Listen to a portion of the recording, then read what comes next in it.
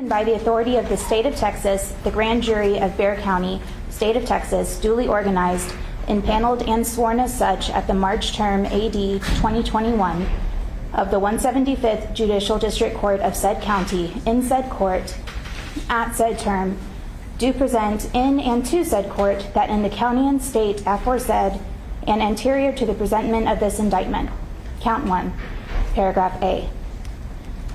On or about the 22nd day of January 2021, Sasha Skare did intentionally and knowingly cause the death of an individual, namely Martell Derouen, hereinafter referred to as complainant, by shooting the complainant with a deadly weapon, namely a firearm.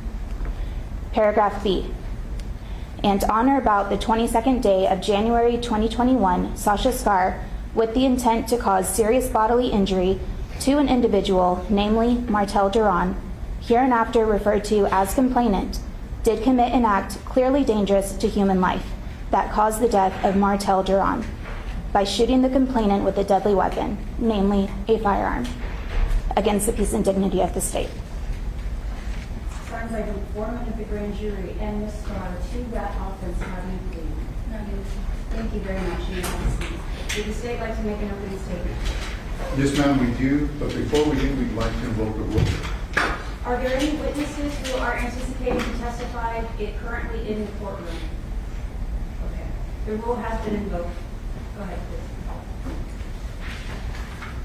please. Good morning. In a few minutes, you're going to meet a young lady by the name of Joya. She's going to be our first witness in this murder case. And you will learn that back in January of 2021, she was married to Martell. But at that time, they were separated. They had been separated for a couple of years, but they were still on good terms. They were still friendly to each other. There was no ugliness between them. And she will describe to you that back in January of 2021, she had her own apartments off of I-10, and Martell had his own apartment off of Cantera Parkway by the shopping mall. And she will describe to you that they had been separated for a couple of years. Now, back in on January 26th, January 26th, an important day, January 26th of 2021, Joya gets calls from Martell's family, his parents, concerned for him. They had not heard from him, and they were asking Joya, have you heard from our son? And she said no. So Joya looked into her cell phone to see when was the last time she heard from Martell, and it was on Friday, January 22nd. Another important date, Friday, January 22nd. So Joya realized, hey, it's been about 4 days since I've heard from him. Maybe I should go to his apartments and check on him. So she drives out to La Cantera Parkway, to the towers at La Cantera. And when she gets there, she's surprised to find police already there. As it turns out, Martell's family had already called police asking for a welfare check.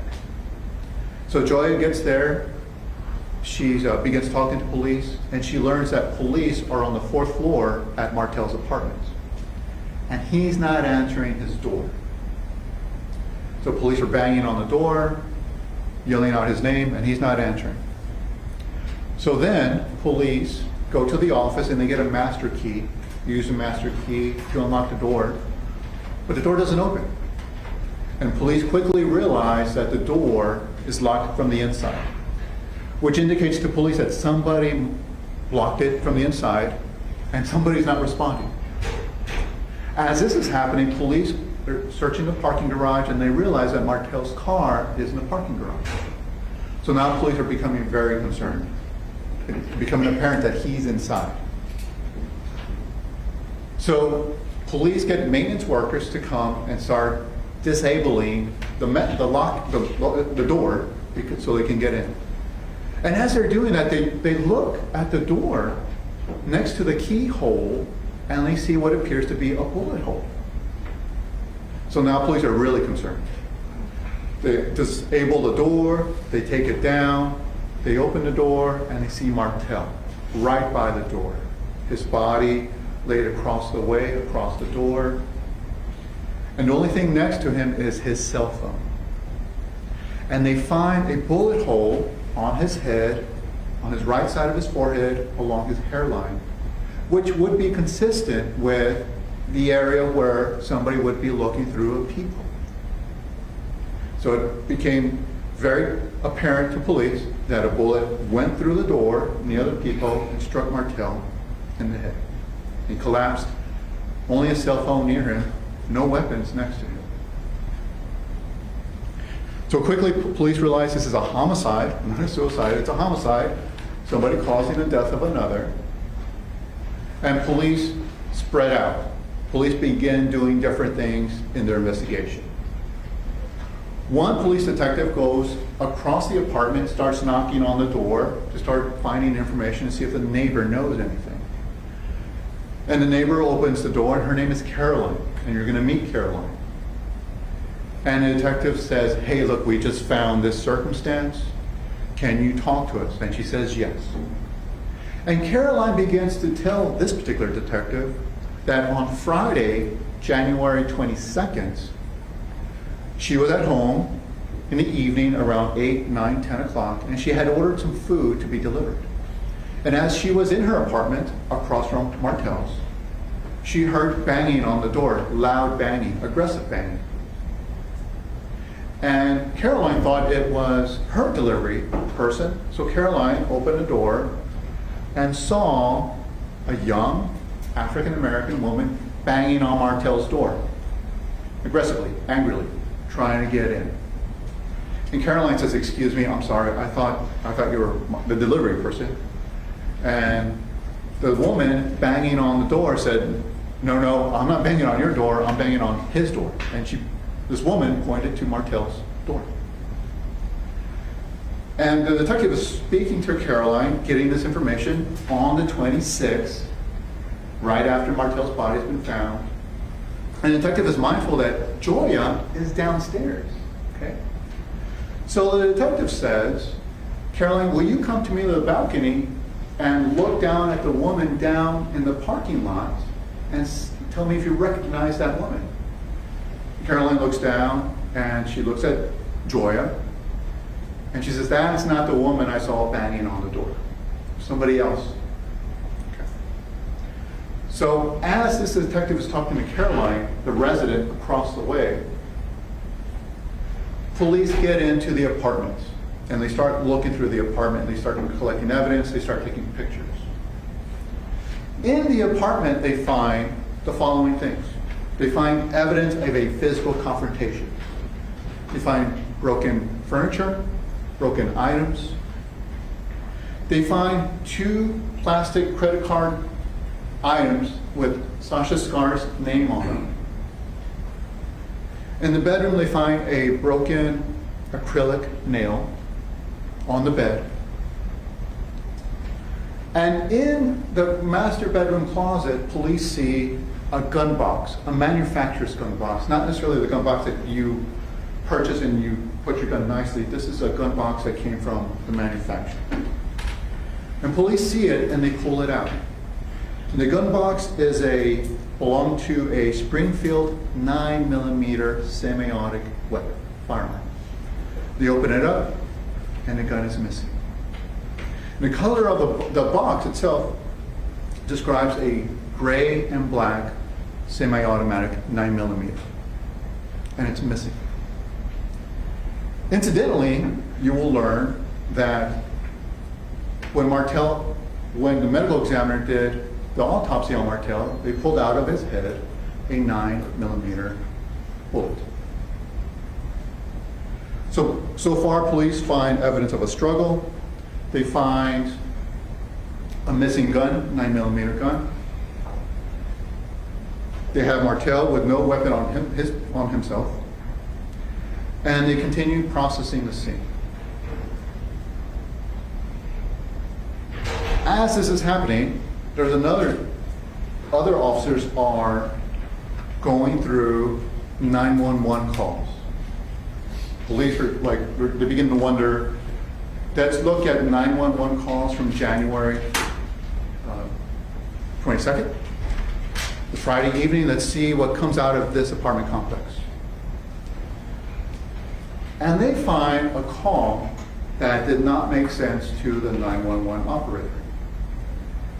The call's from a young woman, and she says, the caller says, on the 22nd, says, my husband, Martell, won't answer the door. And the operator says, well, where are you calling from? And the caller says, I'm calling from O'Connor Road. No. I'm calling from La Cantera Parkway. Okay. And the 911 operator says, well, what's the issue? And the caller says, my husband, Martell, won't open the door and he's not responsive. And the operator says, well, don't you have a key to get in? Don't you live there? And she says, yes, I live there, but I don't have a key. Then the caller says, the call recorded on the 22nd says, there's a hole in the door. And the 911 operator says, I don't understand what you're talking about. And the caller says, I just need police out here. I'm concerned that my husband is hurt. And police find that evidence. As police are combing through the apartment building, they're going from door to door, neighbor to neighbor, to see who can help them. And they find Pedro Padilla, a resident there. And Pedro Padilla had on his door a Ring camera. One of those devices that when you push, it begins recording who's at your door. And police asked Pedro, can we see your footage from January 22nd, Friday evening? Can we just kind of go through it? And Pedro was like, sure, I don't have an issue with that. So they begin viewing it. And the footage is timestamped. There's a little timestamp on it.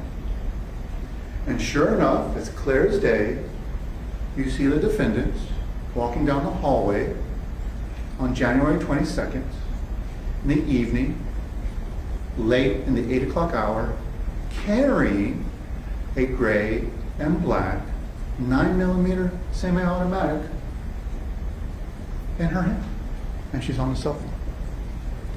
Arguably around the same time, she's calling 911, making that weird call. Throughout our trial, we're going to present these various facts to you.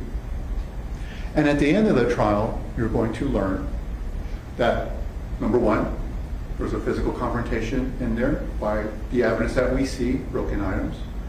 Number two, undisputed, Caroline saw a young African-American woman Friday night banging on the door, trying to get in. You're going to learn, number three, that Martell clearly locked everybody out of that apartment. He clearly wanted no one in there. You're going to learn, number four, that a bullet, undisputed, a bullet went through the door, near the keyhole, into his head.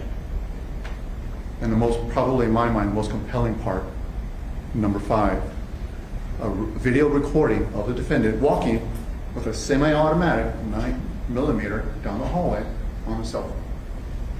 And when you put these items together, we're going to ask you to find the defendant guilty of murder. Thank you. Yeah, respectfully, the defense would reserve until the start of their case in chief. And state if you would please call your person. State calls is Joy.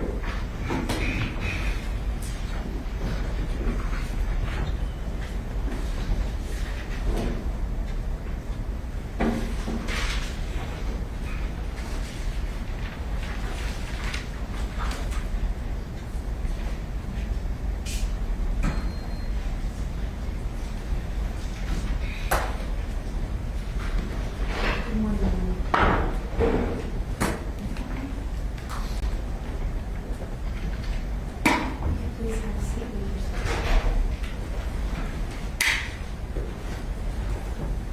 You can raise your right hand and state your full name. My name is Martell Derouen. Do you swear or affirm that the testimony you're about to give will be the truth, the whole truth, and nothing but the truth? That microphone, if you push on that where it says push, okay, that microphone is now on. And if you need to adjust it, just so that we can all hear you, and I'm going to ask you to start by spelling your name for the call. First name is Joya, Joia. And last name Derouen, Derouen. Thank you very much. And stay. Ms. Joya. Good morning. Good morning. Are you a resident of Bexar County? I am. And are you familiar with a person, or were you familiar with a person by the name of Martell Derouen? Yes. For the benefit of the record, can you tell us who he was? He was my husband. And for the record, can you tell us if he's still alive? He is not. Can you tell the jury when you were married? Oh, he got married back in 2007, and we would have separated around 2019. And if I can ask, what were the reasons for your separation back in 2019? Well, we didn't want the same things anymore. I know we did have conversations about, being more settled. Having kids, and that's what I wanted in the relationship. But then he also had a music career that he wanted to pursue.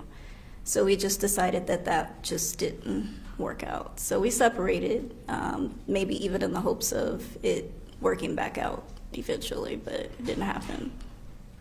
And before your separation, did you and your husband work together on projects? Oh yeah, all the time. We ran a record label. We wrote music together. We were just creative with a lot of different things in the music industry. Can you describe a little bit more in terms of the projects? And forgive me, was he more of a singer? Was he a producer? Can you describe? He was a rapper, but then he also engineered. So if you would bring your song and your, I guess, instrumental or beat that may have been made somewhere else, he would record you, he would mix and master, and then help, put your song out. So he didn't make, I guess he didn't produce as far as like beat making, just more of engineering. And how old were you when you met him? I was in high school. I had to have been about 16, 17. And how old was he when you met him? He was 17. And were you together? Were you together from 2019, the whole time from this time? You were 17, 18, all the way to 2019? Well, we were dating in high school because he joined the military. So once he went to join the military, it was a long distance thing, but then eventually we reconnected and then decided to get married. And which branch of military? Air Force. And do you know what he did for the Air Force? I know that he was in Intel. He scored very high on his tests, so he worked with very top secret things that he couldn't tell me, but that's all he could tell me. And do you remember how long he stayed in the military? Had to have been about 6 or 7 years. And what year did you reconnect? That would have been in 2006. That would have been the year I graduated. So he's finishing up with his military career, and then you reconnect with him? Well, he's just joining the military, so after basic and all of that is done, then we reconnected. Okay. Now, after the military, in terms of his musical endeavors, did he have the opportunity to either help additional artists or hire additional artists to assist him in his work? Yes, he actually was doing music in high school as well. But once we got older, he was able to put money into creating the studio that we had. He was able to sign a few artists. He also, I can't think of how to put it, but I guess how to deal with publishing, so they were able to get more recognition for their music if they asked him. So. And Martell and you owned a studio? Yes. Can you tell us where that studio was located? It was located in home. In an apartment or a house? In a house. During the time that you were together, and you were working on your music ventures, did you have an opportunity to meet an individual by the name of Sasha Skare? I did. For the benefit of the record, do you see an individual by the name of Sasha Skare in this courtroom? Yeah, she's right there. Can you describe for the record something that she is wearing? A white shirt and black blazer. And if the record can reflect that she's just pointed at the defendant. Around what year, if you remember, did you meet the defendant? It was 2016. And what was the nature of your meeting her? Well, originally, we met after she wanted to pursue music. Martell met her on a video shoot, and then he said, "Oh, she's interested in music. You know, I want to help her out." And then she came to the studio. That was at our home, one of our bigger homes at the time. And this is in 2016? Yes.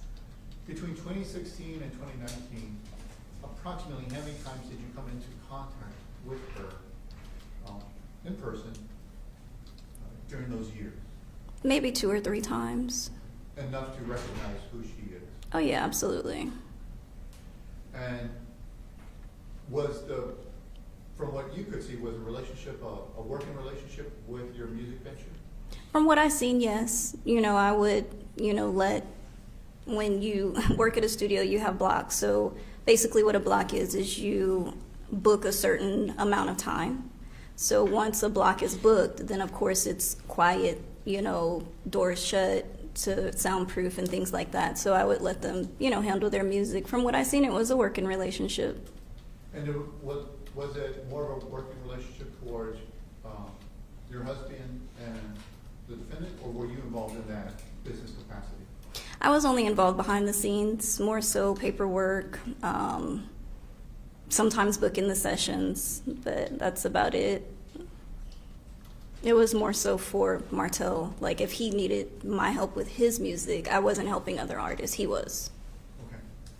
And during that time, could you tell, or was there any ugliness between you and the defendant? No. So, moving on to the separation, around 2019, what were your living circumstances or arrangements with you and your husband at that time? We did live in separate apartments. It was just that. We weren't being intimate or anything like that. We were more so just friends. But, he'd come over every now and then. I know he'd come once a week to get his hair done. I would do his hair for him. If I cooked a big meal or if it was around the holiday, he would come and, eat, maybe watch TV, play some video games, and then he would go back to his place, his residence. Ms. Joy, what I'd like to do is show you what I'm going to mark as State's Exhibits 1 and 2.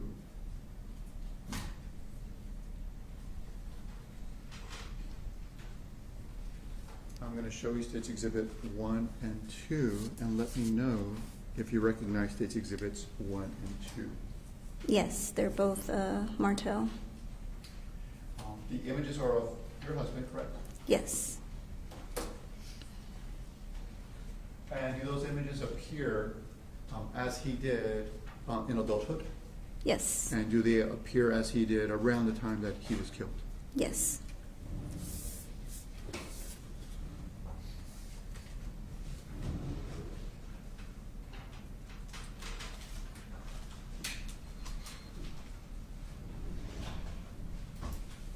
At this time, the state would like to offer into evidence State's Exhibits 1 and 2. Any objection from the defense counsel? No objections, Your Honor. States Exhibit 1 and States Exhibit 2 are admitted and may be published. Mayor, thank you, Judge. Yes. Ms. Joya, I'm going to show you what's been marked State's Exhibit number 2. For the benefit of the record, can you tell us what's on the imager?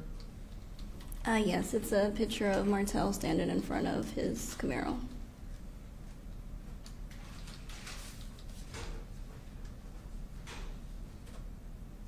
And let me show you what's been marked as State's Exhibit number 1. Can you tell us what we see on the imager? Yes, it was Martell standing in front of a mural.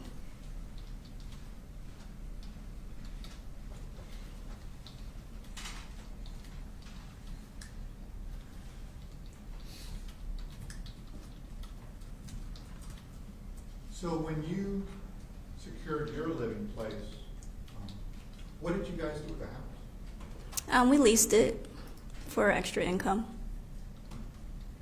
Where did you begin to live? Well, once we leased the house actually before we separated, just as a precaution.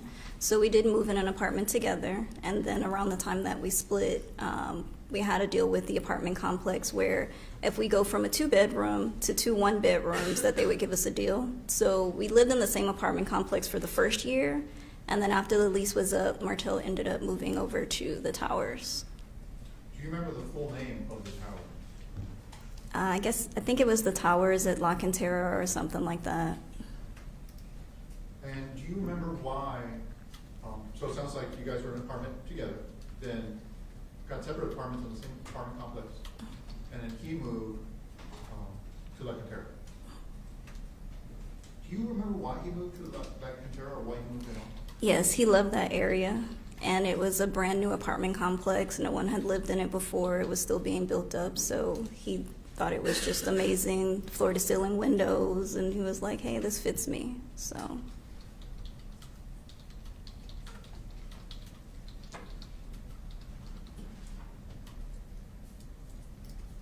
During the time that you were together, did Martell ever own a firearm?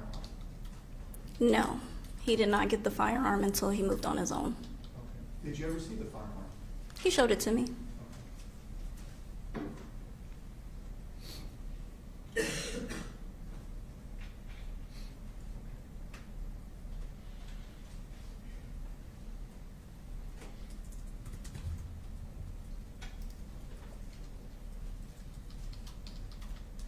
During the time that Sasha spent with either you or your husband, did you ever observe any ugliness from her? Not really ugliness, just more of like standoffishness. She seemed like she was either very shy or just hiding something. I remember I gave her a ride home one time, and she told me that Martell said that she could borrow some money.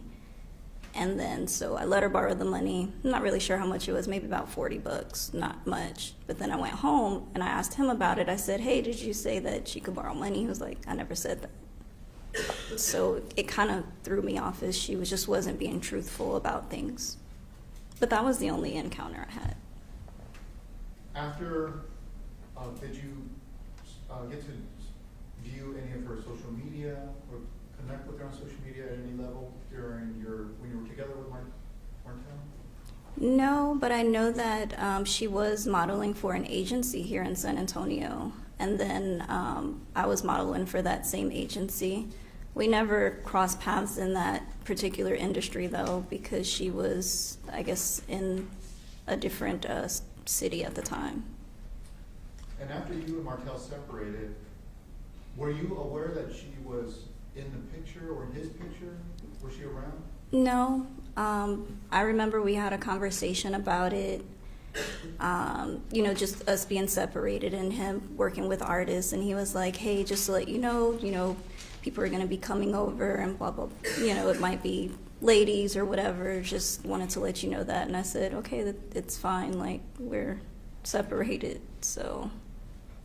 At any point did the defendant resurface in terms of connecting with Martell or resurface with your awareness that she kind of resurfaced in your circle? Not that I was aware of. I mean, I was seeing him every week, and then, I did go over to his place before, and there was no signs of anybody there, so.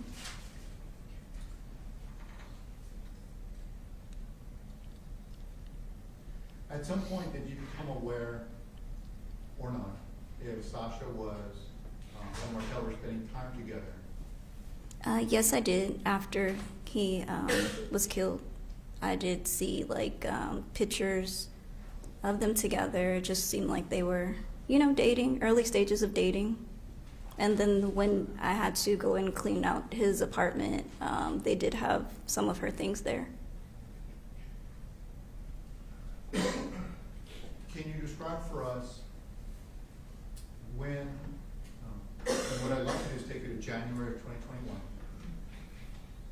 Can you describe to us when you began to realize that something was not right with Martell in terms of his welfare? When did that first surface for you? Well, his stepmom called me and she was like, "Have you heard from Martell? I've been trying to reach him."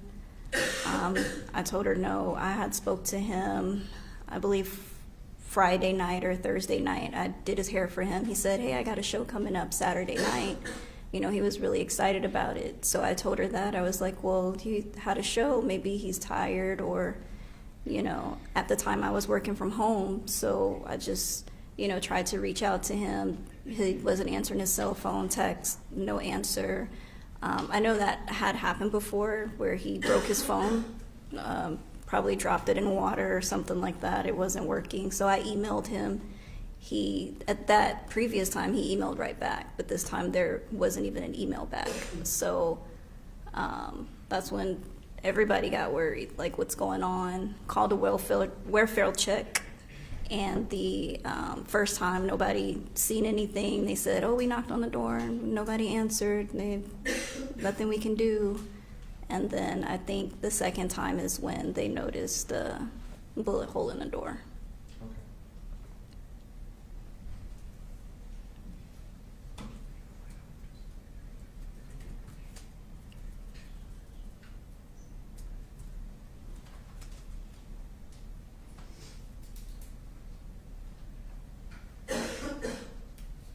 And when did you first become aware, let me ask you this, when did you first become very concerned about his safety? What caused you to become very concerned for his safety while you were at the parking lot or the complex? Also stated, if you could rephrase your question, please. Once you arrived at La Cantera Apartments, do you remember a moment when you became very concerned for his welfare? Yes, so my apartment that I ended up staying at was only like maybe 2 or 3 miles. So I said, you know what, let me just go over there and see what's going on. When I got there, it was just police cars everywhere. They wouldn't let anyone into his building. And it was just like, man, this has to be bad. Like, if I can't even go in there, it has to be bad. So, when I got there, I made sure I called his mom, his dad, everybody on the phone just so they could know what was going on too. And I was talking with one of the officers there. I think it might have been a detective at the time. I'm not sure. And what information did you give to the detective or officer while you were there? Just that, that was my husband's apartment. His family has been trying to contact him. It's like, I'm here to check on him. And they just told me, like, well, I can tell you that there is someone up there, but we...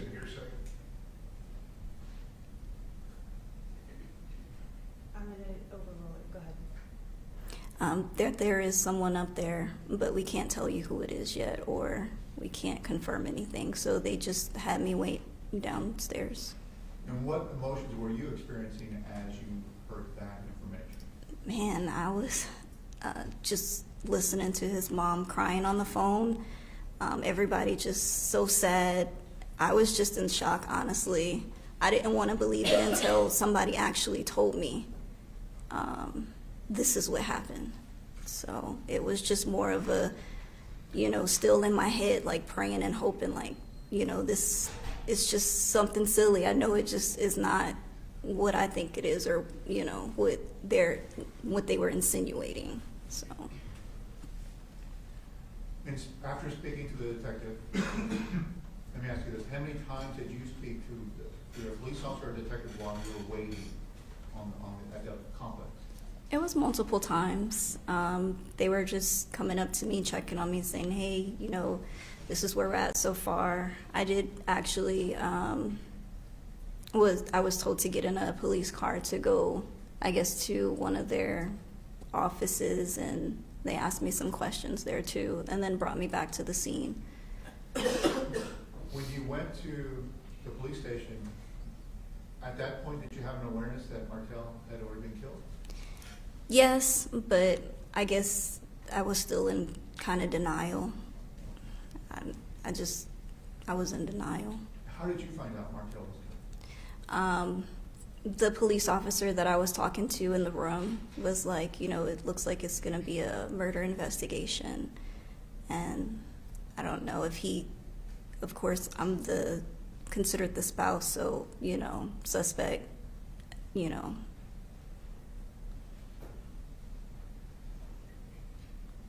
As this is happening or unfolding, are you communicating with his family? Yes. Who in particular were you communicating with? His mother, stepmom, dad, stepdad. And what were the responses, emotional or calm? It was emotional. Can you describe the emotion that you were hearing on the other end? Crying. I object its relevance. How is that relevant, Mr. Ramos? To reflect the state of mind of this witness? I don't know necessarily what the state of mind of, or what the emotions of family members has to do with the state of mind of this witness. I'll withdraw the question.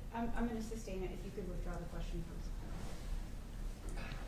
So you're at the police headquarters.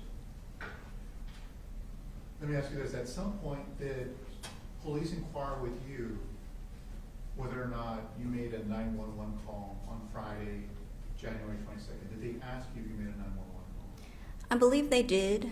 I know that the police officers brought me back to the scene because someone, I guess, looked at me from the parking lot and said this was not the person that we seen that night.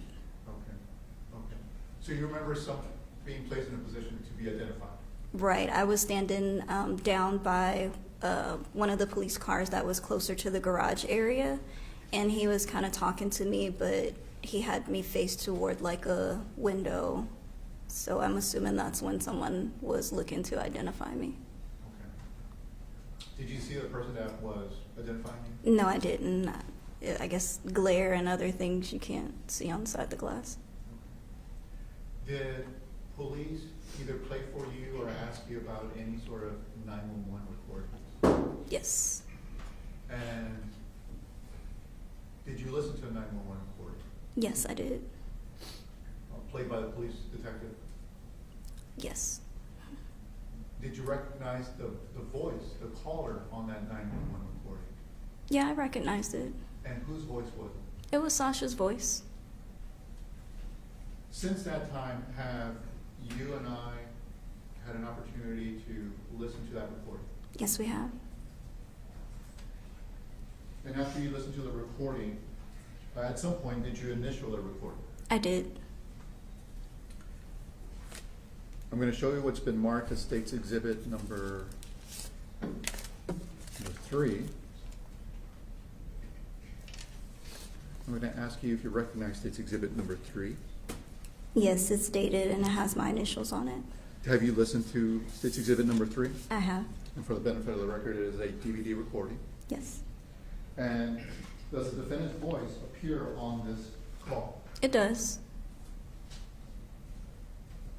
And does the call appear to be a 911 recording? It is.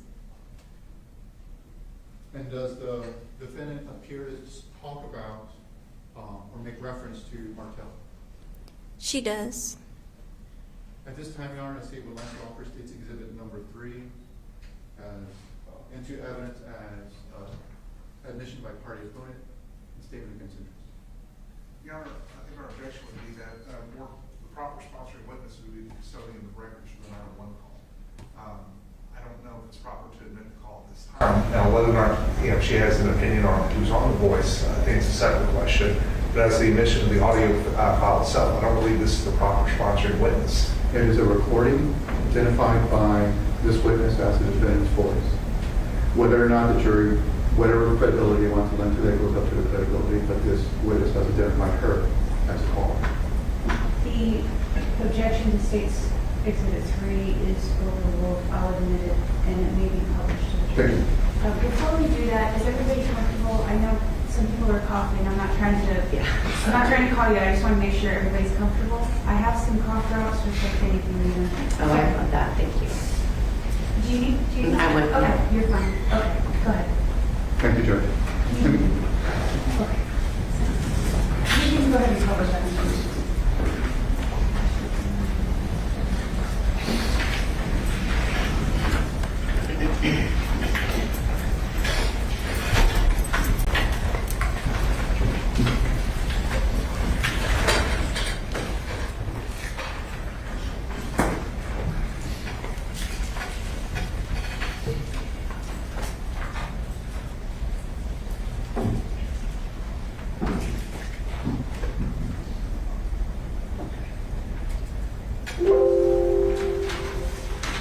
Miss Joy, back when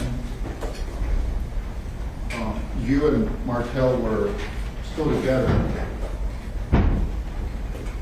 and Sasha was coming in and out of or having association with you, do you remember what part of town or what street you might have lived on? Yeah, I believe I remember bringing her to a McCullough address is where she needed a ride to. And that was the same time that she borrowed the money. Do you remember her living in any other locations? Affidavit leading. I'll overrule. Go ahead. You may answer. Other than Austin, no.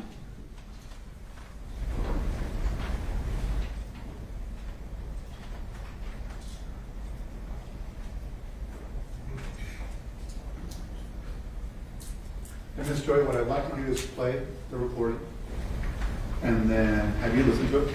Yes, I have. And then what I'm going to do is ask you questions after we listen to the recording. Okay.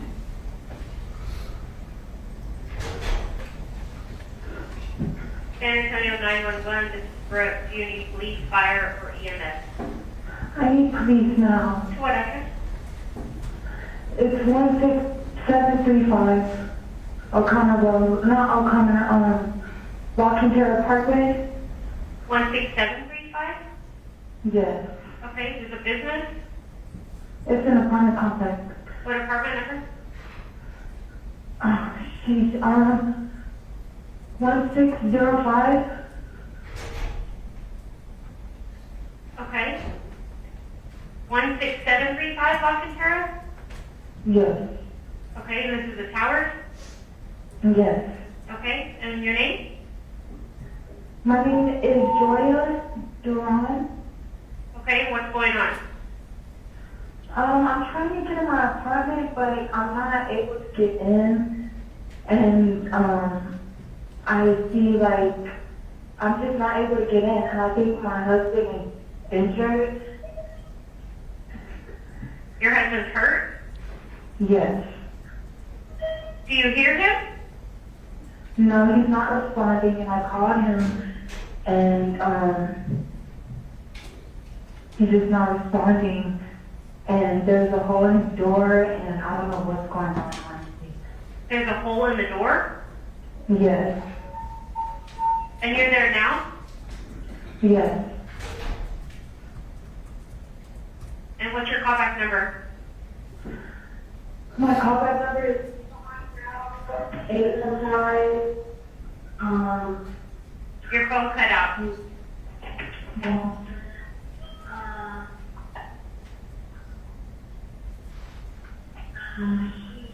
You're calling from a 737-268-4963? 815-6739. Okay, where are you now? I'm at the same address. Are you outside the apartment or where are you? I'm outside the door, and I cannot get in. Okay, is it deadbolted or, It's just locked. He's not answering. and you don't have a key? No, ma'am, I don't. Do you live there? Yes, I do. And what is your name? My name is Joya Derouen. Spell the first name? Joya, Gaoia.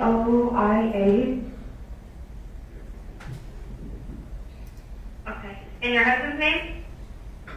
Martell. Last name?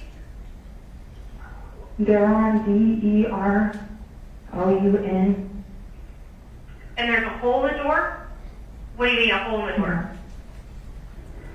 As far as like, I didn't open the door, but I'm knocking on the door and there's like a dent in the door and I don't know what's going on because he's not answering.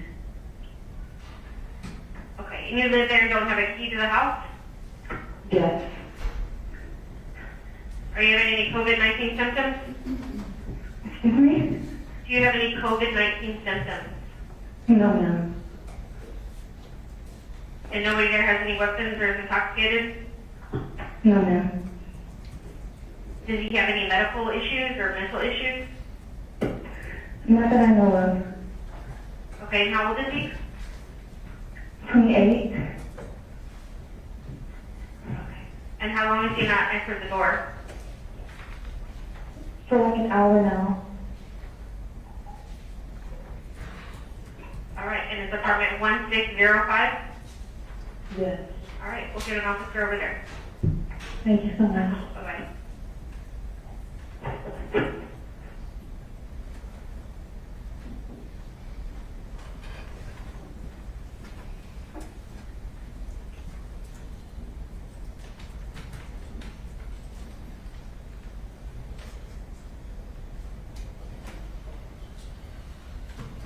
Ms. Joya, in that recording, we heard someone use your name. Did you make that call? No. After listening to that recording, can you describe to us what information the defendant got incorrect or what misinformation the defendant provided to 911? Well, number one, she pronounced my name wrong. My last name is not Deroun, it's Derouen. She spelled it wrong. My first name, you couldn't tell whether she was going to spell it with a G or a J. It's with a J. And then Martell was not 28, he was 34. Just amongst a couple of other things that, were in the tape, it just was all over the place. It wasn't the correct information at all.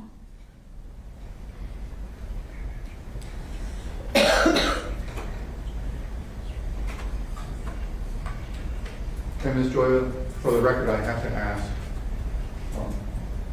the apartments at La Cantera,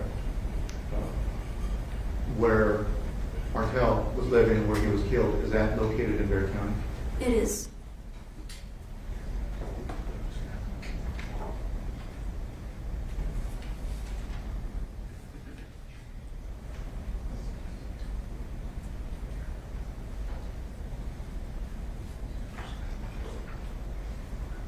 Ms. Joya, I'm going to show you what's been marked as State's Exhibit number 4, 5, and 6. I'm going to ask you in State's Exhibit number 4, do you recognize the person in State's Exhibit number 4? Yes, that's Sasha. Okay. The same individual that you pointed out as the defendant. Yeah. Let me show you State's Exhibit number 5. Do you recognize? I'm going to make an identification so the exhibits are admitted. I think, I'm gonna overrule that, I'm gonna allow her to waive the proper predicate in order to make them relevant, and then complete the predicate for the state to admit if that's their intent. For the purpose of this, these exhibits were only used for identification to lay the predicate. Okay, I'll allow you to lay the predicate. I'm going to show you State's Exhibit number 5, a photograph. Can you tell me if you recognize a person in that exhibit? Yes, that's Sasha. And I'm going to show you State's Exhibit number 6, if you can identify the person in that exhibit. Yeah, that's Sasha again.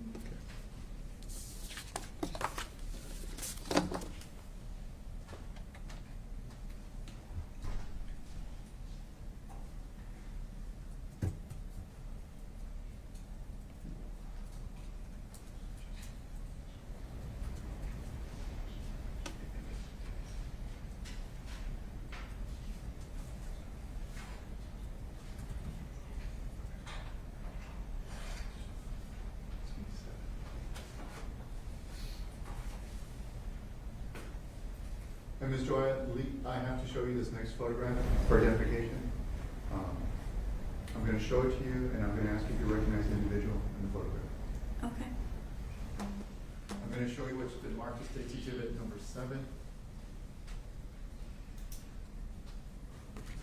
Can you please let me know if you recognize the individual in State's Exhibit number 7? Yes, it's Martell, And what condition is he in? deceased. But that's not how we choose to remember him. Thank you.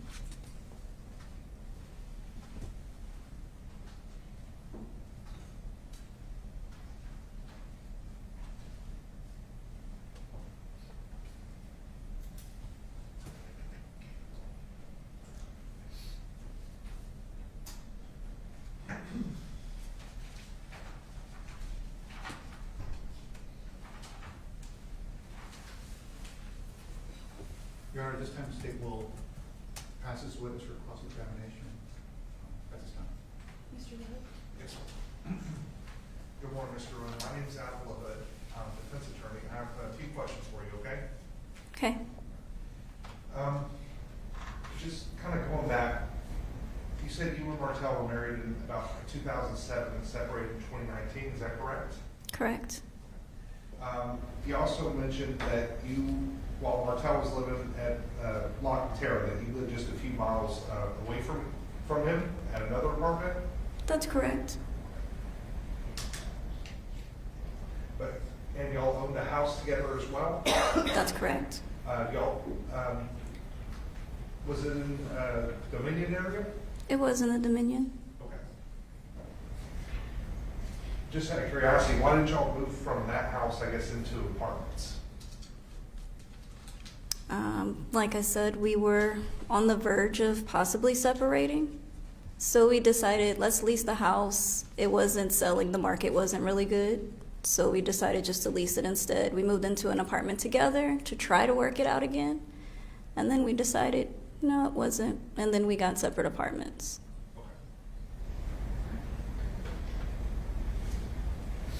Okay. You mentioned that you had a recording studio at the house. Would that have been at the Dominion location or another house? It was at the Dominion location. And then once we moved, it followed us. So we would break it down, build it up, each location we went to. Okay, so it's like a mobile, like sound walls or whatever it might be that could be transported? Exactly. Okay, I understand. Thank you.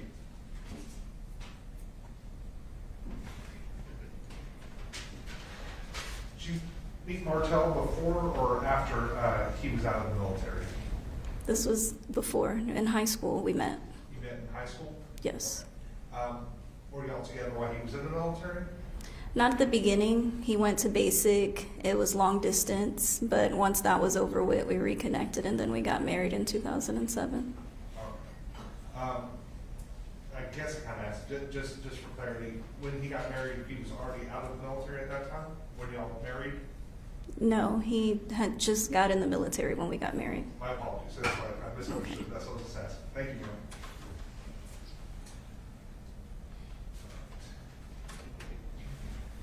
You said that Sasha and Martell met on a movie shoot. Is that correct?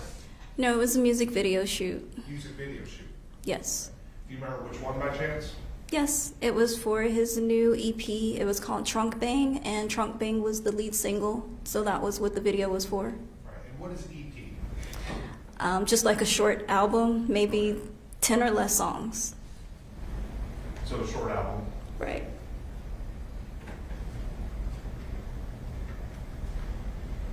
At that time, you said that you were working with Martell behind the scenes, and he was kind of the front man. Well, the studio was his passion, but of course nobody really likes paperwork and things like that, so I was the person that did that. I also lended my creative mind when needed, and that was it. Yes, ma'am. You indicated also that Martell bought the firearm after you two had separated. Is that correct? That's correct. If you know, do you know approximately when he purchased it? It would have been when we were still living in the same apartment complex. So once we split off and each got our own place in the same apartment complex, he bought it around that time.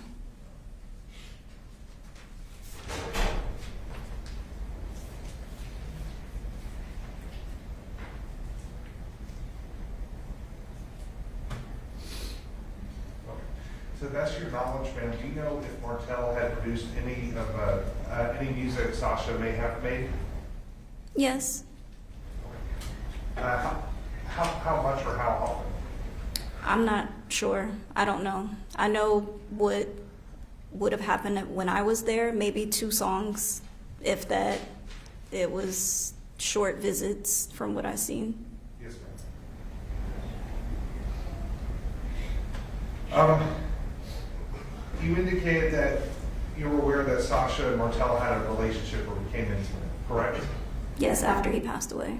After he passed away. So you only learned that after Martell had passed, you had learned that they were in a relationship of some sort? Yep. Okay. Do you, if you know, do you know how long they had been dating or intimate with each other? No.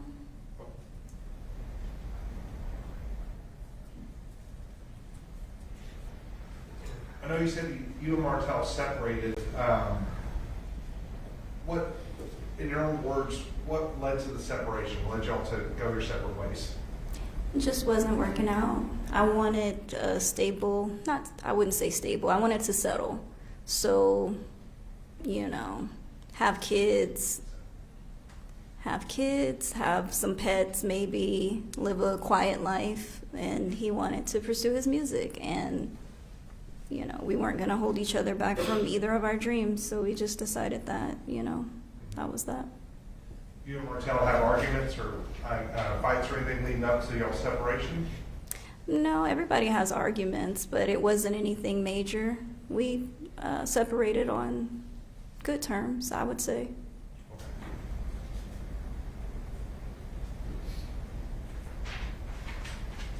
Just 1 second, Your Honor.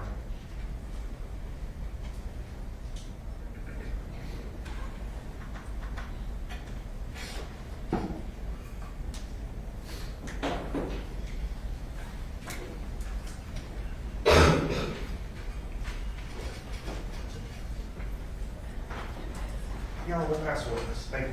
Anything else, Mr. Rollins? Nothing else, Judge. May this witness be excused? Your Honor, may we keep her subject to recall this? Mr. Ruin, you are excused for now, but you are subject to recall, so I'm going to instruct you to keep in touch with the state attorneys so that in case we need you back, you can come back. I will let you know that the rule has been invoked. What that means, ma'am, is you cannot discuss your testimony with anybody except the attorneys for either side. You may not read or watch any live stream recordings or any media regarding the trial as it's progressing, so you may not be watching any of the witnesses' testimony until the trial is over. Okay, thank you very much.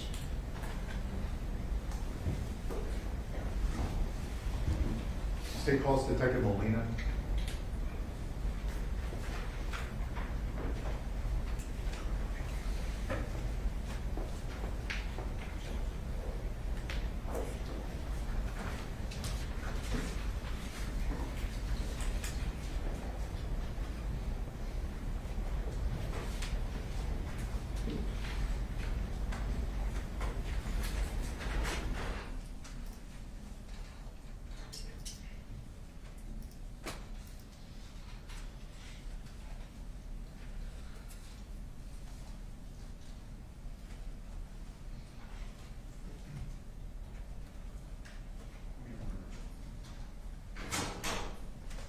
Good morning, Detective. If you would have a seat right here, please. If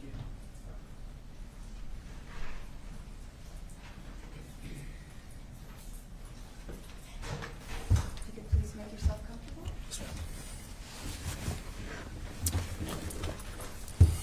Raise your right hand and state your full name, please. Daniel Molina. Do you swear or affirm that the testimony you're about to give will be the truth, the whole truth, and nothing but the truth? Yes, ma'am. Thank you very much, sir. Mr. Ramos? Detective Molina, for the benefit of the record, can you give us your full name and badge number? Daniel Molina, badge number is 2467. And Mr. Molina, can you tell us what you do for a living? Yes, sir. I'm currently a detective with the San Antonio Police Department. I've been on the department for 22 years. I'm currently on a specialized unit, a special assignment, doing Senate Bill 111, which basically we recover all the evidence that is in SAPD's possession and we transfer it over to the DA's office. And what is your current rank? Detective. And for the benefit of the record, can you describe to us what your various assignments have been throughout your time with SAPD? Yes, sir. I've been a patrolman for 15 years. 5 of those years I was a field training officer. And then I worked in narcotics and safe for a short period of time. And I went over and promoted to detective in 2016. And what is a field training officer? Train all the new officers that come up straight out of the academy and train them basically into how we handle calls, basically the on-the-job training. And what is the SAFE unit? Safe unit is the community service unit. We help out either school services, community safety programs, that sort of stuff.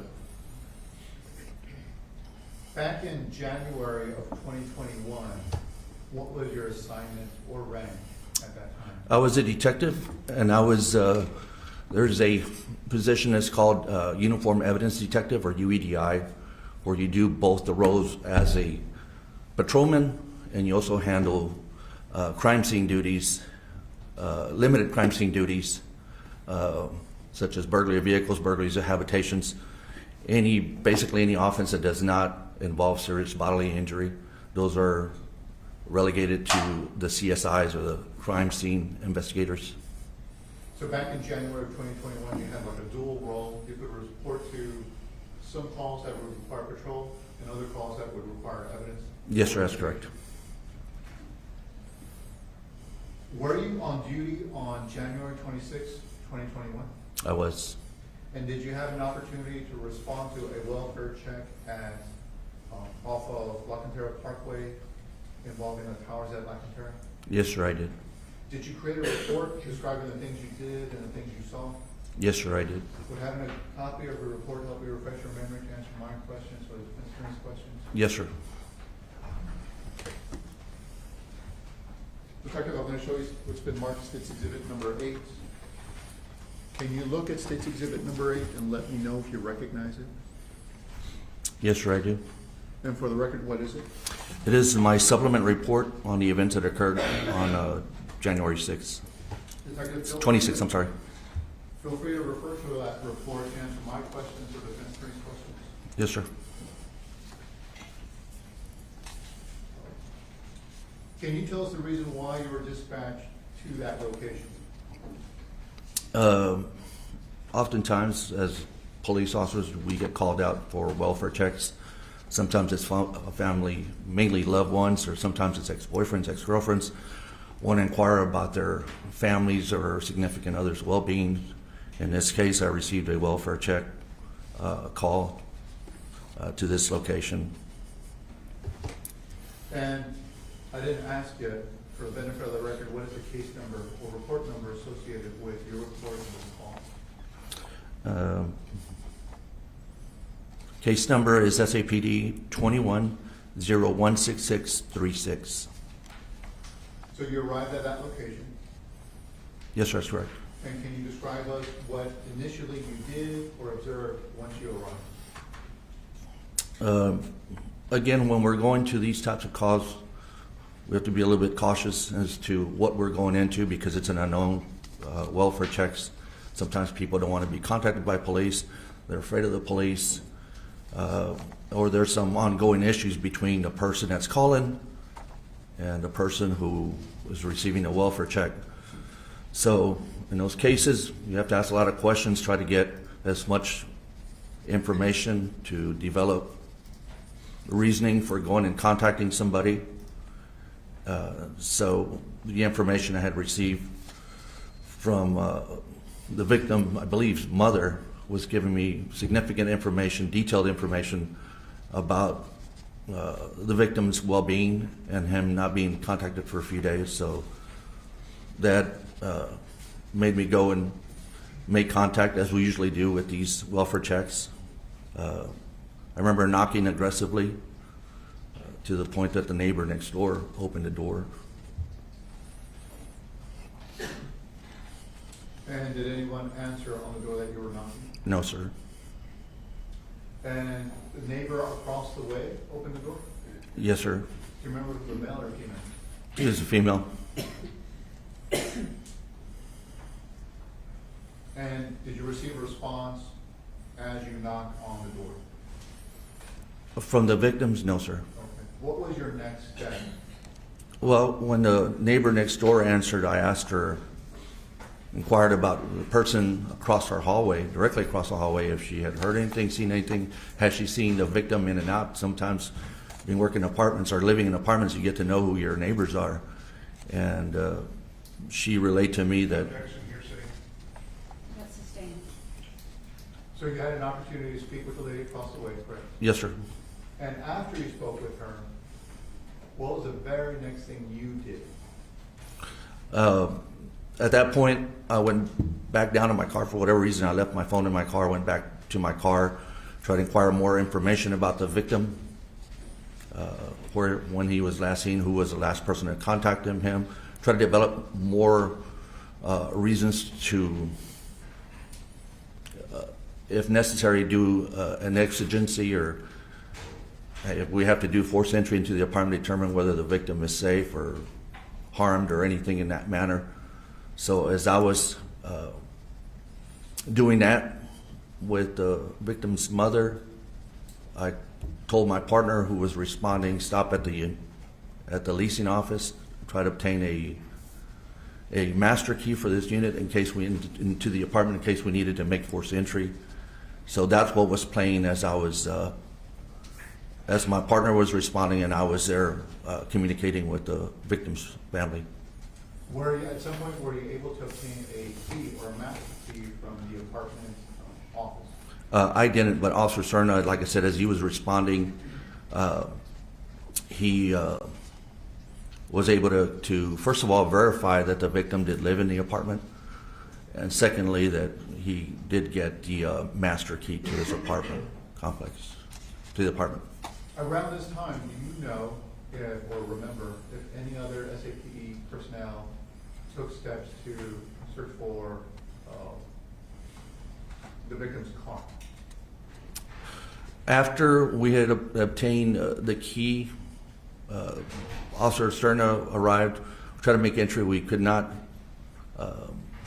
make entry into the apartment. We went down to the apartment, or I went down to, the victim told me that the victim's apartment had a personalized garage for those units. So at that point, that was the first time I'd gone to an apartment complex. It's a brand new high-end apartment complex that has garages for each apartment. So at that point, I went downstairs, verified that the car was there. Victim was not responding at the door. The door was locked from what we immediately presumed was locked from the inside. So that immediately began us to be more exigent in trying to determine whether the victim was still inside.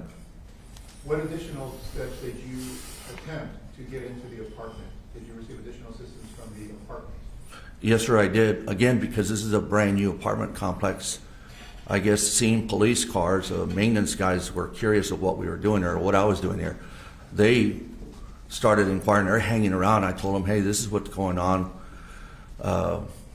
Can you, at this point, drill the hole to the door? And it's not a conventional lock from what I remember. It's a different kind of maybe key fob or something that they use for those types of locks. So at that point, that's when I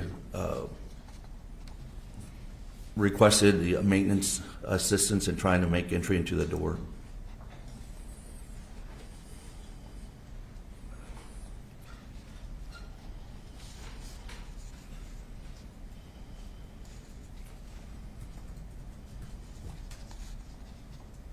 Judge, I'm going to begin the identification process of some photographs and maybe graphic. If I can just let the family know that this is going to happen.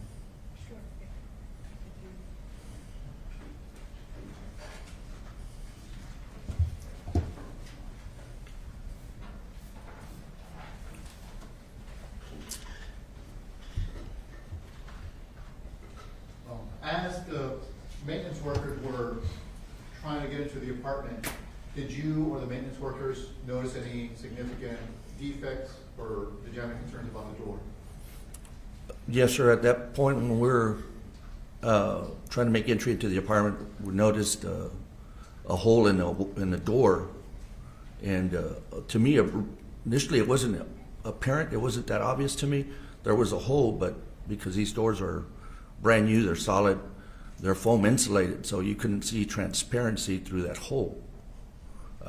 So we did notice that there was apparent something, that hole was something significant, but we could not validate what exactly it was at that point.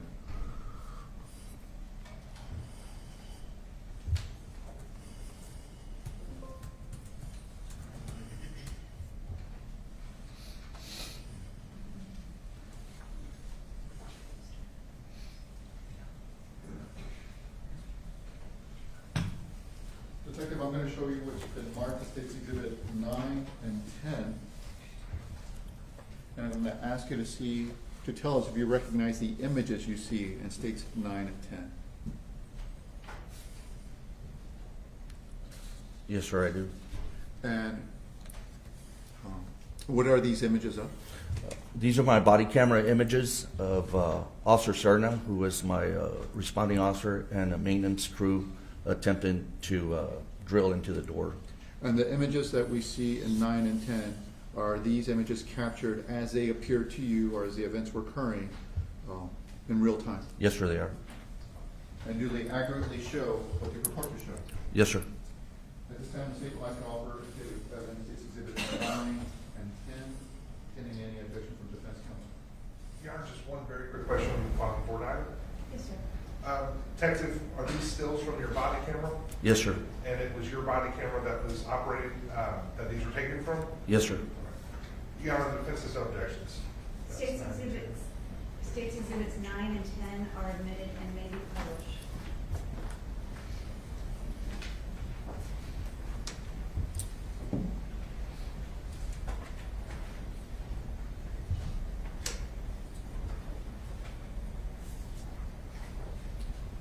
I'm going to show you what's been marked as State's Exhibit number 9. If you can take a look at it and tell us what we see on the images.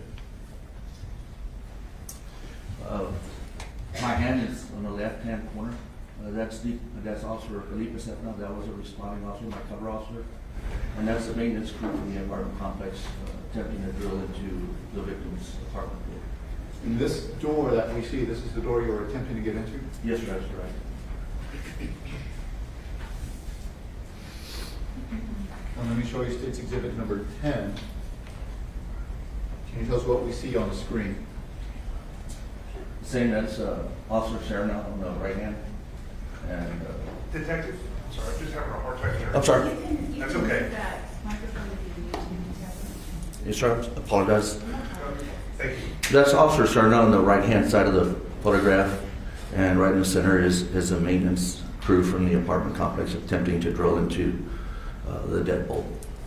In State's Exhibit number 10, we see the door that maintenance workers are trying to get into. Yes, sir. But behind them, on the other side, we see another door.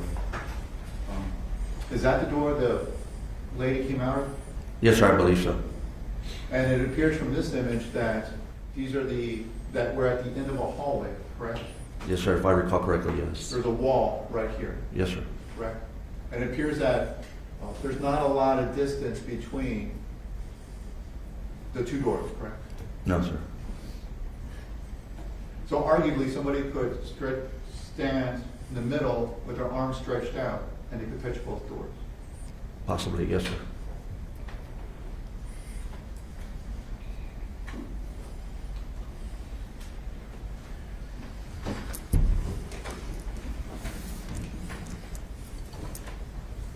Now let me show you what's been marked as State's Exhibits 11 through 27. Let me ask you this. Once you were able to gain entry into the residence, can you describe to us what you saw? Yes, sir. In the course of the maintenance crew attempting to drill into the hole, they're having a hard time drilling into that lock for whatever reason, and they had to go get some more tools. As that was occurring, Officer Serna stayed with the maintenance crew. I went downstairs again to retrieve my phone and call the victim again.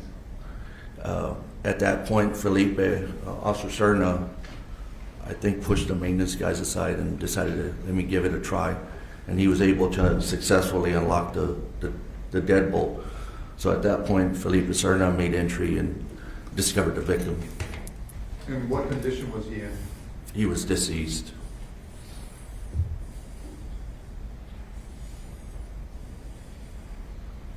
And you saw the victim deceased? Yes, sir. I'm going to show you what's been marked as State's Exhibits 11 through 21. I'm going to ask you to look through these exhibits and let me know if you recognize the images in these exhibits.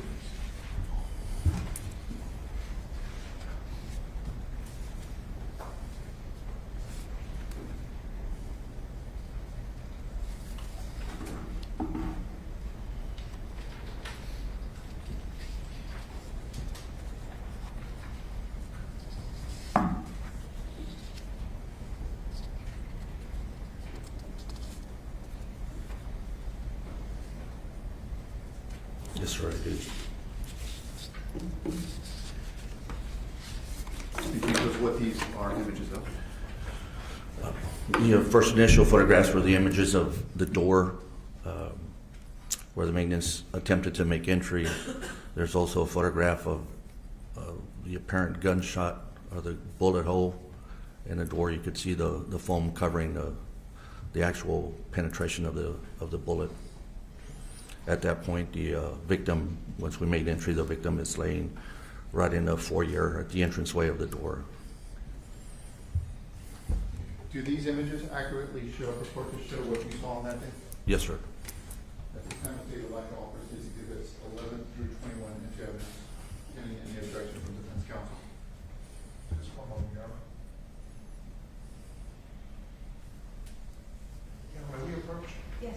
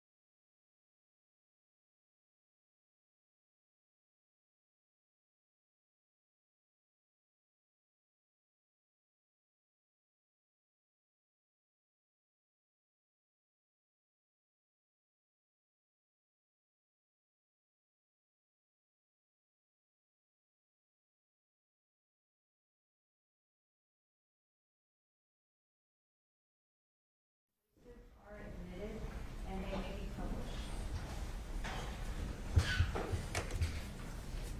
Inspector Molina, I'm going to show you what's been marked as State's Exhibit number 11. For the record, can you tell us what we are viewing? This is the victim's front door, apartment door. And for the record, let me show you state's exhibit number 12. Can you tell us what we're looking at? The victim's apartment doors on the left-hand side with the caution tape, and then the neighbor's apartment is on the right-hand side. And the caution tape that we see that's customarily put around crime scene. Yes, sir, that's correct. Let me show you state's exhibit number 13. Can you tell us what we're looking at in state's exhibit number 13? Center of the photograph, you see the door knocker.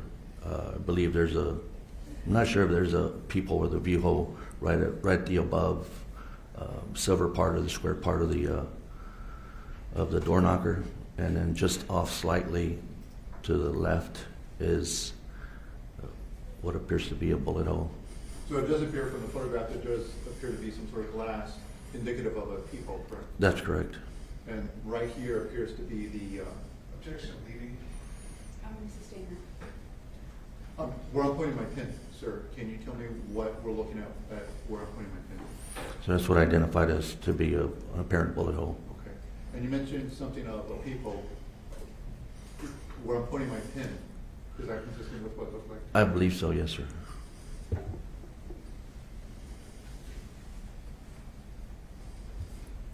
I'm going to show you what's been marked as state's exhibit number 14. Again, can you tell us what we're looking at? A similar photograph, just taking at a closer perspective. Again, the bullet hole is slightly off left to the door knocker, and the eyepiece is visible in that photograph right at the top of that square, the door knocker.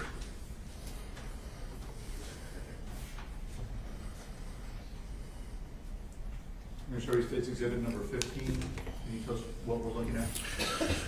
Yes, sir. That was a drill hole that the maintenance crew was attempting to, I guess there's a shaft or something, a slide or something that they have to drill to obtain the shaft to remove the locking mechanism to the interior door lock. Let me show you state's exhibit number 16. Can you tell us what we're looking at in state's exhibit number 16? Yes, sir. Again, it's a victim's door. The lower bottom is a door handle where the caution tape is at. The center is, the one above it is the deadbolt. And then above that is the drill hole that the maintenance guys were apparently drilling to try to get that door open. And you indicated that you went inside and saw the body, correct? Yes, sir, that's correct. Let me show you what's been marked as state's exhibit number 17. Can you tell us what we see in state's exhibit number 17? That's a victim on the floor inside his apartment.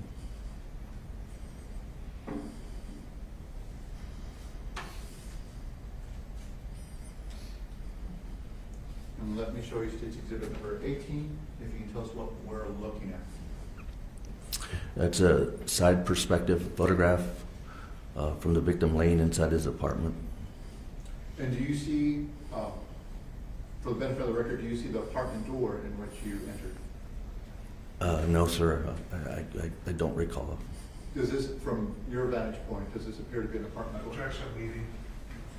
I'm going to overrule it. You can ask me. Right here. Yeah. So, Yeah, I remember the victim fell backwards, I guess, while he was looking through the peephole. So the door would be on the right-hand side.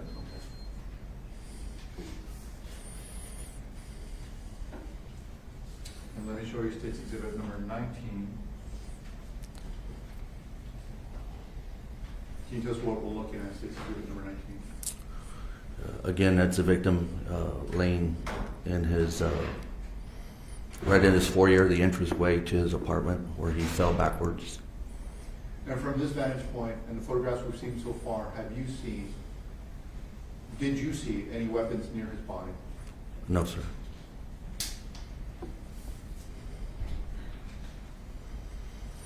Let me show you state's exhibit number 20. Can you tell us what we're looking at in State's Exhibit number 20?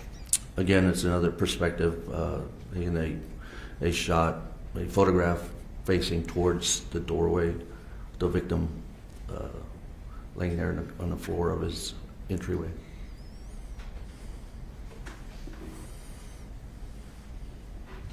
And finally, let me show you State's Exhibit number 21. Do you recognize State's Exhibit number 21? It's another perspective taken by the crime scene investigator. That's again the foyer, the entranceway to his apartment. The door is somewhat visible right at his feet, right a little bit forward from his feet. Thank you, sir.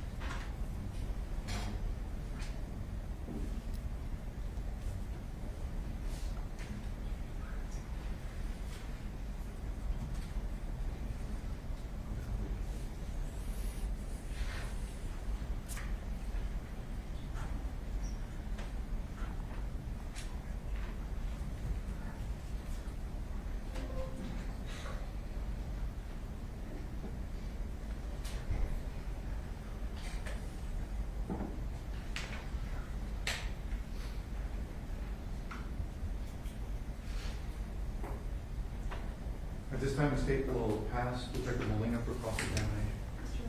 Yes, Your Honor.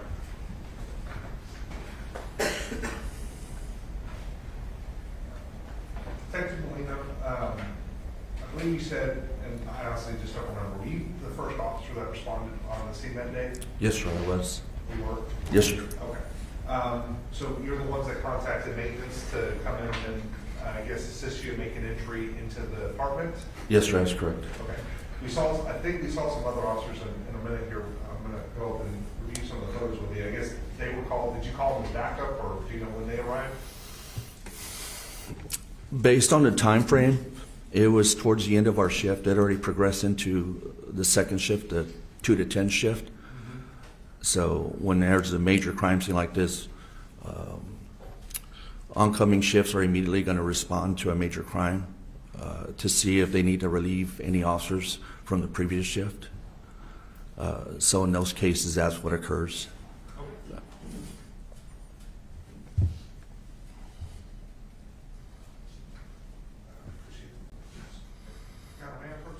Yes, sir. Thank you. Detective, we're going to look at a few of the photos that were admitted previously.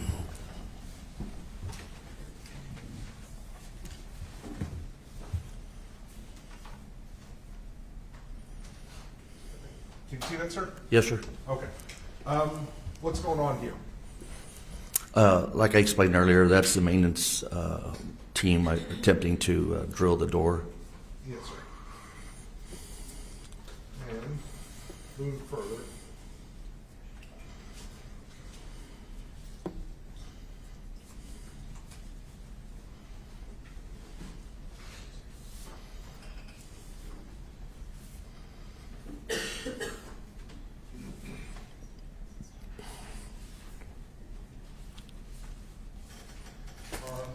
This photo, I'm showing you State's Exhibit number 16 right now. I believe you indicated that on what would be above the deadbolt, there's a hole where the maintenance crew punched in to try to get the deadbolt unlocked. Yes, sir. Okay. Do you know what these two little striations are, the two parallel lines? I have no idea. Not a problem. Any idea if that was possibly part of the entry process? I believe so, sir. I think they. I'm not going to speak for the maintenance. No, actually, I don't want you to guess either. Yes, sir. I'm going to show you a picture of peephole knocker. If you know approximately how far off the ground, from ground to the peephole or the eye port is that? Do you know? I would be guessing. I'm not exactly sure. Not exactly sure? No, sir. We're looking at this photo. We're now looking at State's Exhibit number 12. Does that give you a better idea, if you remember? Somewhat. To your best estimate, sir, about how high up would that peephole be? About 5 feet? Approximately 5 feet, yes, sir. Okay. Thank you, sir.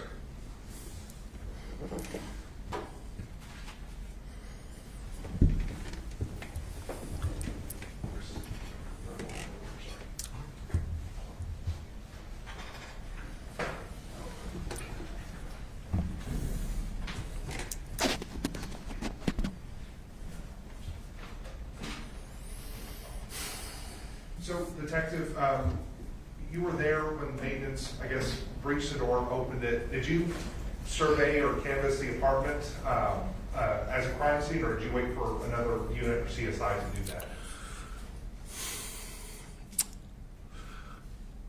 I wasn't, at the point that the entry was made, I was downstairs retrieving my phone. When I came back upstairs, our Officer Cerna had already made entry, determined that the victim was there. Yes, we did make entry to determine whether there was any further victims inside the apartment. So we made a quick scan of the apartment and walked right out and sealed it for evidence.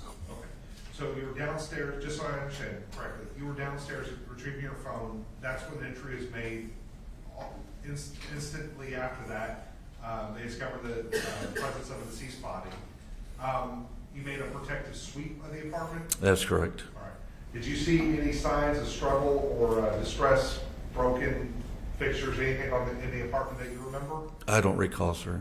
Were you, well, let me ask you this, were you looking for signs of distress, or at that point just seeking out to see if there was any other bodies or any persons in the Yeah, I was strictly looking for other bodies. Okay.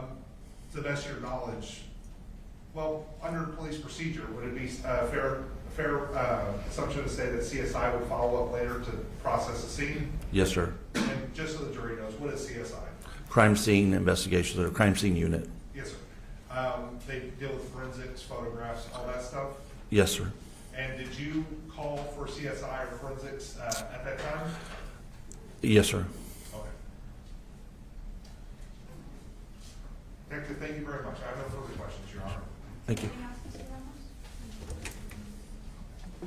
Nothing further. May this witness be excused? Yes, Your Honor. Detective, you are excused. Thank you very much. The rule has been invoked. Please do not discuss your testimony with any other witness or anyone except the attorneys for either side. And please do not seek or look up any live stream filming of this trial as it goes on. Thank you very much. Thank you, Your Honor. Appreciate your work. Yes, ma'am. Just one quick thing for the record. I don't know if I misspoke and admitted only States Exhibit 1 through 12, but what my intent was to admit States Exhibits 1 through 21. I don't recall if I misspoke or not, but for the record, it's Exhibits 1 through 21 that were admitted, not 1 through 12. Your Honor, are we thinking maybe 11 through 21? 11 through 21. 11 through 21, not 11 through 12. 11 through 21 had been admitted, and I apologize for misspeaking. We're going to go ahead and take our afternoon break, let everybody stretch their legs, get a break if they need it. So it is 11:30. Let's go ahead and take a 10-minute break, ladies and gentlemen. Let's come back about 11:40.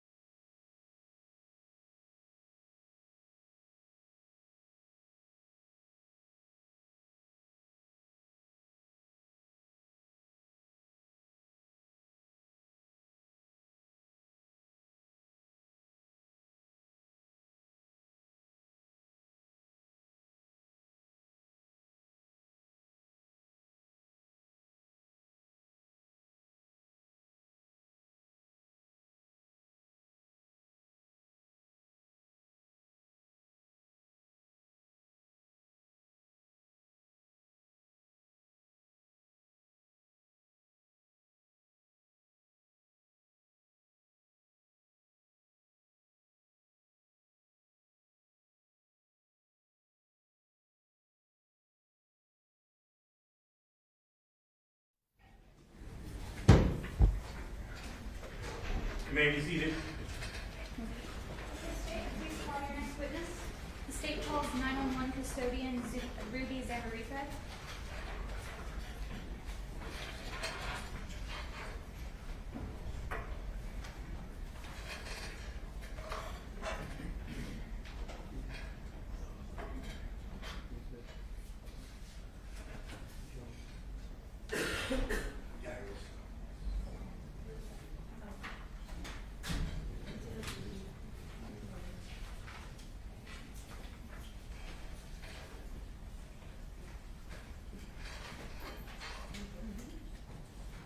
Good morning. Good morning. If you could please have a seat and make yourself comfortable. Raise your right hand and state your full name. Ruby Zamaripa. Do you swear or affirm that the testimony you're about to give will be the truth, the whole truth, and nothing but the truth? Yes. Thank you very much. State. Hi, Ruby. Hi. How are you doing today? I'm great, thank you. Can you introduce yourself to the jury by telling us what you do? Yes, I am the custodian of records and paralegal for the San Antonio Police Department Communications Unit. You said you're the custodian of records? Yes, What ma'am. type of records are made here? The 911 audio. I maintain a recording system for all 911 calls, non-emergency calls, police radio transmissions, and text to 911. And how are these records generally kept? Through our automated recording system. And are they kept during the normal course of your business or throughout the normal course of your business? Yes, they are. Okay. And you said 911 audio. Is there any documentation that's created when a 911 call comes in? Yes, there's an incident report, and that's created, an incident number for each call, for the case. And what is an incident report? It is a detailed report of that the call taker takes. So it has any information, the address, the time, any notes that the call taker takes is all in that incident report. And I want to turn your attention back to January 22nd of 2021. Did 911 receive a call that day? Yes, we received multiple. And did one of those calls pertain to this case? Yes, it did. And are there any unique identifiers that are associated with each 911 call? Yes, the case number. And what is the case number? It is a number that's given to each case And I'm or sorry, the incident report. Yes. what's the case number for this case? I'm sorry. I don't know the case number. I would have to see the incident report. Would it help refresh your memory to see that incident report? Yes.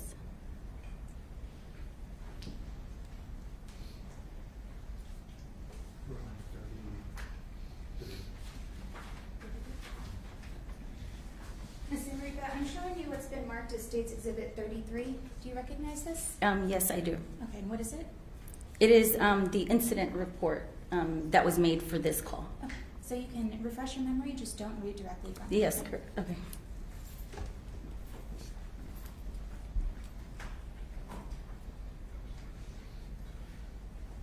Ms. Enrica, what is the case number that's associated with this case? There is an incident number, and it's SAPD 2021 009 3338.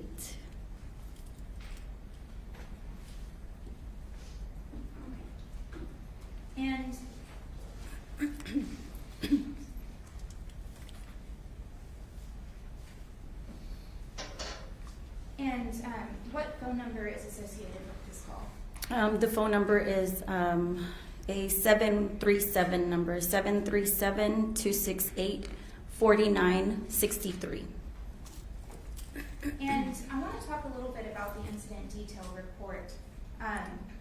When a call comes in, is there any location generated with that call?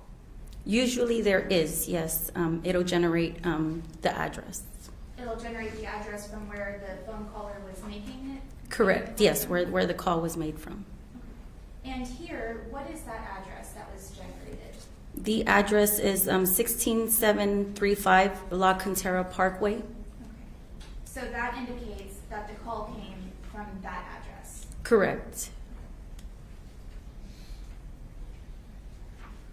And can you tell us what date that call was made?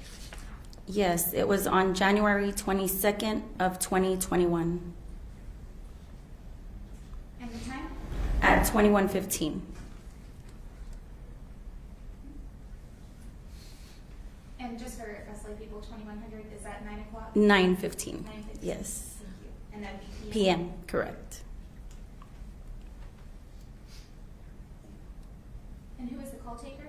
The call taker was Brooke Owen.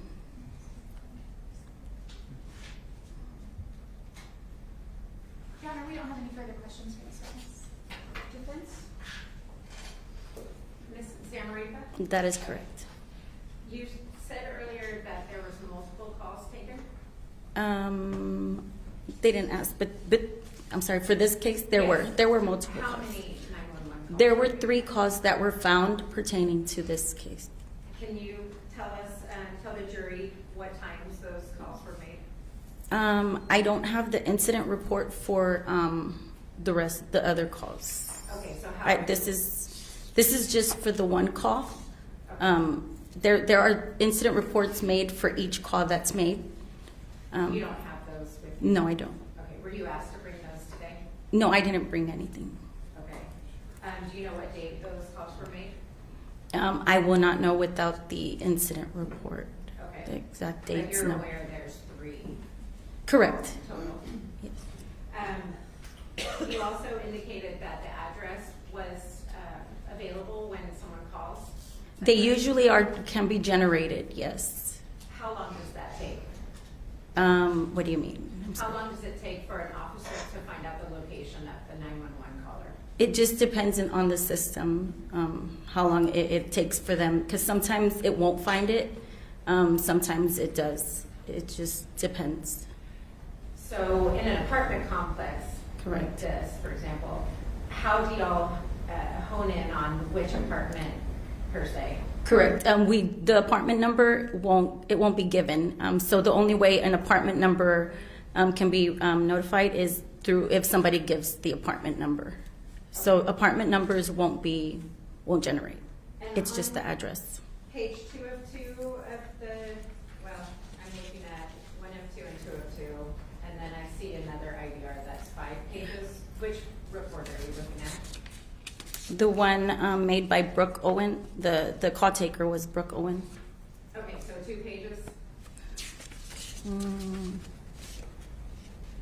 Yes. I Okay. don't On know. the second page, Oh wait, there is. Yeah. on the second page, the first address at 224950, that time stamp. I don't see it. Okay, down at the bottom maybe. I don't know. No, it's towards the top. It's around 224950 and 51. Do you see the apartment address? Yes, the apartment address. I see it. Okay, can you tell us what apartment number is listed there? It's listed 1605. Okay, and that address came from which call? I mean, from who? From the caller that made this call. From from a locator, from the system, or from what the caller told the dispatch person? Yeah, the apartment number was given by the caller. Okay. Yes. So this is reported information and not Yes, auto-generated? the apartment number correct. Okay, and can you repeat the address one more time, please? Yes, which one? The apartment. 6, the apartment number? Yes. Well, you can give us the whole address. Okay, it's 16735 La Cantera Parkway. Apartment number that was given was 1605. Okay.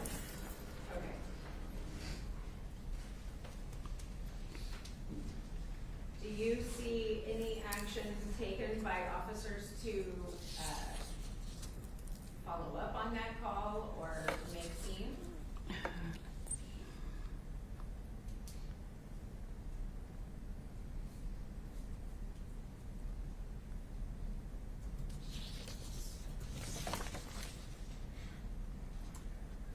I'm sorry, we're looking for what? Were there any officers dispatched to this location? Yes, there were. Okay, what was the result of that? They arrived at 2257.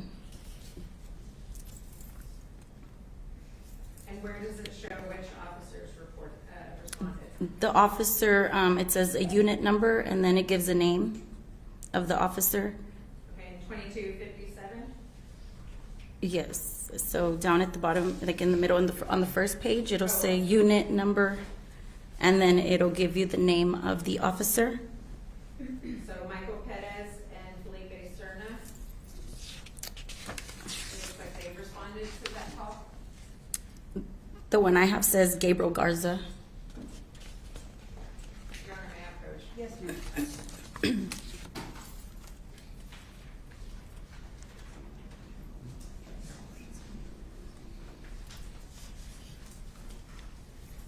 Sorry, yeah. Right here. Okay, unit, who are these? Yes. Yeah, they were later, but this was the initial, the first one that. Okay, so Gabriel Garza was the first Yes. officer to arrive Mm-hmm. at 22. 57, it shows the first unit arrived. Okay. Correct. And then later, are you saying that Michael Perez and Richard Serna responded? Yes, they assisted, yes, correct. Okay, so this report goes from January 22nd all the way through January 26th? Yes. Is that typical for one call that originated on the 22nd to go all the way through the 26th? So when there's more like calls made on different days, they append the cause. So they identify that the cause are related. So then notes can be made. Like it'll add notes. Correct. It just adds notes. So that's what the January 26th. Those are the other officers for that for the second date. Okay, so I'm sorry to be dense here. That's but okay. Gabriel Garza, the unit 725, 7251. Yes, What date and time did he respond? that was January 22nd, and it says he arrived at 22:57 Okay, at 9:57. Yes. all right, no further questions, Your Honor. Anything else, Ms. Jones? Just briefly, Your Honor. Ms. Zambrita, defense was asking you about different calls that were made. Can you explain to us, was there a call made on January 22nd? Yes, there was. Were there additional calls made on different dates? Yes, the other ones were on different dates. And they all linked up because they were all related? Correct. Okay. And I wanted to go back to the location. Mm-hmm. And just to clear this up, you said the apartment number is given by the caller. Correct. Okay. But the address, that is generated by the system. Correct. And that address that was generated by the system, can you give us that address again? Yes, it's 16735 La Cantera Parkway.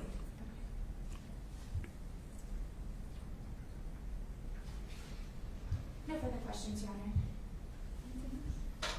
Just briefly. If I go a little further down on January 22nd, 2021, from the dispatch,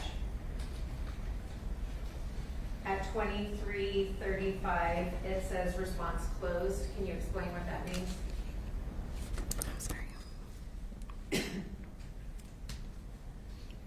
Mm-hmm. Sorry, I don't see. It's on January 22nd. Yeah, I see that. 2021, 23:35:24.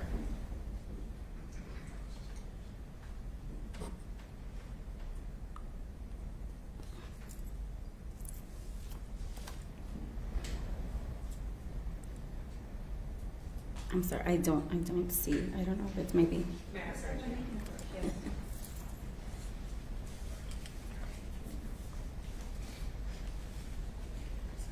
I'm so sorry. I know that's. I know.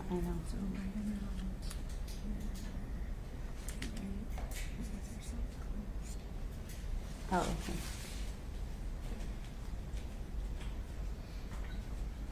Can you tell the jury what that says? Response closed. And what does that typically mean? that they closed, that it was closed, the incident. What does the log entry say? The what? The log entry say to the far right? Response disposition? Yes. Disturbance miscellaneous. And then further it says the unit was cleared. Yes. So in your professional interpretation, does that mean that the officers left the scene that night? Objection to speculation, Your Honor. I'm gonna let her answer if she knows as the custodian, if she can interpret that, but only if she knows. Yeah. No, I'm not sure that they left exactly at that time. I'm Do you know not sure. why they make an entry that says response closed? No, because it was the officers that might have made that.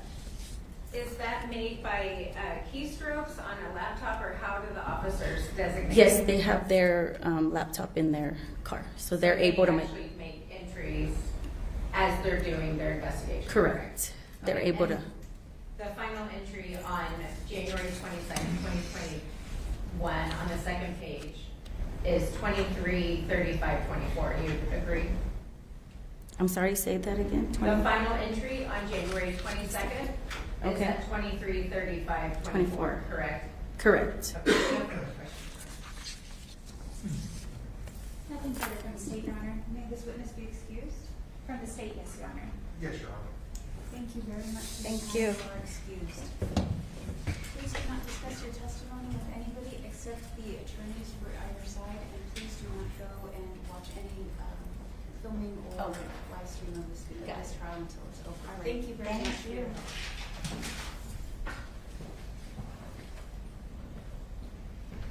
Judge, may we have a brief here and outside the presence of the jury? Sure. Why don't you come up first?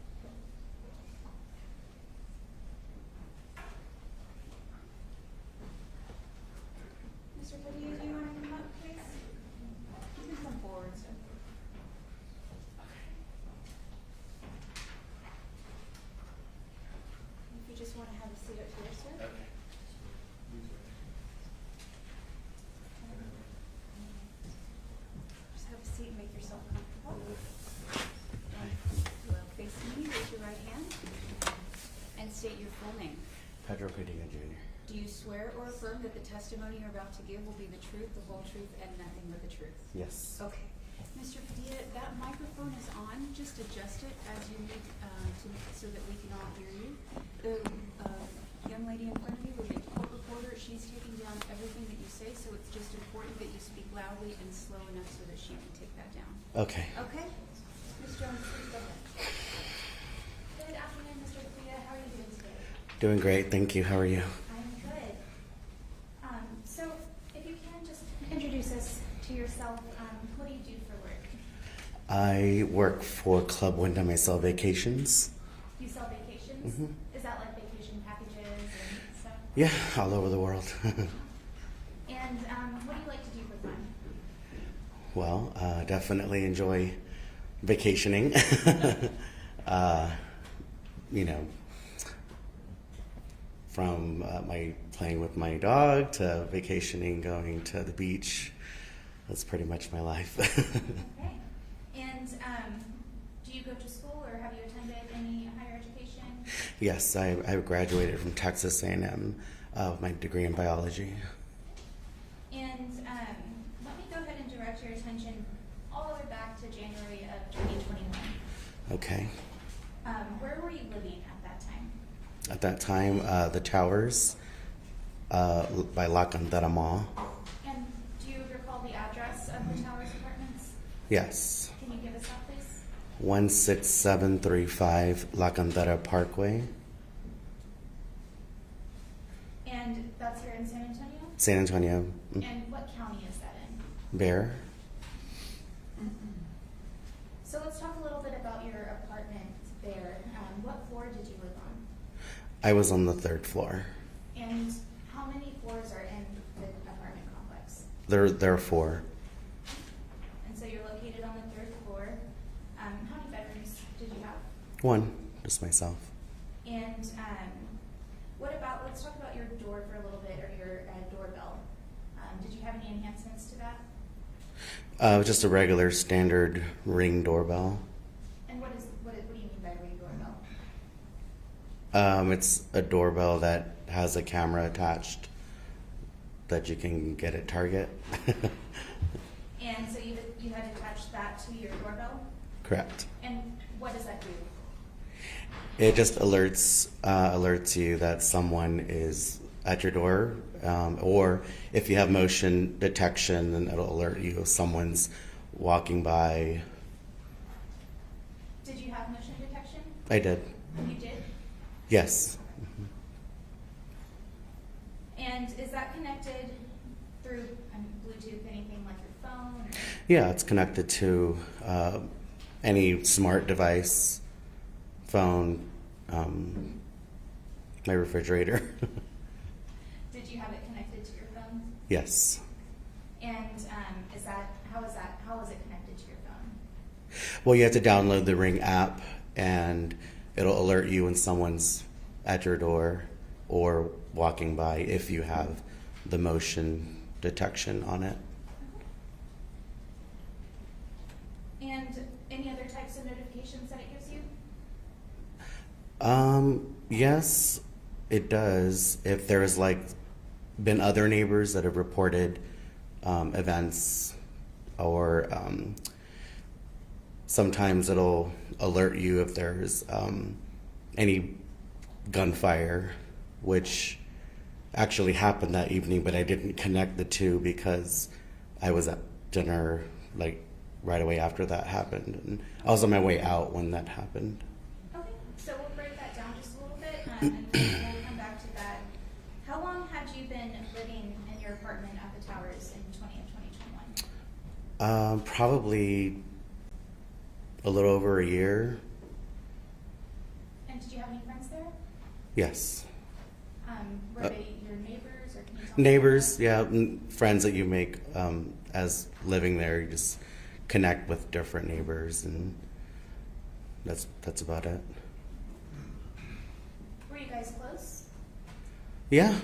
I mean, you get connected with your neighbors. Want to make sure that the safety of the neighborhood. We had a neighborhood text group text to you know, like, oh, hey, this is you left your package, or, you know, or there's someone at, your Uber Eats is outside, or, you know, just like little things, or the cops are outside your door. Okay.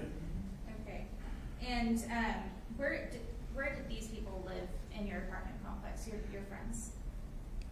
The neighbors lived in the building that I lived in, On the same floor? all different floors, yeah. Okay, so it was spread out throughout the apartment complex. Right, because there's floors 1 through 4. And did y'all do anything together? Yeah, we go to the pool and do barbecues and, you know, stuff like that. Mr. Padilla, do you know why we're here today? Yes. What is your understanding? Well, my understanding is that our neighbor was murdered on the 4th floor. And do you know who that was? I mean, my Ring doorbell shows a I'm particular. sorry, let me back up. Do you know who the person who was shot was?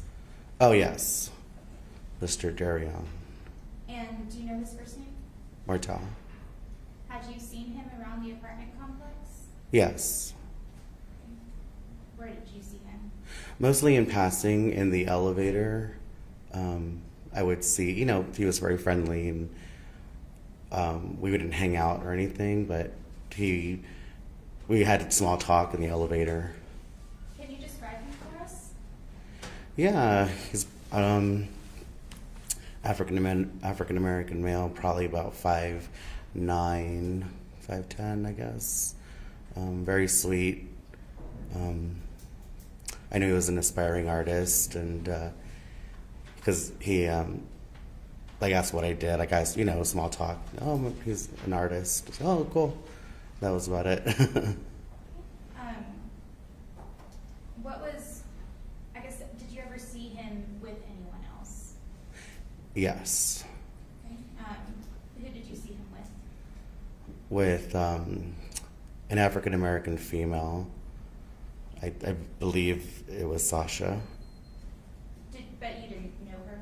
I didn't know her. She wouldn't, whoever that was, would never look me in the eye or join in the conversation that Martell and I would have.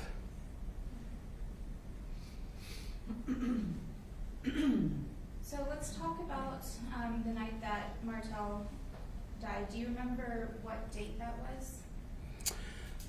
I believe that was January 22nd.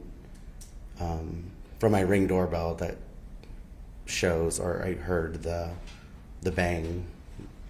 So you believe it was January 22nd because that's what's on your Ring doorbell? Right. Okay. And what were your plans for that evening? I was going out to dinner with my other neighbors that were on the first floor, who also has a Ring doorbell. But we were both at dinner when we got the alert of gunshots, but we didn't know or connect that to our building until, you know, the police showed up at our door requesting to see our Ring footage, which then that's when we found out. So let me back up just a little bit. You said you were going to dinner with your friends. Mm-hmm. Where were you going? Oh, Piatti's at the Rim, or the, what is it called? The Elon, yeah. And about what time was that? Around like 9:15. And so what time did you leave your apartment? Before 9 p.m. I was maybe around, well, it shows me leaving my apartment around 8:52 p.m. I think that's the same time that I left. It's all on the Ring footage. And we'll get to that a little later. Okay. When you were leaving, did you take the elevator, the stairs? How did you get out? I left. I went on the elevator, and yeah, that's what I did. I was in the elevator, and When you were on the elevator, Mhm. Was there anything that caught your attention? yes. Can you tell us what that is? So when I pressed the button, I heard a loud bang, and then shortly after, my elevator door opened, and because of where I live, I figured it was the Six Flags fireworks. So you hear a loud bang. You said you thought it was the Six Flags fireworks. Can you explain why you think that? Well, around the fireworks usually start around 9 p.m. until like sometimes 9:30, but usually around 9ish. So I just figured that was like a firework going off. And the Six Flags fireworks, is that something that happens frequently, or? During the summer, it's or it depends like the time of the season, but it's mostly weekends at night. Mostly weekends at night? Mm-hmm. Okay. And I know sometimes in summer it's like during the week. I don't really have their schedule. so were you worried about the bang that you heard? Yes, vaguely. I mean, I just brushed it off. I was in a rush to get out, and I thought, oh, that's just a firework, and I just like continued. While you were in the elevator on the way down, was there anything else that caught your attention? Yes. Can you explain that for us? So after that happened, I did, when the elevator opens and you see like the shadow and that little space between the floors. So I did hear like someone above me trying to get on the elevator. And what do you mean by that? Or like you heard like the button press being frantically pressed. And then, I was already on the elevator, so I went down. Could you see anything through that space? Just a shot, like the light change from the shadow. So you could just hear the button being pressed? Yeah. Did you make it to dinner? Yes, yeah. And at that dinner, did anything out of the ordinary happen? No, I mean, just the alert on our Ring doorbell, but we didn't realize that was from our building until much later. What was the alert on your Ring doorbell? Gunshots nearby. It gives that alert whenever there's some sort of either a gunshot or like neighbors will alert that there's something going on. But I think the Ring doorbell kind of like has that programmed in their system where if there's actual gunfire nearby, it'll like alert you. And is that the notification that you received? Mm-hmm. And what did you think at that time? I just thought again it was fireworks or didn't really connect anything.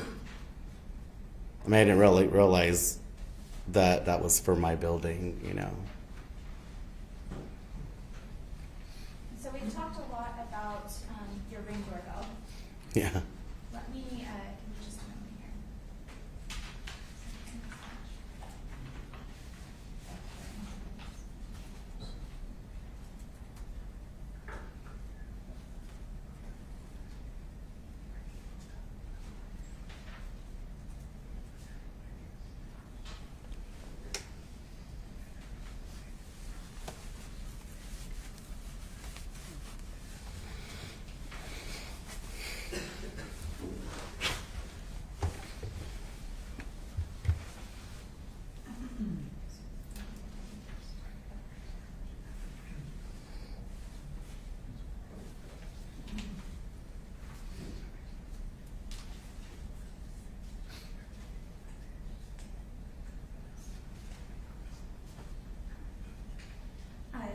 Mr. Pierre, let me show you.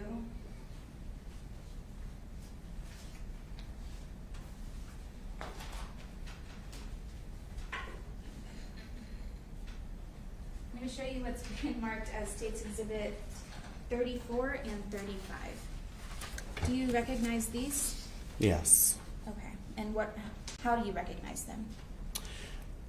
That is the video footage that you guys downloaded and saved when requesting my footage. And have you seen these videos? Yes. And how do you know you've seen them? Prior to this you showed me, like, we have your footage downloaded, and I saw it. Are these your signatures on there? Yes. I'm also going to show you what's been marked as States Exhibit 28 through 32. Can you take a look at these for me? Yes. Okay.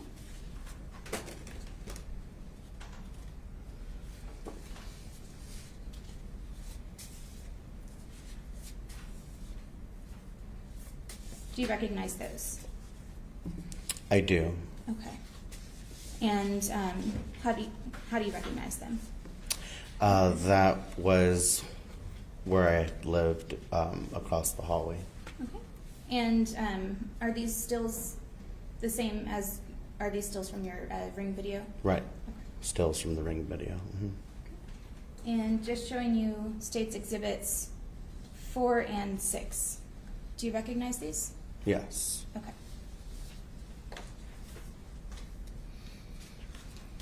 Just a moment.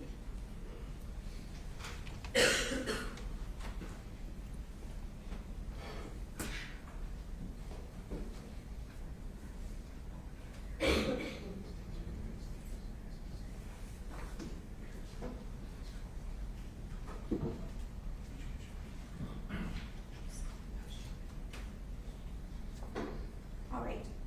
So, Mr. Padilla, going to States Exhibit 32 and States Exhibit 4, is the same woman in States Exhibit 32 depicted in States Exhibit 4? Yes.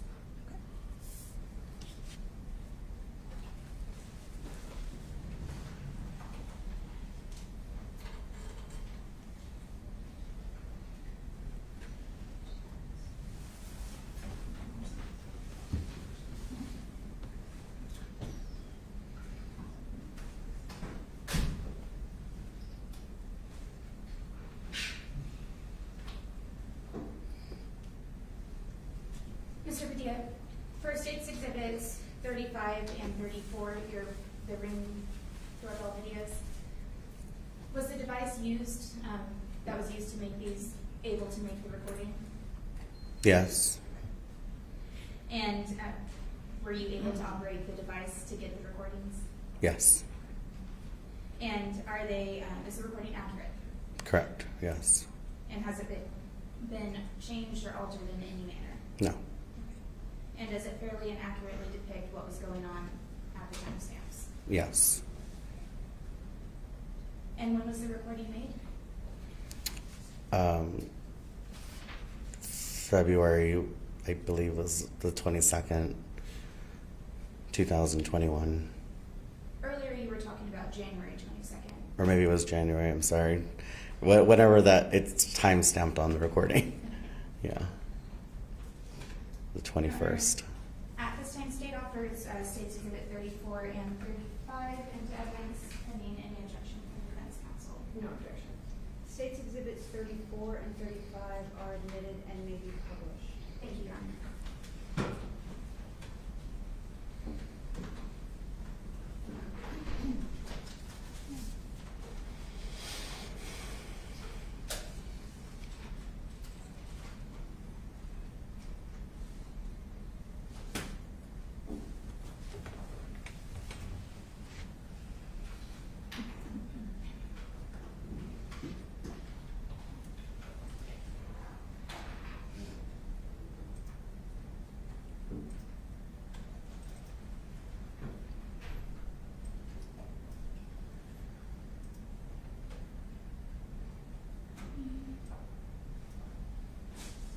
This is going to be States Exhibit 34.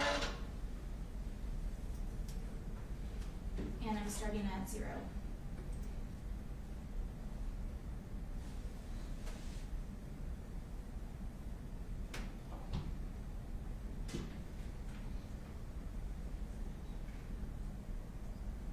Mr. Padilla, did you get a good look at that? Yes. Can you describe for us what we saw in that picture? I saw a young African American female holding a gun, barefoot, walking down the hallway. Did you see what color or what type of outfit she had on? Yes, it was darker sundress color, I don't know, green.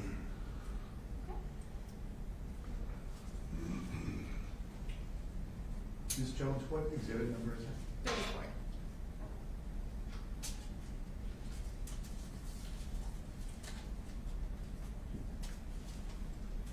This is going to be State's Exhibit 35.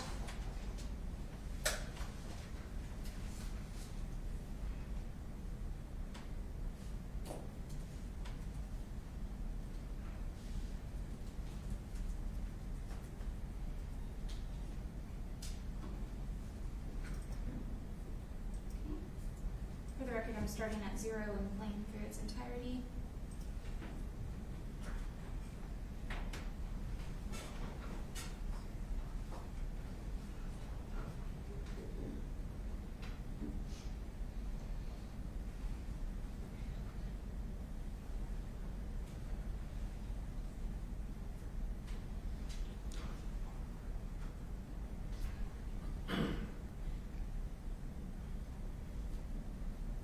You might want to turn on the volume.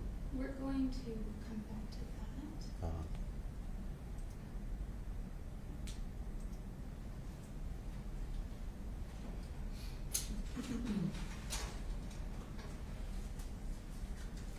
In that video, Mr. Padilla, can you describe to us what we saw? Is that- Yep, I was leaving to dinner, and I was getting on the elevator, and then shortly after that, the next video was of her walking the opposite direction down my hallway.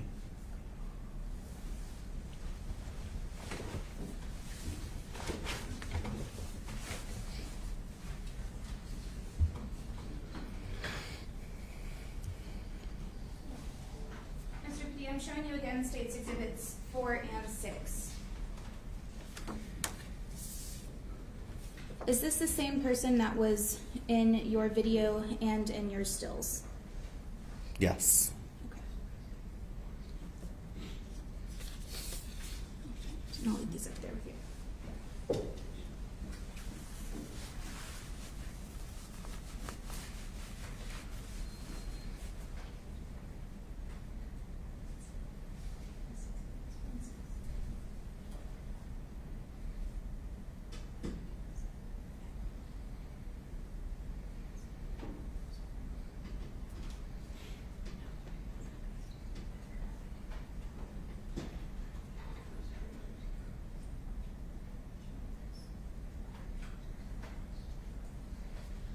Mr. Padilla, in State's Exhibits 4 and 6, do you recognize the background or the hallway? I do.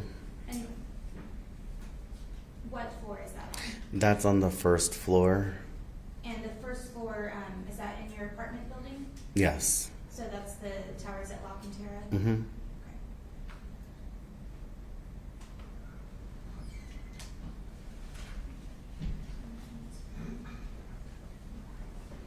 I'll pass the witness, Your Honor. Defense. Mr. Padilla, I'm Valerie Headland, so I'll be asking you questions today. Just to follow up on what Ashley just asked you, the stills are from the first floor? Those are the first floor, yes. Do you have a ring camera on the first floor also? I don't, but my neighbor does. So are those videos from your camera?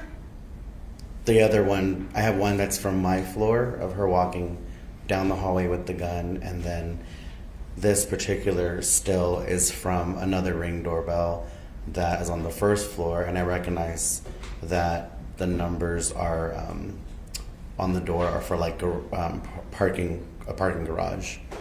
Okay, Your Honor, may we have a picture really quick? Yes.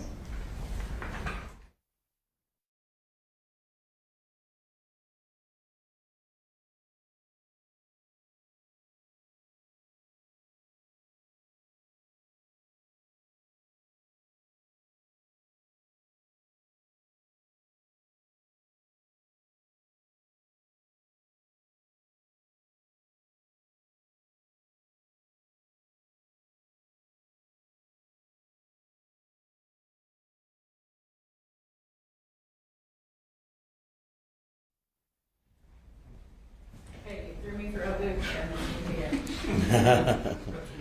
Hopefully you caught your balance. I don't know how permits work these days. Maybe you have ring cameras on the first floor and the third floor. And I don't know. Maybe you have multiple apartments. It's not the craziest wish. thing I've heard. But, so you're on the third floor? Yes. Is that right? Okay. And from your understanding, the shooting is on the fourth floor, right? Correct. So you're not directly across the hall or anything? That is correct. From the location. You also discussed how your ring camera alerts to gunshots. Does it alert when the Six Flags fireworks go off also? No, not that I recall. Okay. So it usually. But then again, I don't know if it is a fire. It won't say like a firework. It'll say like a gunshot or a bang or something. When it does the alert, does it instantly start recording, or how does the recordings work?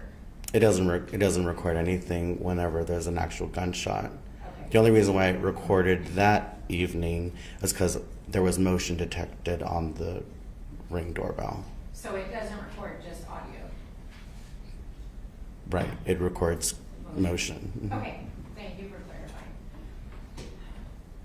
You said you left the house a little before 9 o'clock? Mhm. What time was the alert on the gunshot? I was already at dinner. I didn't actually look right away.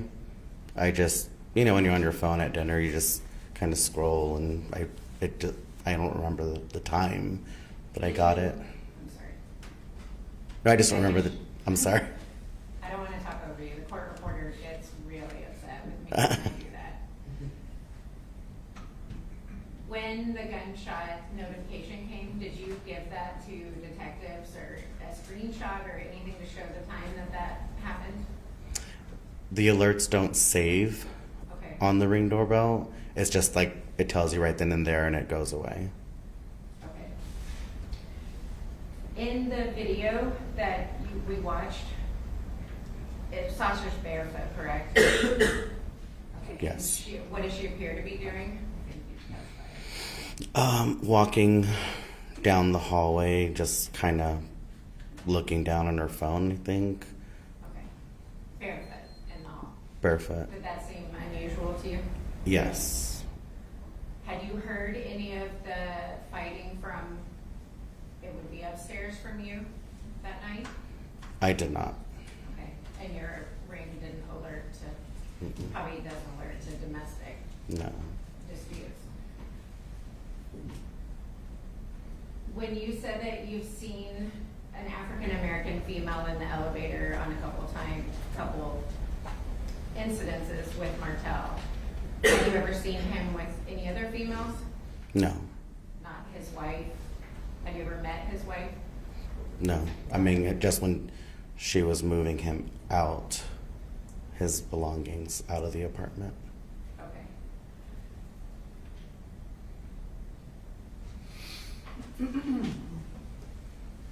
When you heard the button frantically pressed, I think is how you said it, was that before or as you were leaving to go to dinner?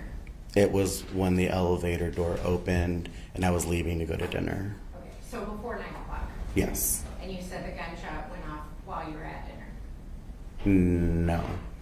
The gunshot went off while I was when I was on, like, right before the elevator door opened. So And then you I went were to dinner. on the elevator about to get off on the first floor when you think you heard a gunshot? No, I heard it when I left my apartment and I pressed the elevator. And then once the elevator door dinged, I heard the shot. Were you scared? Yeah, but I didn't think, I just thought like, well, no, that was probably fireworks like that are about to, because sometimes it'll be like one or two fireworks and then it'll stop for a minute and then that's when like it gets more firework. So once no more fireworks went off, you weren't concerned it was a gunshot? Well, I was going to dinner, so I wasn't concerned about the fireworks. Okay. Have there ever been other gunshots in your apartment? No. Okay. And you would agree with me that those videos were taken before the gunshot, correct? My two videos that were on my Ring doorbell, one of them was done These that we just watched. right. So the gunshot happened when I was leaving for dinner, like during that moment, getting on the elevator. And then the next video, I was already gone, but you know, you see her walking down the hallway with a gun in her hand, barefoot. Are those timestamps accurate on the videos? Absolutely. So they're not adjusted for UDT? Absolutely universal not. time? Okay. Yeah, they're whatever the Ring doorbell is set as. Your Honor, may I approach and replay the exhibit? Yes. Thank you. Actually, you may have to. Just let me know which, is it just a computer face? Okay.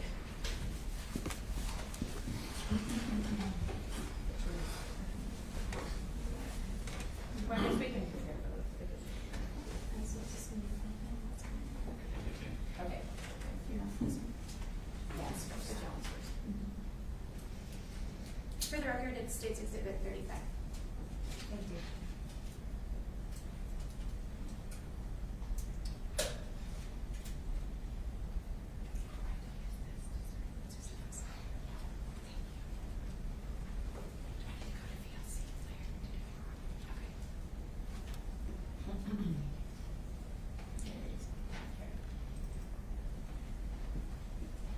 Okay.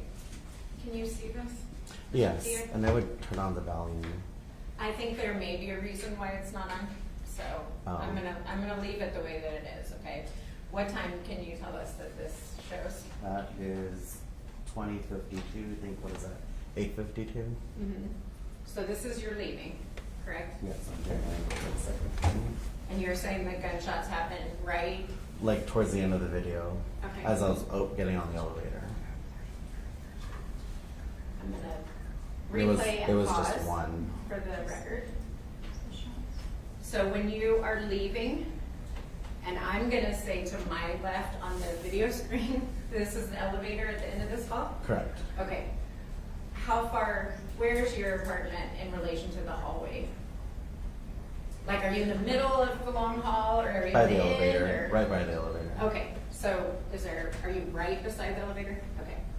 So you turn, go to the elevator, Mhm. and you hear a gunshot when you get on I the. turn, press the button,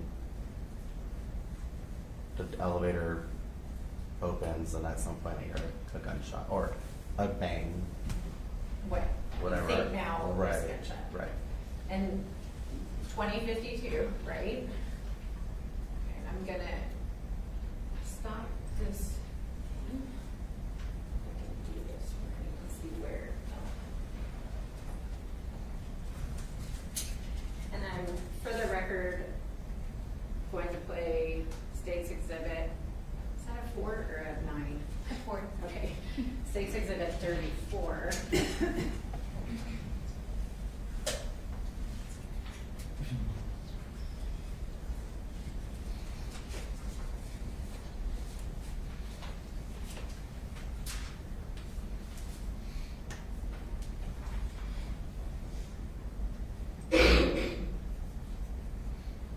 And what is the timestamp on this? 2100. Okay. 9 p.m. So about 8 minutes later, 8 minutes later. and she's, appears to be walking back and forth from, in front of your apartment, correct? Correct. Okay, on her cell phone, correct? Whatever she's holding. But Besides. did you talk to her this night? No. Thank God.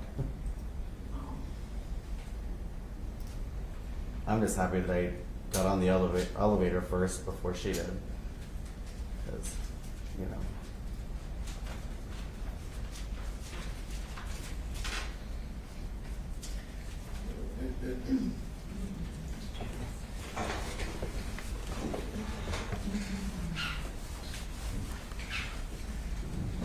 So you said that when you've seen Sasha with Martell in the past, you said she, I think you described her as she wouldn't make eye contact, or? I've never spoken to her. I never got had a conversation with her, but she was standing next to Martell. Martell's the one that would talk to Couldn't me. that be because she's shy? Definitely. Okay. And not necessarily menacing, correct? Well, definitely not in a way that was menacing, but someone it just was like uncomfortable. Okay.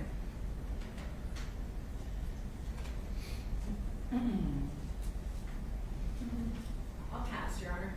Ms. Jones? Just very briefly, Your Honor.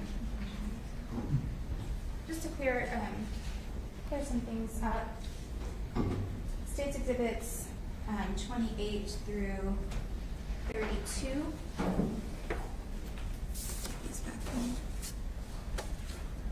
These are stills from, or what are these? Stills from across my Ring doorbell. Okay. And so this is your Ring doorbell? Yes. And you recognize this area? Yes. Okay. And it fairly and accurately depicts what this looks like on that night? Correct. Your Honor, the state will offer State's Exhibits 28 through 32 pending any objection from defense.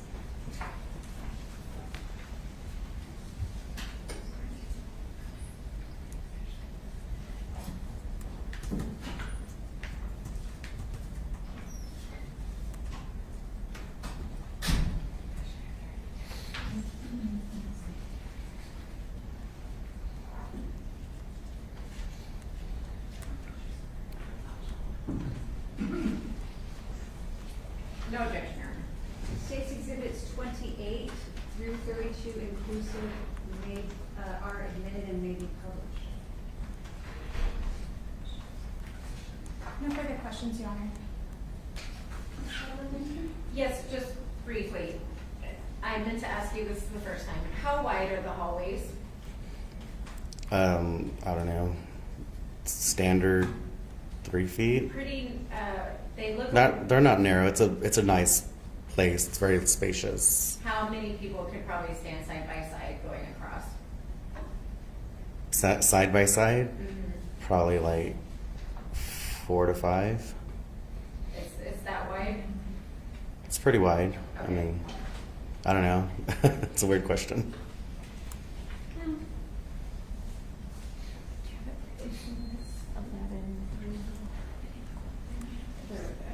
You have exhibits 11 through, there's stills at they were offered, I don't know if they were admitted.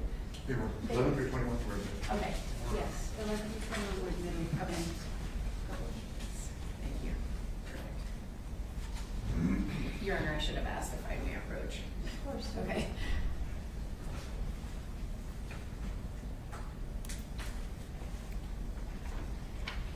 Mr. Padilla, I'm handing Mr. Padilla what's marked as State's Exhibit number 12. Is that fair and accurate of your hallway too? Yes. Mhm. Okay, are all floors relatively the same? Yes. So they're pretty much identical, floor to Mhm. floor? Okay. Correct. And you would say 4 to 5 people can stand side by side? Looking at like that, I would say maybe like 3. It's about, It's pretty narrow, right? yeah. Have you ever passed someone in the hallways with like groceries or anything? Mm-hmm. Yeah. Plenty of room? Yeah. Okay, all right. No further questions, Your Honor.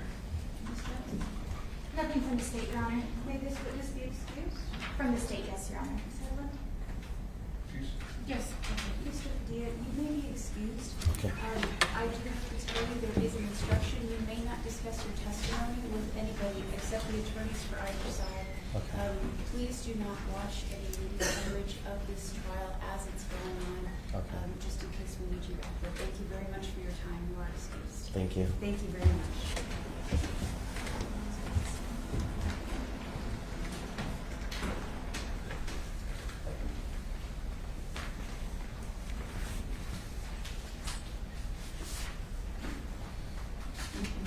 State? Yes, Your Honor. The state will call Caroline Eichman.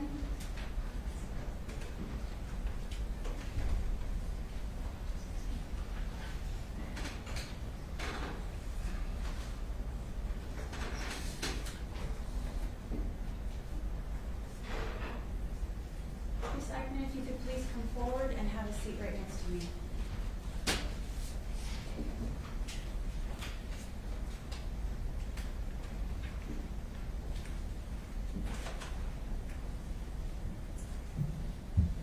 Have a seat, make yourself comfortable.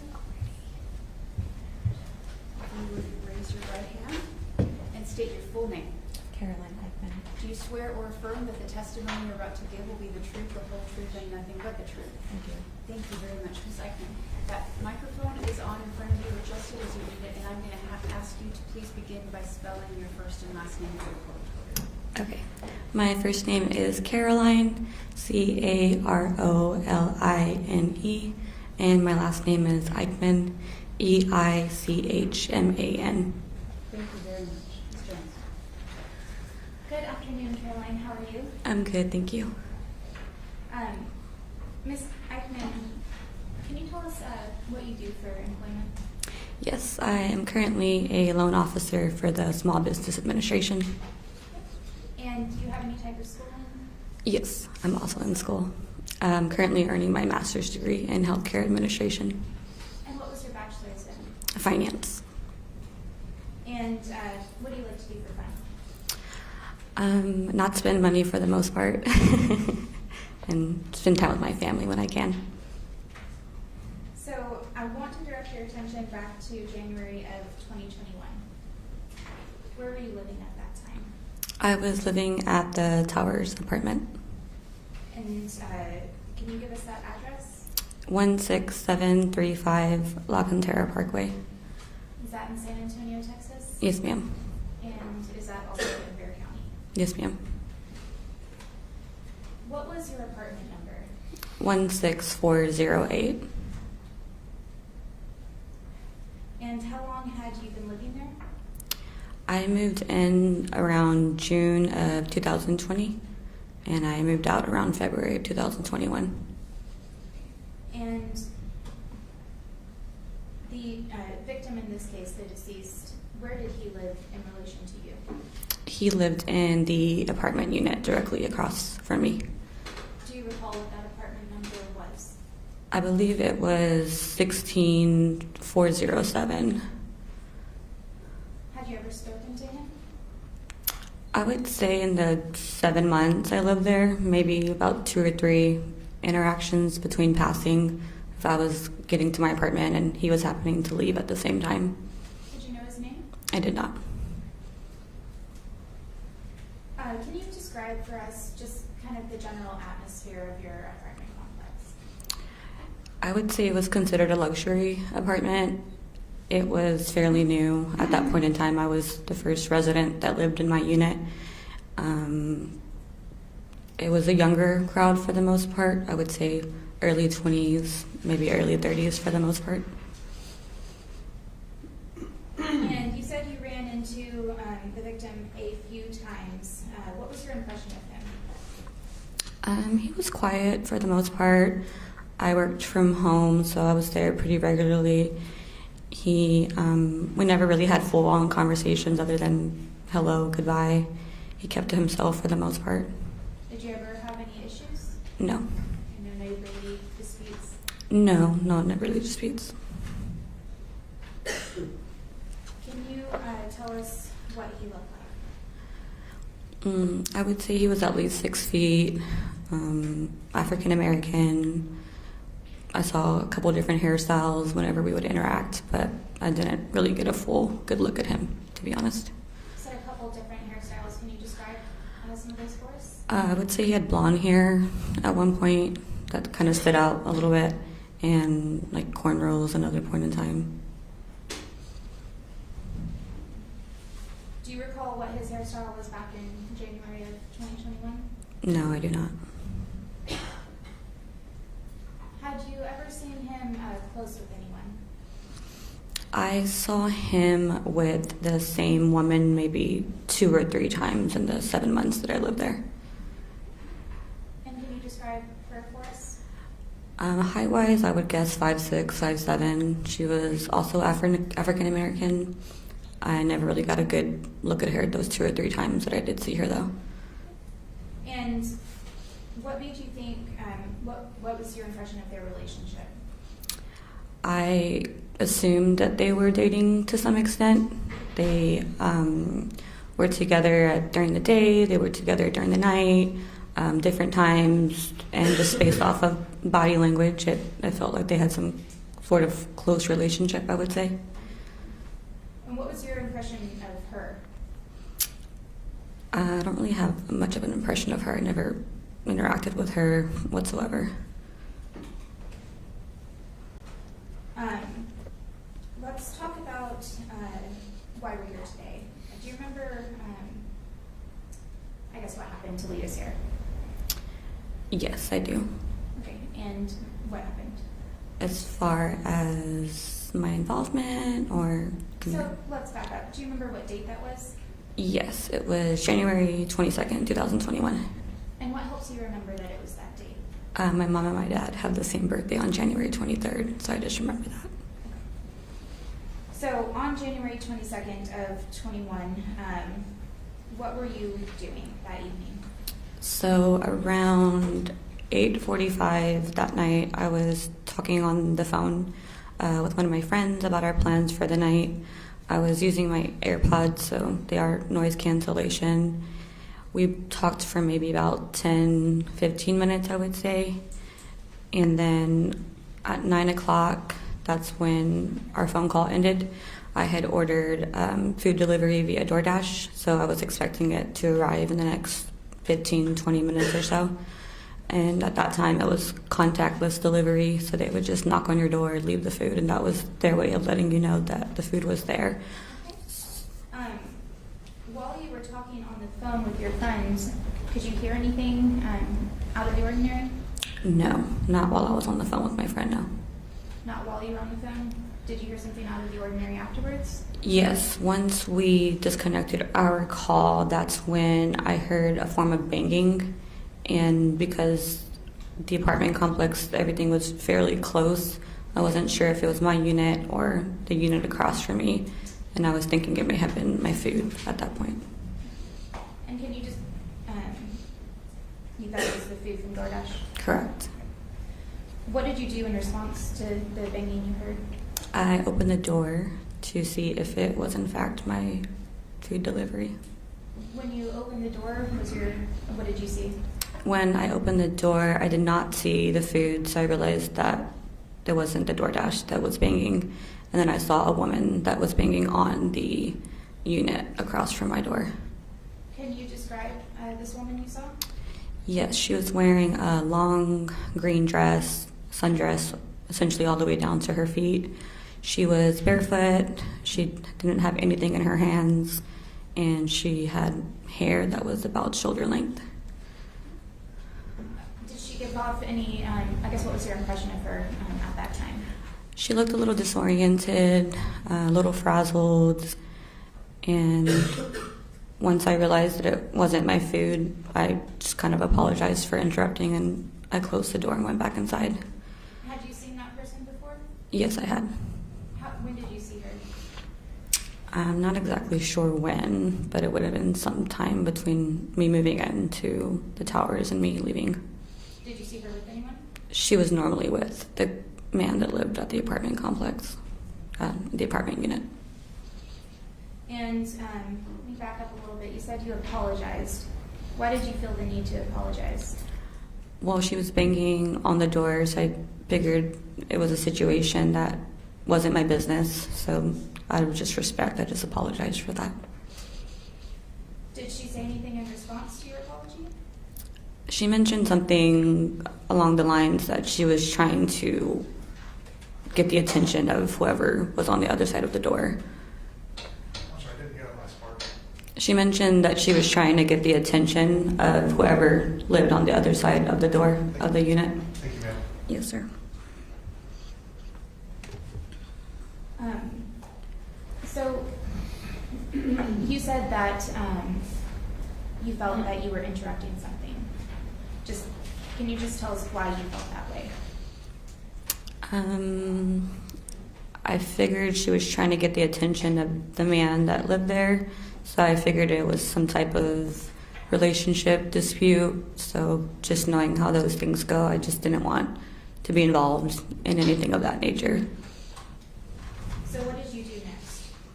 I closed the door, locked the door, and maybe about 15 minutes later, I got a notification that my food had been delivered. So after you closed the door and locked the door, what were you doing between then and that 15 minutes? I was probably playing music, getting ready for my night. hmm Could you still hear any banging going on? I don't recall. Okay. So your food gets there about 15 minutes later.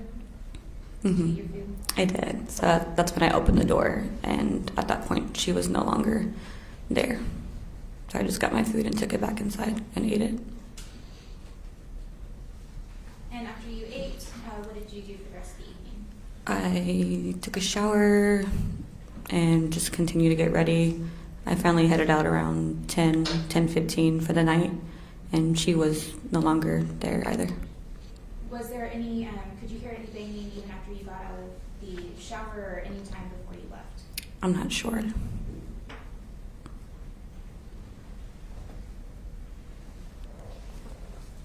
When you left, did you notice anything about your neighbor's door? No, I did not.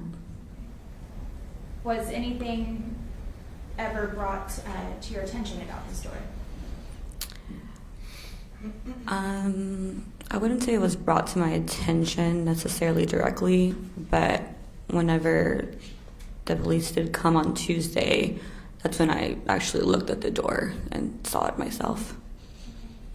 You said something about you were going out with your friend that night. Mhm. That was Friday night. Correct.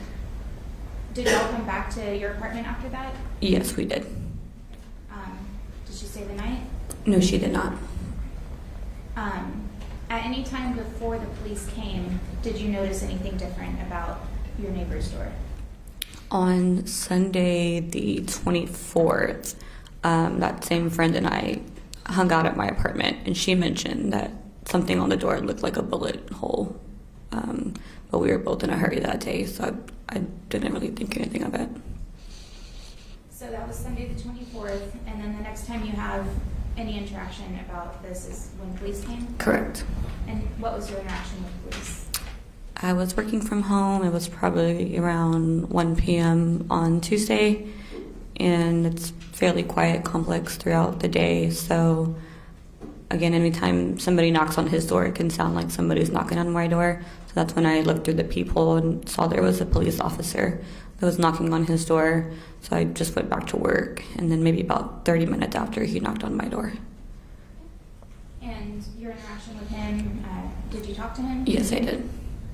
Did you give any sort of statement? He asked me if I had seen anything strange. I mentioned that I had saw a woman banging Friday night.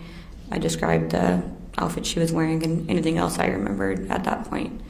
And it was a fairly short conversation. At some point later, were you given the opportunity to identify anyone? Yes. Can you walk us through that? Yes, I want to say maybe about an hour after the initial police officer arrived, about 5 other either police officers or maintenance or detectives were now at the apartment unit, and they asked if they could come inside and ask me a couple of questions. Kind of went through the same information that I mentioned already, and I have a patio that overlooks the parking lot, and they asked if I would be able to recognize the woman I saw on Friday, because there was a woman in the parking lot, and they wanted me to differentiate between the two. Did you recognize the woman in the parking lot? I did not recognize the woman in the parking lot, and she didn't look like the woman that I saw Friday night.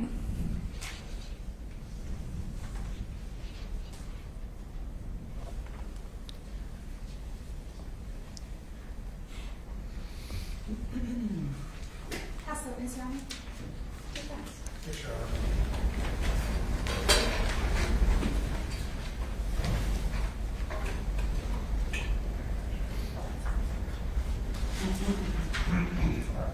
Ms. Heitman, my name is Adam LaHood. I'm a defense attorney. How are you doing today? Good, thank you. All right. Just have a few questions for you. If I ever ask you something that doesn't make sense or I muddle the words, just let me know, okay? Noted. You said that you lived in the apartment directly across from where Martell was living? Yes, sir. Okay. How big would you, if you know approximately, how big are these hallways? Width-wise, in terms of I'm not really sure. 5 or 6 feet? Probably 2 to 3. 2 to 3 feet? Mm-hmm. Okay, so pretty small. Pretty small. Okay. I believe you testified that you only had a few interactions over, it sounds like you were there for about a year, is that correct? I was there from June 2020 to February 2021. Okay, so about a year and a half. Well, no, less than that. About 6, 7 months. Right. Okay. In that time, though, you didn't have a whole lot of interactions with Martell. Was that correct? Correct. Bless you.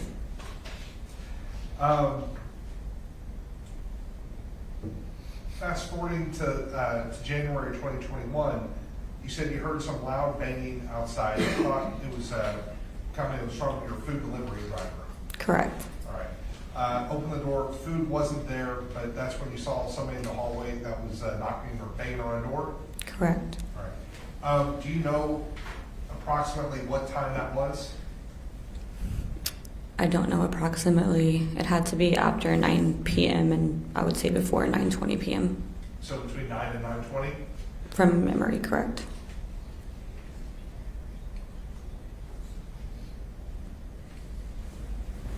Yeah.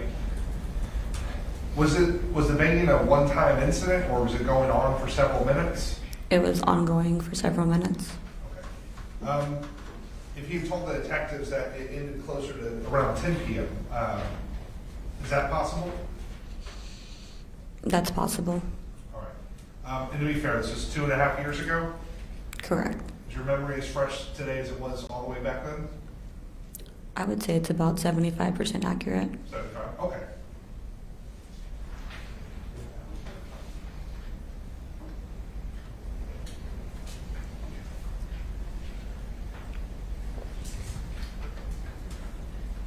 Just one moment, Your Honor. Sure.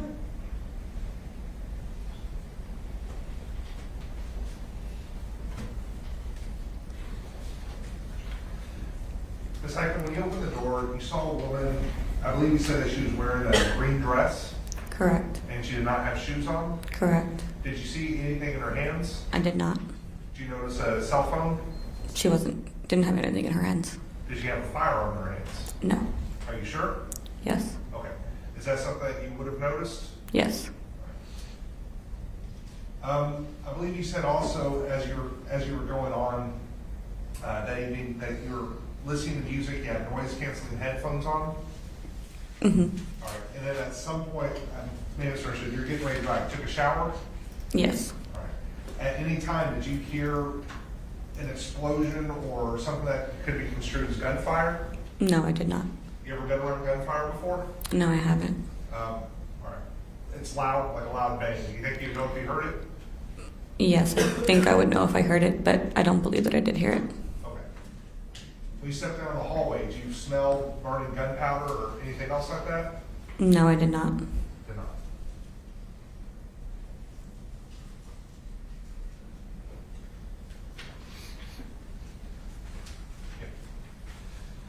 I believe you said a few days later, the 24th, that you had a friend come over and she had pointed out that there was a brazen or hole on Martell's door. Is that correct? Correct. Did you take a look at the hole at that time? I didn't. Did you think anything of it at the time? I was in a huge rush at that point in time, so I literally just locked my door and left to the elevator. Okay. Certainly didn't call 911 or report anything suspicious? No, I did not. Okay.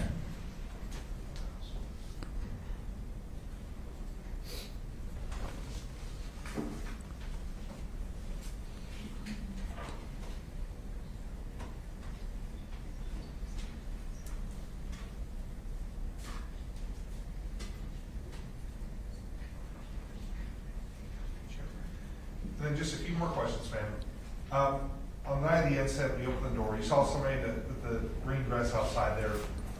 Were they acting agitated, or did you get any idea of their temperament?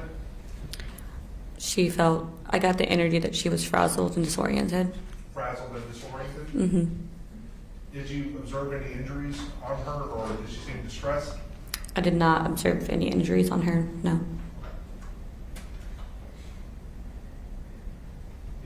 And could you hear anything that was being said from inside the apartment or anyone talking? No, I could not. All right. Did you hear anything that Sasha was saying, or was it just kind of indiscriminate yelling and banging? I don't recall her saying anything. I just recall her banging repeatedly. Okay. Thank you, Ms. Hyman. Your Honor, we'll pass this witness. No questions, Your Honor. May this witness be excused? From the state, yes, Your Honor. Defense? She may be excused. Okay. Ms. Eichmann, you may be excused for now. There is something called a rule that has been invoked. What that means is you cannot discuss your testimony with anybody but the attorneys for either side, and I'm going to ask you to refrain from watching any video coverage or live stream of this trial as it stands. Thank you very much. You may be excused. State would like to recall Joya Uribe to condition, add to the record.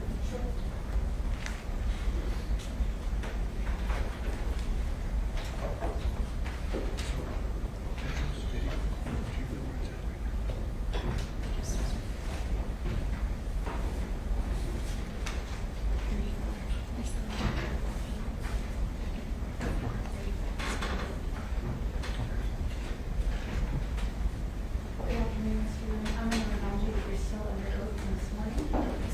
State, please go ahead. Ms. Joya, at some point, have you reviewed a video in which we see a woman in a green dress walking down the hallway? Yes. And were you in a position to identify that video to the person walking to me? Yes. And who was that person walking? It was Sasha For a benefit of the record, Sasha who? Skare. I'm going to play for you what's already been admitted into evidence at State's Exhibit number 34.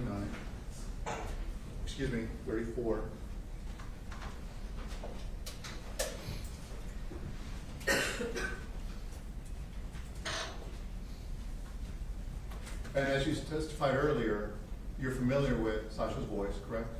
Okay. So what I'm going to do is turn up the volume to see if you can hear what is being said on the recording. Okay.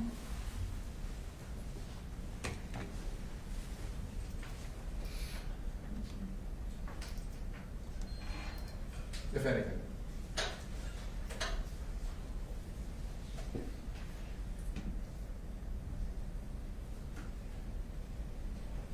For the benefit of the record, I have State's Exhibit number 34. I'm going to play it for you and ask you to recognize the individual. Mr. Ramos, I do think the audio is still muted. Oh, thank you.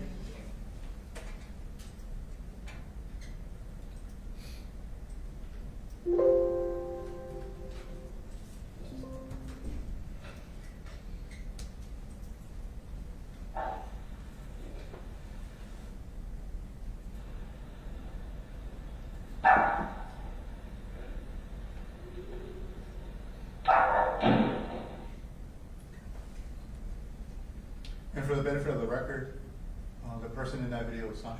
That's correct. And the person we saw in that video had a green dress. And did you see if they had any shoes on? But let's replay it. Or if you can tell. No shoes. And a green dress. Right. And then the hair is the same as she styled it at that time. And what does she have in her hand? What items does she have in her hand? Cell phone and gun?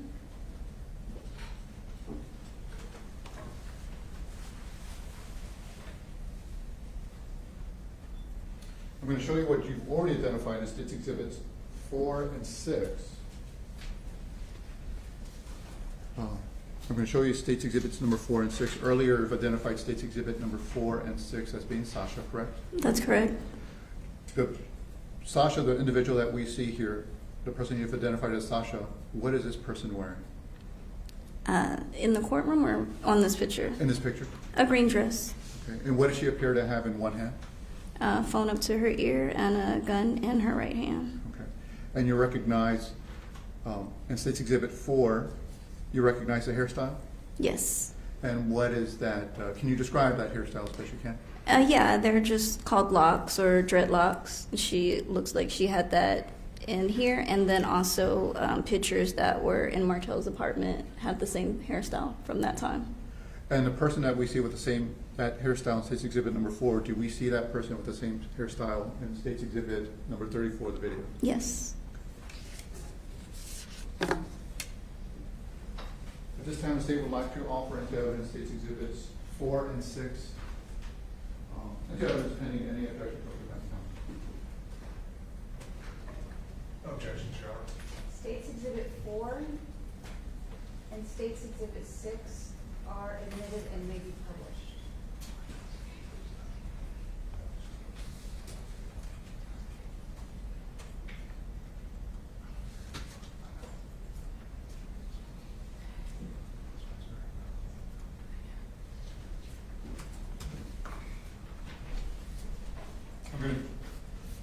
Ms. Joy, I'm going to show you State's Exhibit number 4. For the record, can you tell us what we're looking at? Yes, looks like a screen grab from the video of Sasha holding the phone and the gun.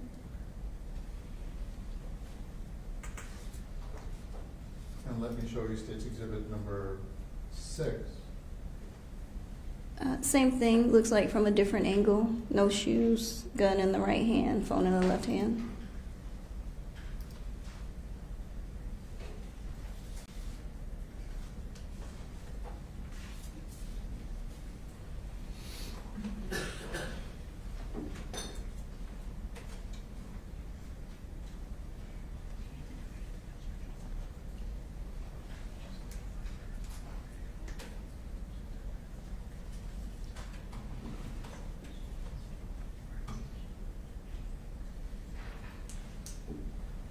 And finally, Ms. Joya, the person that we see in State's Exhibit number 4 and 6 and in the video, do you see that person in this courtroom today?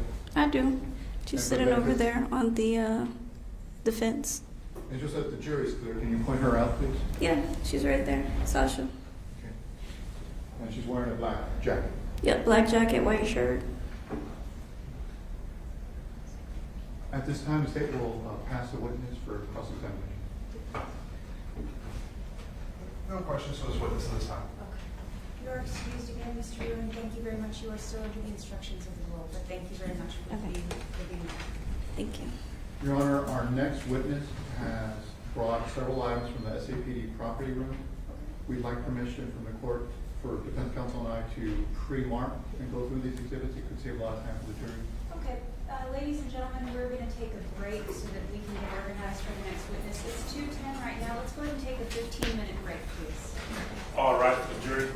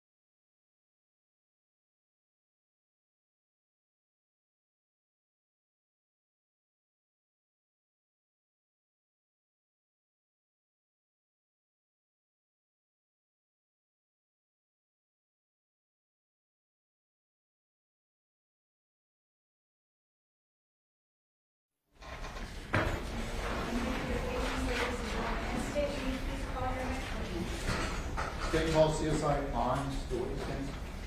Please raise your right hand and state your full name. Archie Michael Lane, III. Do you swear or affirm that the testimony you're about to give will be the truth, the whole truth, and nothing but the truth? Thank you very much, sir. Mr. Ans, can you tell us what you do for a living? I'm a crime scene investigator with the San Antonio Police Department. And for the benefit of the record, can you tell us what those duties include? Generally, investigating crime scenes, we detect and record, collect, and preserve evidence for court. And how long have you been a CSI? This last April will be 23 years for me. Back on January 26th of 2021, were you on duty? Yes, sir, I was. And were you dispatched that day to report to 16735 Cantera Parkway? Yes, sir. Is that in Bear County? Yes, sir, it is. And can you describe for us, let me ask you this, did you create a report describing the things that you did and the things you observed on that call? I did, sir. And would having a copy of the report help you refresh your memory in your testimony today? Yes, sir. And on your report, would the report include the SAPD number associated with this case? Yes, sir, it does.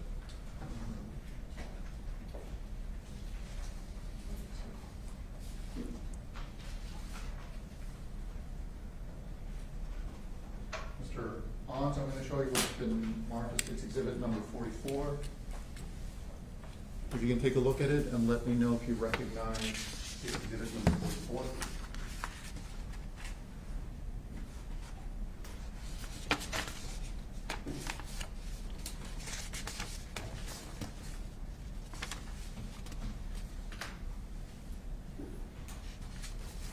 Yes, sir, that's my report. And for the benefit of the record, can you tell us the case number associated with your investigation and your dispatch?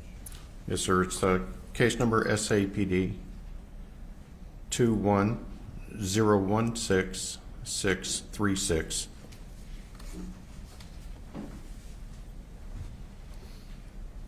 And can you describe to the jury the reason for your dispatch to the location? Yes, sir. They had, there was a welfare check done on an apartment. When police officers got there, they noticed an apparent bullet hole in the door, the front door of the apartment. They got maintenance from the apartment complex after knocking on the door, trying to get somebody to answer the door. They became worried, got maintenance there who had to drill out the lock, and when they opened the door, they discovered the deceased. And once you arrived, did you receive a particular assignment or task associated with your arrival? Yes, sir. It was in my area of town that I typically work.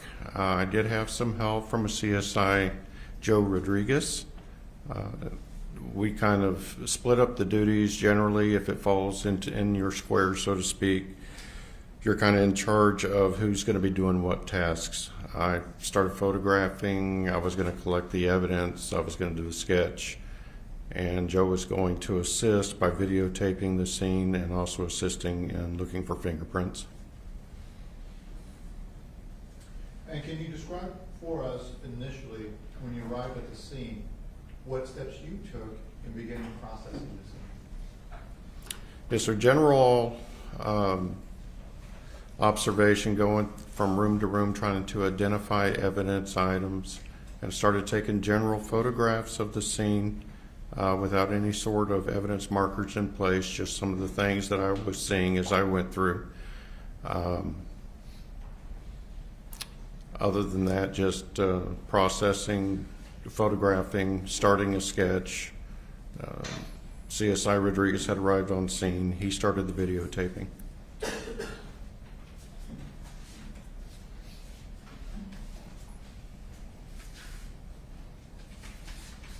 I'm going to show you what's been marked as State's Exhibits 22 through 27. I'm going to ask you if you recognize, or in fact you took these photographs.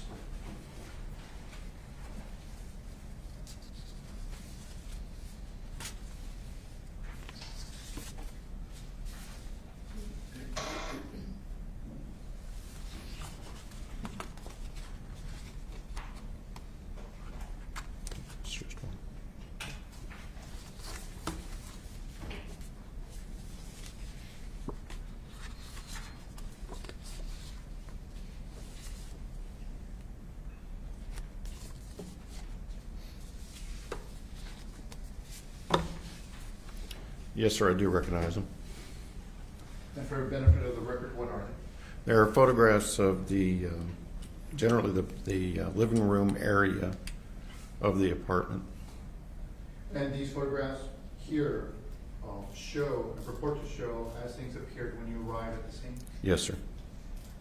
The same would like to offer state's exhibits number 22 through 27 into evidence. Any objections from defense counsel?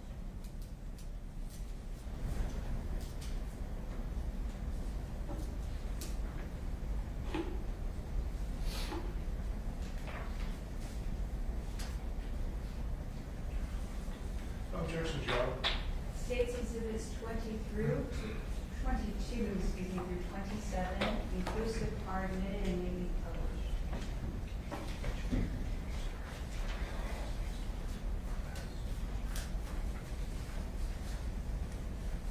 Mr. Alms, I'm going to show you what's been marked as state's exhibit number 2. I'm going to show it on the screen.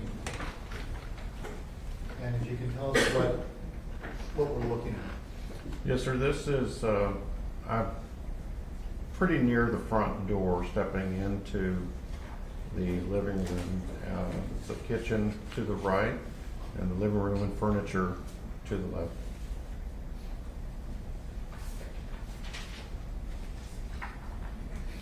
I'm going to show you what's been marked as state's exhibit number 23. If you can take a look at state's exhibit number 23 and let me know if you recognize it. Yes, sir, I do. And what are we looking at? I'm standing in the living room looking at the kitchen. I noticed some broken dishes of some sort on the kitchen floor. Let me show you state's exhibit number 24. Can you tell us what we're looking at? Yes, sir, that's a closer view of where I was standing before, just zoomed in on the broken glasses and dishes on the floor. Let me show you state's exhibit number 25. Can you tell us what we're looking at? Yes, sir, that's another view of the kitchen. I've stepped around to the side of the counter, getting a better view of the kitchen. Some more broken glass on the floor. Let me show you state's exhibit number 26. Can you tell us what we're looking at there? Yes, sir, I'm in the living room, looking back towards the kitchen from the opposite side of the living room from where I was before. To the right is the kitchen. To the left is a small nook that looks like it appeared to have been turned into a recording studio. And let me show you state's exhibit number 27. Yes, sir. This is the equipment in that recording studio. Electronic keyboard of some sort and possibly computer type items.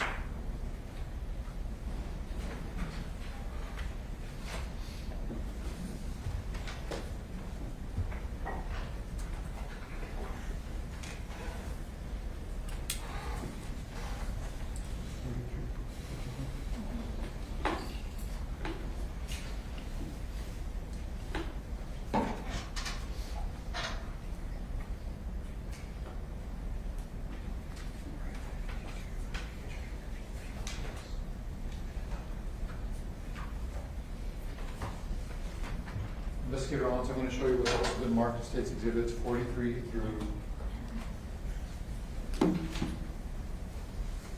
52. And if you can tell me if you recognize those exhibits. So, Mr. Warnos, I just have a clarification. I have 44 as Mr. Owens' report. Oh, excuse me. Is that? I have we have 42. 42, Mr. Owens' report. Our records indicate, and let me see. Mr. Owens, I may have misheard you. If you could just say what that might be, Mr. Owens, in front of you on the report. Mr. Owens' report is labeled as number 42. Okay, I may have just misheard you. So we are now speaking about states exhibits 43 through what number, sir? 52. Okay. And Mr. Owens, have you had a chance to look through state's exhibits 43? Just 43 so far. If you can look at the rest of it.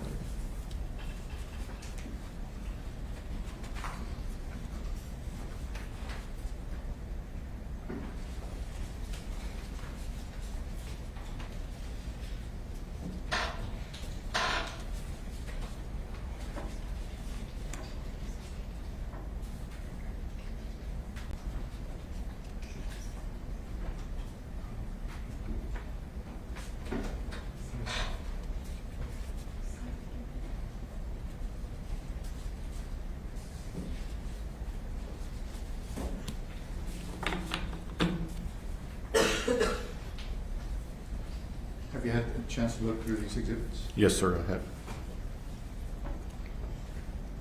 So, State's Exhibits 43 through 52, do you recognize them? Yes, sir, I do. And what are these images of? Those are photographs of taken from the living room, against pointing towards the windows, towards the far wall of the living room, and appears to be some art supplies and a purse and an easel. State would like to offer State's Exhibits 43 through 52 into evidence. Any objection from defense counsel?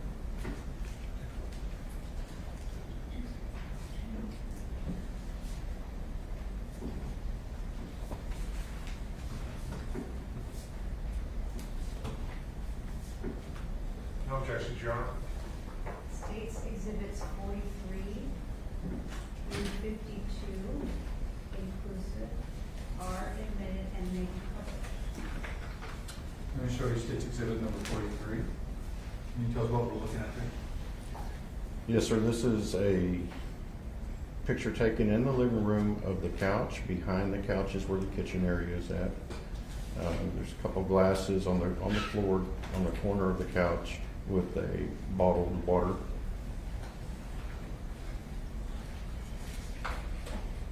Let me show you State's Exhibit number 44. Can you tell us what we're looking at? Yes, sir, that's a close-up of a glass with bottled water at the corner of that couch. Let me show you State's Exhibit number 45. Yes, sir, this is the same picture, but now this has a evidence place marker on it. And what label did you assign to this particular image in terms of an evidence label? That was number 2.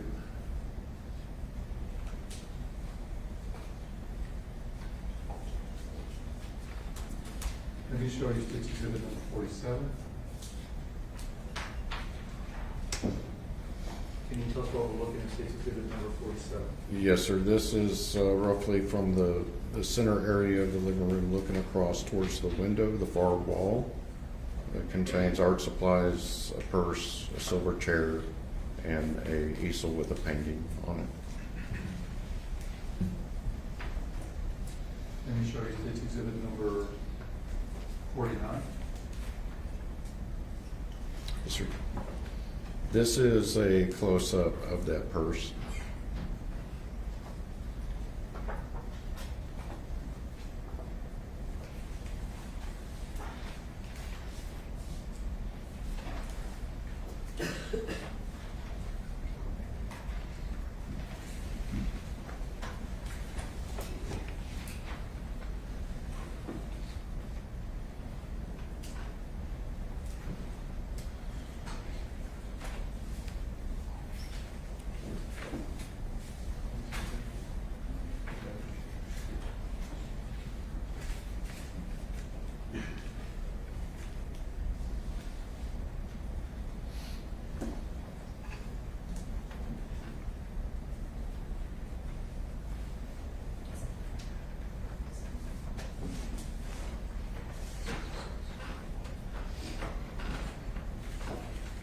And while you were at the scene, did you make your way from the living room into the bedroom? I did, sir. And did you take photographs of the bedroom? I did. Let me show you State's Exhibit number 53 through 66.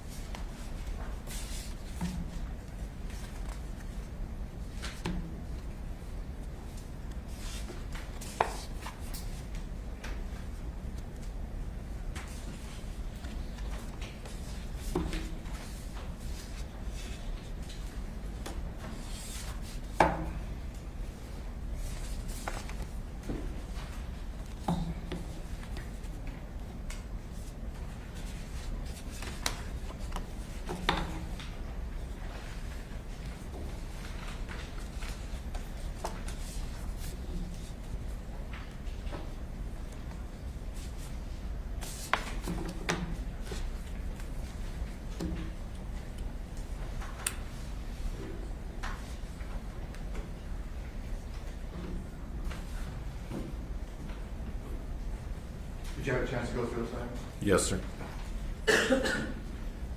And State's Exhibits number 53 through 66. Do these images accurately capture what they purport to capture the bedroom when you were present? Yes, sir. Steve would like to offer State's Exhibits 53 through 66. Did you have any objection?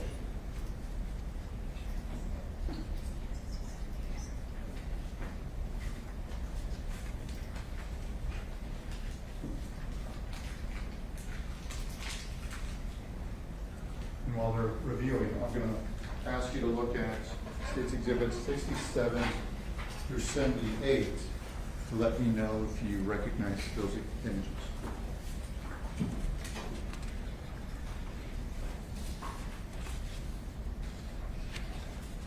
No objections as to the state's 53 through 66, I believe. States Exhibits 53 through 66 inclusive are admitted and may be published.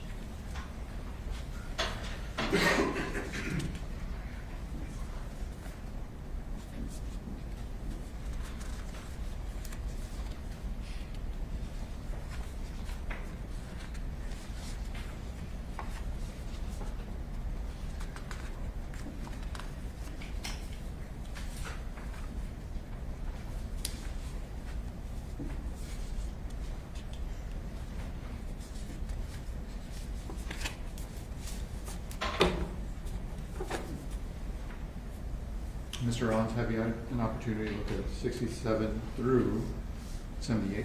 I have. And are these images that from the bedroom and items found in the bedroom? Yes, sir. And do these images accurately show what you saw at the Yes, scene on sir. that day? With the exception of the last one of the identifications, that didn't come out of the bedroom. That didn't come out with? The very last picture. Yes. I believe that came out of the purse in the living room. That came out of the person in the living room. Okay. And sir, would you repeat 78? We just couldn't hear what you said as the last photo where it came from. The living room, I believe it came from the purse. From the purse? Yes, sir. Okay, thank you. So I'm sorry, we just didn't hear what you said, that's all.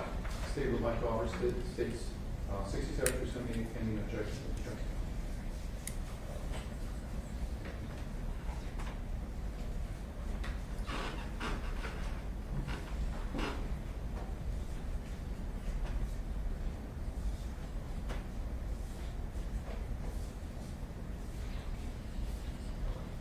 Objections, Your Honor. States Exhibits 67 through 68 inclusive are admitted. Regarding that last reference, State's Exhibit number 78, you said you got State's Exhibit number 78 from one of the persons that was in the living room? Right. One of the homicide investigators had pulled it out and asked me to photograph it. And for the benefit of the record, can you tell us what we're looking at? Seems to be two separate debit cards with the name Sasha Skare on it.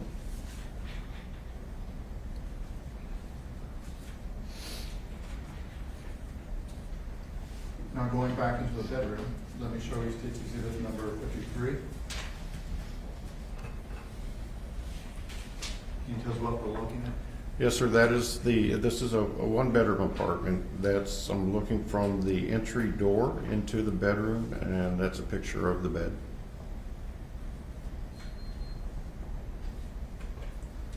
Let me show you State's Exhibit number 55. Can you tell us what we're looking at that exhibit? Yes, sir. I'm on the bed's left, not as if you're looking at the bed, but as if you were the bed, it would be to the left of the bed, if that makes sense. I'm on the bed's left, photographing across the top of the bed. And on the mattress, we see two markers. Can you see them from your vantage point? Uh, Let me show you the photograph.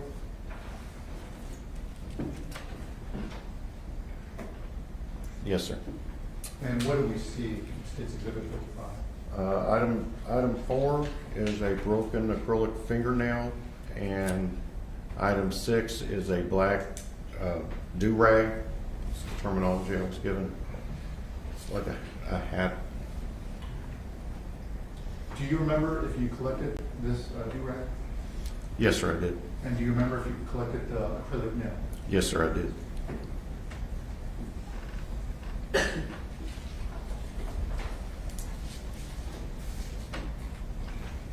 me show you State's Exhibit number 58. Can you tell me what we're looking at State's Exhibit number 58?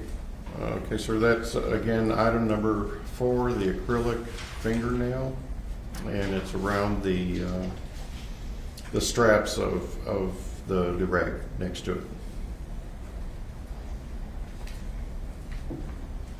And let me show you State's Exhibit number 60. If you can tell us what we're looking at in State's Exhibit number 60. Okay, this is at the headboard to the bed's left, and the rails are off of the bedpost of the headboard.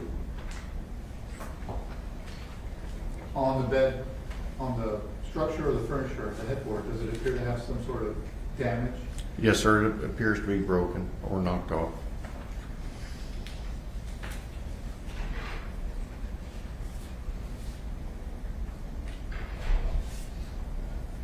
Let me show you State's Exhibit number 63.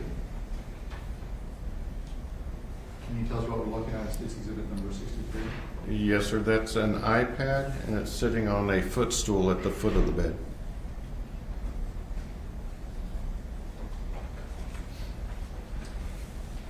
Let me show you State's Exhibit number 65. Can you tell us if you recognize State's Exhibit number 65? Yes, sir, that was a bag of clothing type items. It was to the bed's right on the floor.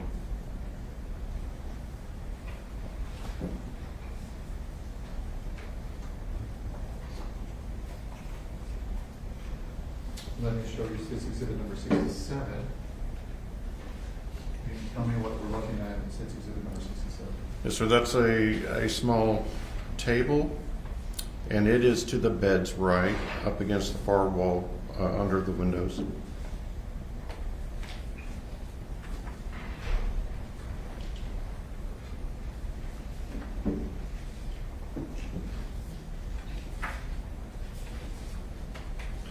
Let me show you State's Exhibit number 71. Can you tell us what we're looking at? Yes, sir, that's looking at the bed's left, the side of the headboard that was either broken or knocked loose. That is the window seal with, it looks like a key fob on the window seal. And let me show you State's Exhibit number 73. And if you can tell us where you took State's Exhibit number 73, where did you find State's Exhibit number 73 in the image? Yes, sir, this is in the bedroom's closet, on the right side of the closet, on the top shelf. And what is it? That is a pistol case. And did you have an opportunity to collect that pistol case? Yes, sir, I did. And if you need to refer to your report, can you provide more information about the pistol case? The pistol case, it was empty. There was no firearm in it, but there was a pistol lock, owner's manual, a receipt for a firearm. There was a folder that contained personal documents in it, and that's about what was in it.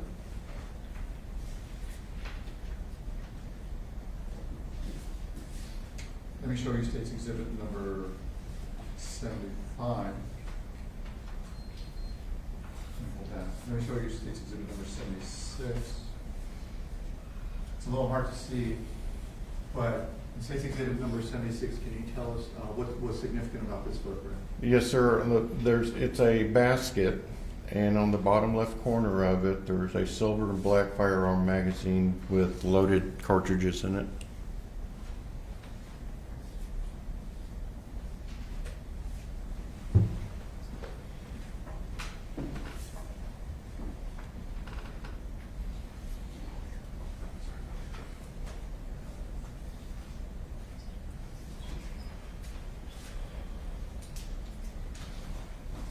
And did you have an opportunity to also photograph the body?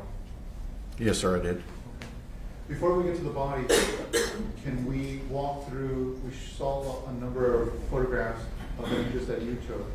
Can you walk us through, so we have an understanding of the process? Once you arrived, you took some photographs. Did you receive any additional instructions while you were there? No, sir, other than what I was told originally, that the officers had discovered an apparent bullet hole in the front door of the apartment. They got it opened immediately. On the other side of the door, the deceased was laying on the living room floor.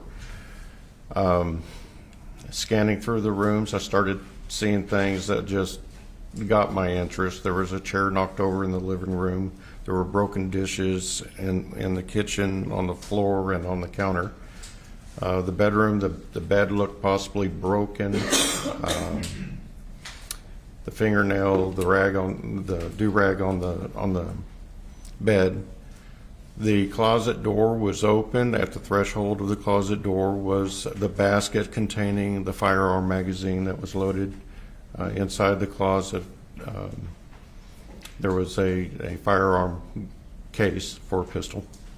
The firearm case that was empty, was there a caliber or type of weapon associated that was labeled associated with that case?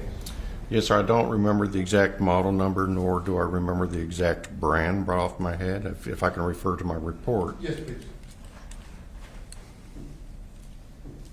please. Okay, sir. It had a label on it for Springfield Armory XDSG 9mm. Serial number HG940727.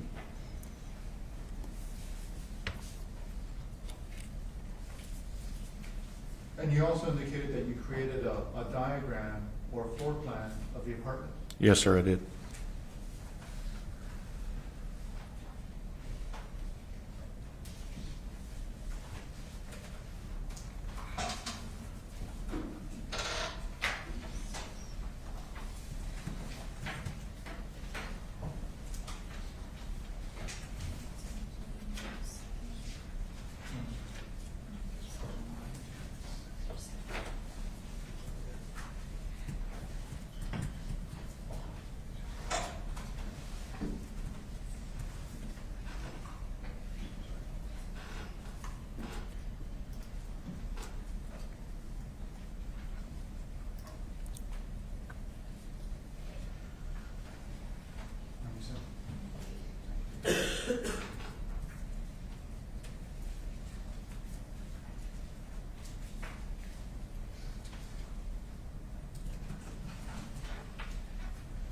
Investigator Hans, I'm going to show you what's been marked as State's Exhibit number 98. Take a look at State's Exhibit number 98 and let me know if you recognize it.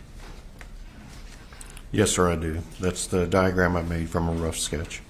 And this diagram that you created, does it show in relation to where the bedroom is, in relation to where the kitchen is, in relation to where the body was found? Yes, sir. Does this diagram either provide a representation or demonstration of what the apartment looked like on that day? Yes, sir, that apartment.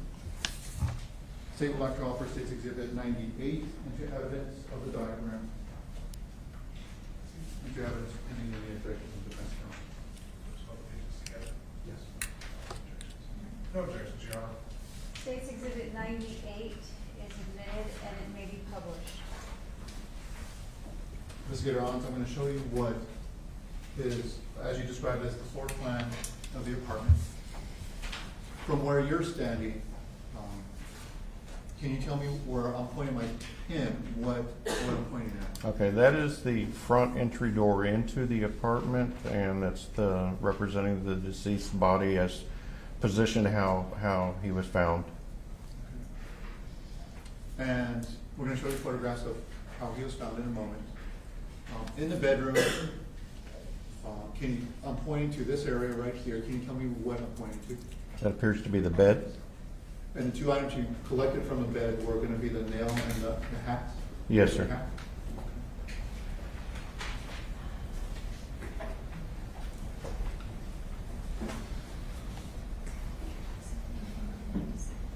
And finally, I'm going to show you State's Exhibits 79 through 97. Correct.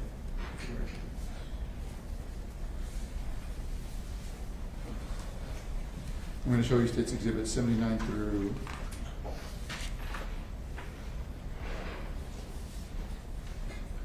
83. If you can take a look at State's Exhibit 79 through 83.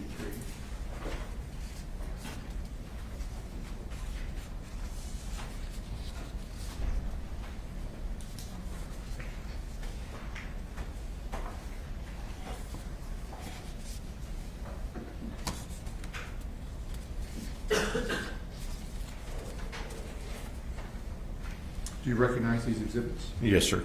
And do the images that we see here in these exhibits, do they accurately show what they purport to show? Yes, sir. And these are images of the body that you found. Yes, sir. If you'd like to offer State's Exhibit, State's Exhibit 79 through 83.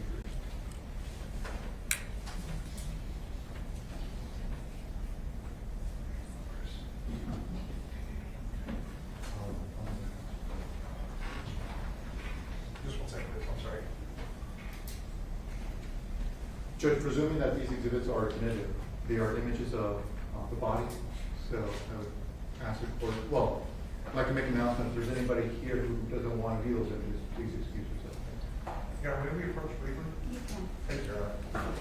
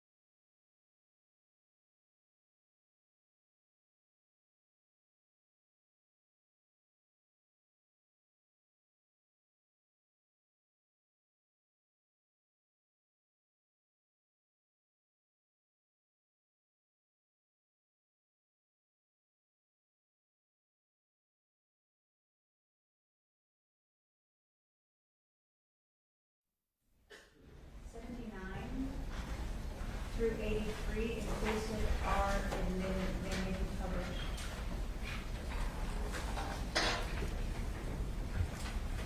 Investigator Hans, let me show you.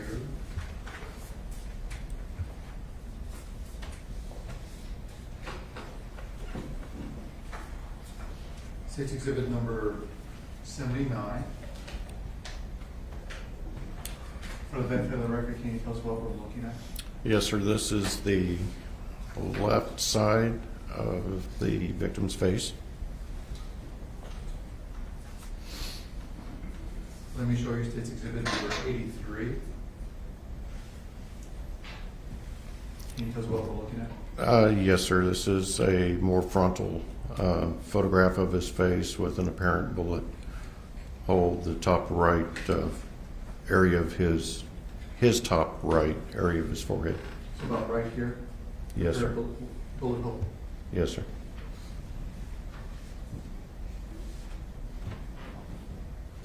Let me show you State's Exhibit number 81. Can you tell us what we're looking at? Yes, sir. This is a photograph, frontal looking at towards his waistband area.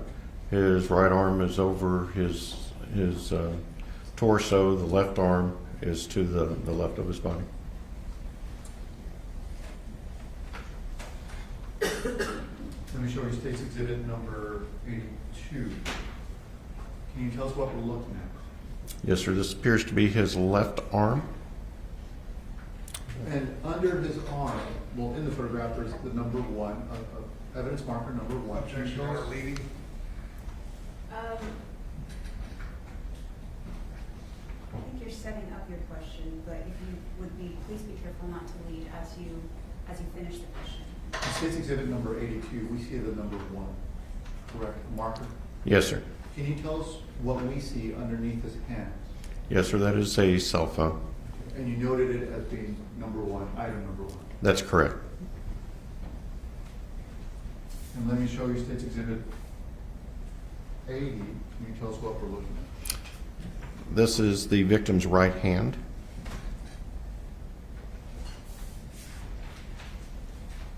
Now, in addition to taking a number of photographs, you also collected items, right? That's correct.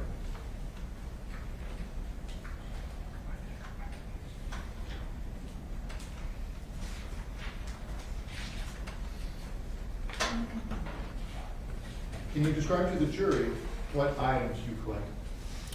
I collected the cell phone. That was item number 1. As well as the broken acrylic fingernail that was on the bed. That was item 4. I collected the firearm magazine with loaded cartridges in it. That was number 5 in the basket on the floor in the bedroom at the threshold of the closet door. I collected the hat or do-rag that was also on the bed near item number 4, the fingernail. And I collected a black plastic pistol case that was in the bedroom closet on the top right shelf.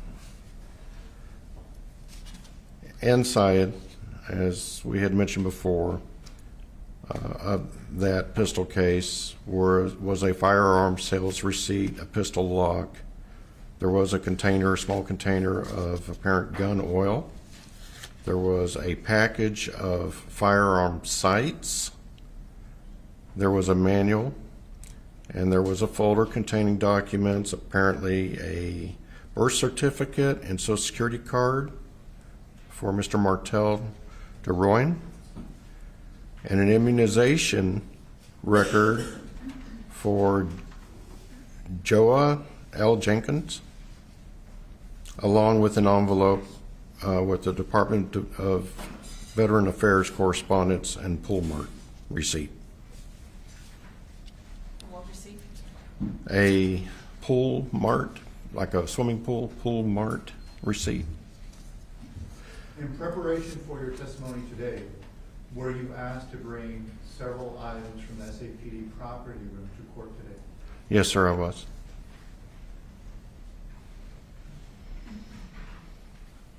And I'm going to show you initially several large packages, and we're going to go into each package. Okay.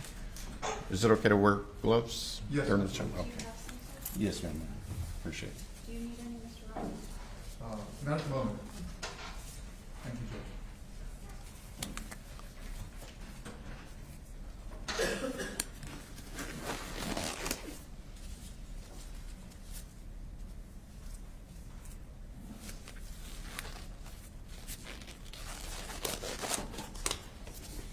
And for the benefit of the record, during a break, you and I and defense counsel went through these exhibits, correct?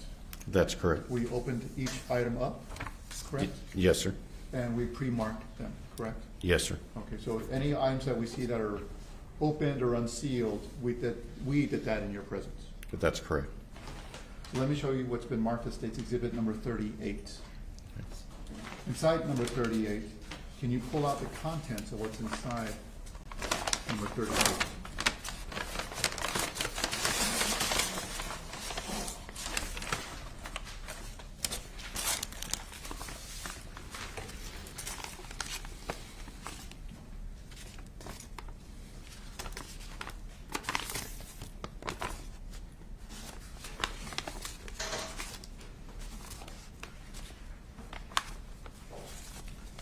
So we pulled out, you put out 3 large envelopes. Yes, sir. I'm going to ask you to take a look at 38A, and if you can tell me what 38A is, or if you recognize 38A.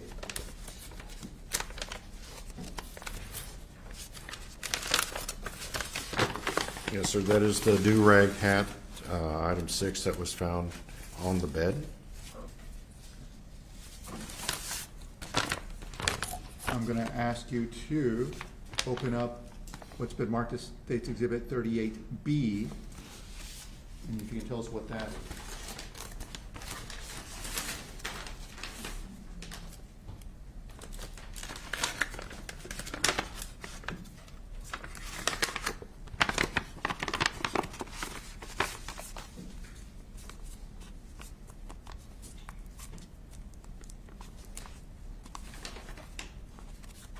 Do you need scissors? Yes, sir. I'm just feeling it feels empty. Okay. Can you tell me what item you placed in 38? It was the acrylic fingernail. And what did you label it as? Item 4? Okay. E4? Yes, sir. You can put the packaging back.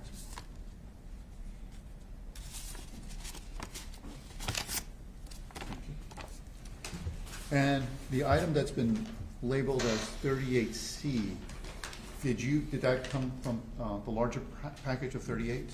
Yes, sir, it did. And what is it labeled as? Fingernail clippings. And to be clear, you did not collect any fingernail clippings. No, sir, I did not. But for the benefit of the record, you brought this package from the property room this afternoon. That's correct.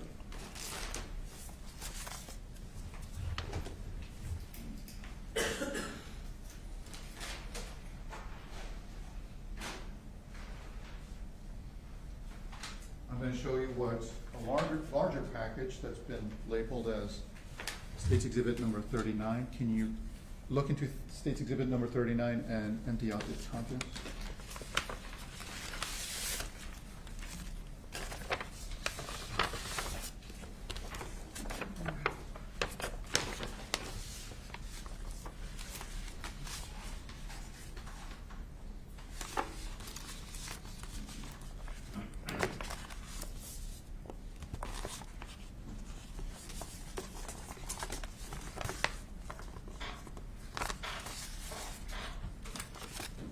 So I'm going to ask you regarding State's Exhibit number 39A. Can you tell us what State's Exhibit number 39A is?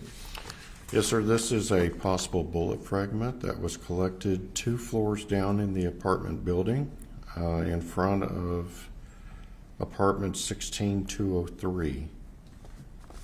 So this was not collected at the apartment where you took the photographs from? That's correct. Okay. And we'll get to the reason why you collected in a little bit. Let me ask you about State's Exhibit number 39B. This also is a possible bullet fragment collected very near where the first one was collected on the 2nd floor in front of apartment 16203. And let's take a look at the third item, State's Exhibit 39C. Can you tell me what's...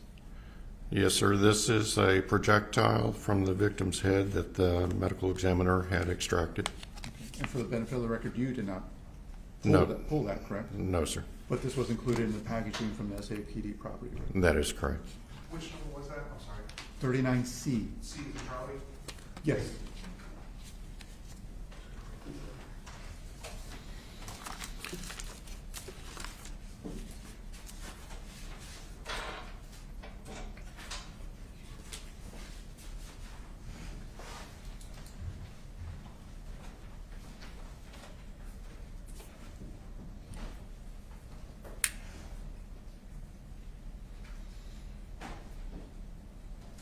show you what's been marked as State's Exhibit number 37. Can you take a look at State's Exhibit number 37 and tell me what it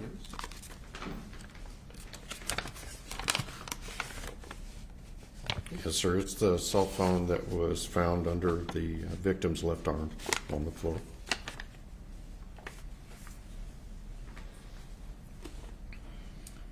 And let me show you what's been marked as State's Exhibit number 36. If you can open State's Exhibit number 36 and empty its contents.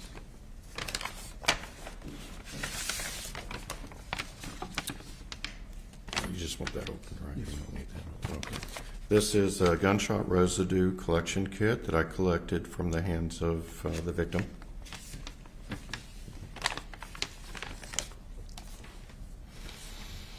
Now, regarding State's Exhibit, in terms of the actual kit itself, for the benefit of the record, can you tell us, is it labeled 36A?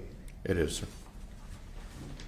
Regarding the gunshot residue kit, can you walk me through, at least from a CSI standpoint, why you collect a GSR kit and how you go about it? Yes, sir. It's a kit to try to determine who fired a firearm. When a firearm is fired, the gunpowder inside the bullet, or in the cartridge of the bullet, starts burning. It creates extreme pressure. It pushes the bullet projectile down and out the barrel. As such, and many times the powder is still burning. Some of it may not burn. In the case of many firearms, a semi-automatic, for example, the slide will also almost instantaneously start moving to the rear to eject the empty shell casing. And as it does that, some of that powder is still burning in the barrel. And because of that, some powder residue, whether it be burnt or not burnt yet, gets thrown out the side of the firearm, and oftentimes will stick to the moist skin of a person's hand that's holding the firearm. The kit itself consists of 2 applicators with a sticky substance. Reminds me of Scotch tape, the adhesive on Scotch tape. We literally blot certain areas of the hand, trying to collect any of that powder residue on the hands. One is labeled for the left hand, the other one is labeled for the right hand. We send that in, and the crime lab determines whether there was any powder residue that stuck to the applicators.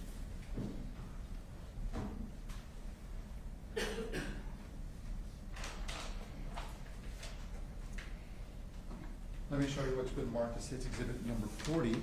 You can open that up and let me know what's inside.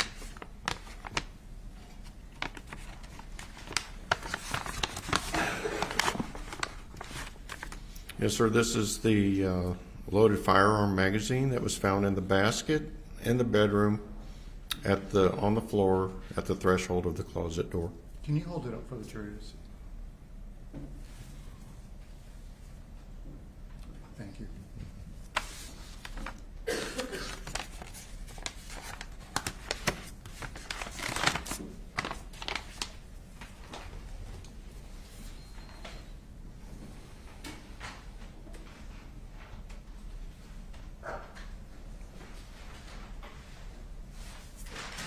Let me show you what's been marked as State's Exhibit number 41. Can you take a look at State's Exhibit number 41 and let me know if you recognize it? Yes, sir, I do. And what's State's Exhibit number 41? This is the gun case that was found in the bedroom closet on the top shelf. And I'm going to remove the packaging from State's Exhibit number, I'm going to remove State's Exhibit number 41. And for the benefit of the record, I'm going to label the case State's Exhibit number 41A. Additionally to that, I'm also going to label what's been marked as State's Exhibit 41B. Can you tell me what State's Exhibit number 41B is? 41B was found inside the case. This is a Yes.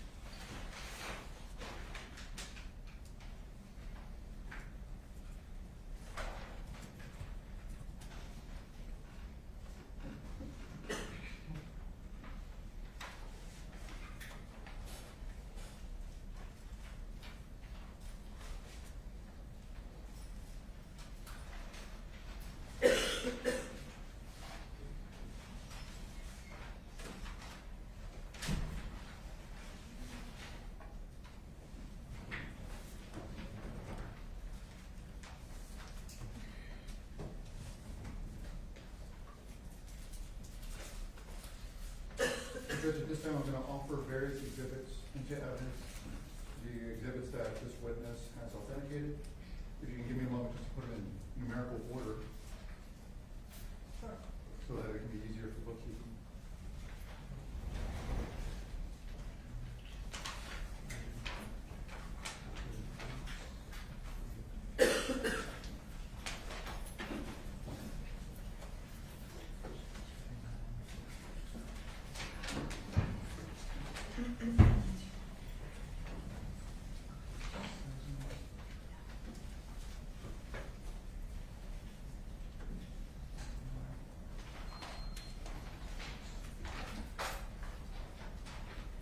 So this time, the state would like to offer State's Exhibit number 36, which is a GSR gunshot residue kit.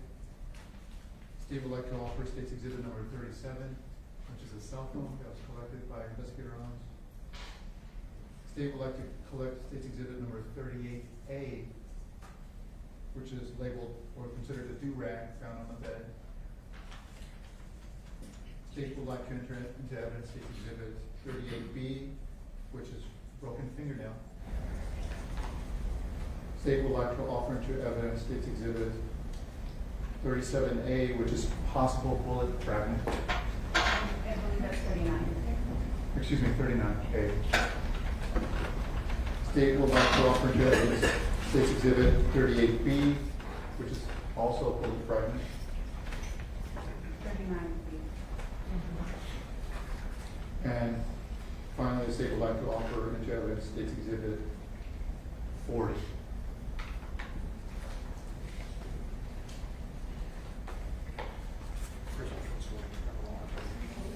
Is the firearm magazine.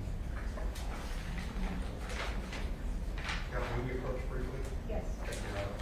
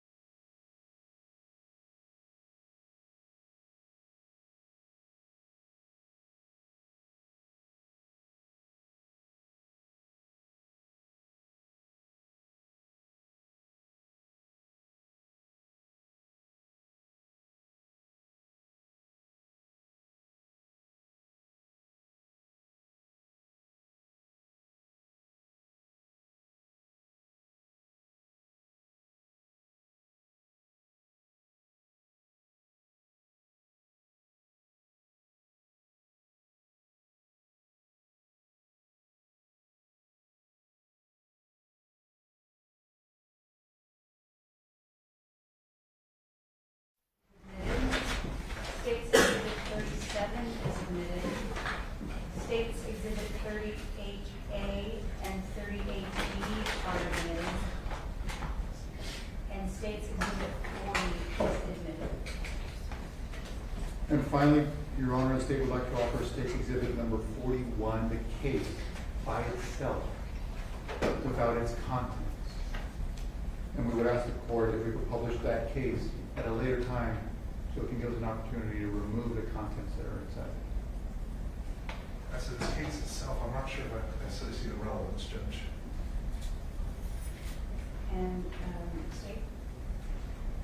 Is this the gun case that was located in the bedroom? Yes, ma'am. I think it is relevant in the sense that a gun was used. The evidence of a semi-automatic being, or at least of a defendant walking around with a semi-automatic. This gun case is missing. It does seem to be probative to some level. I am going to admit State's Exhibit 41A. I'll respectfully overrule the defense's objection. 41A, which is my understanding the gun case without any context, is admitted. Thank you. And with the court's permission, we'll publish 41A once we remove the contents. Yes, sir.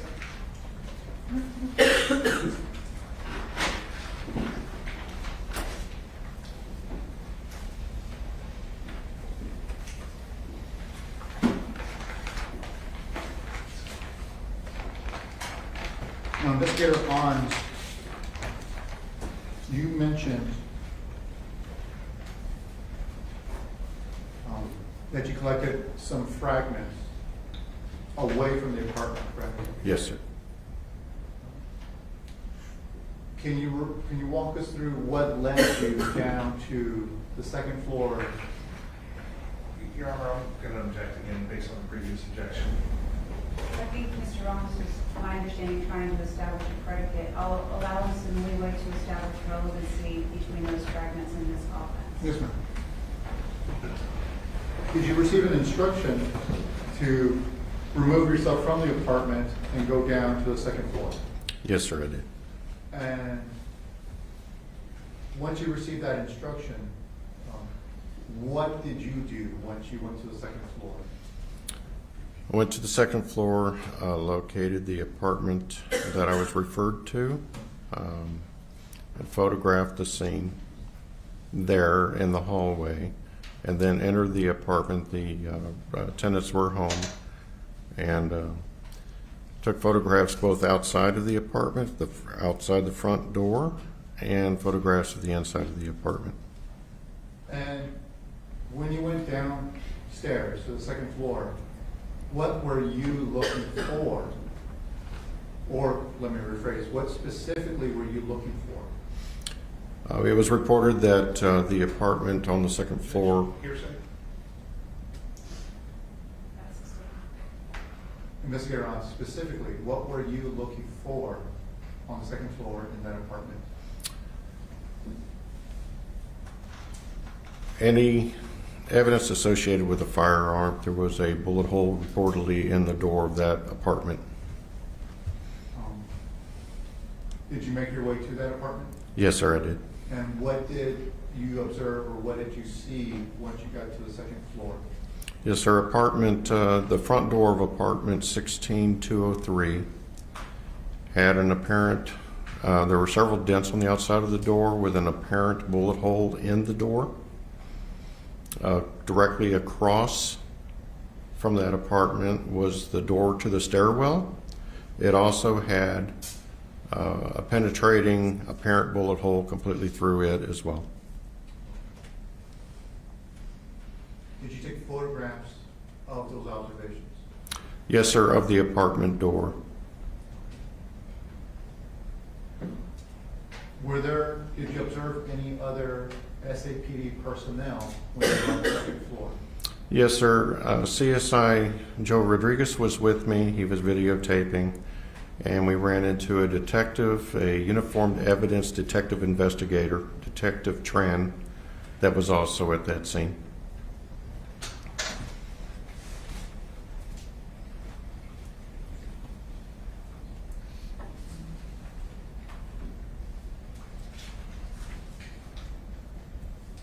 Do you remember the apartment number on the second floor?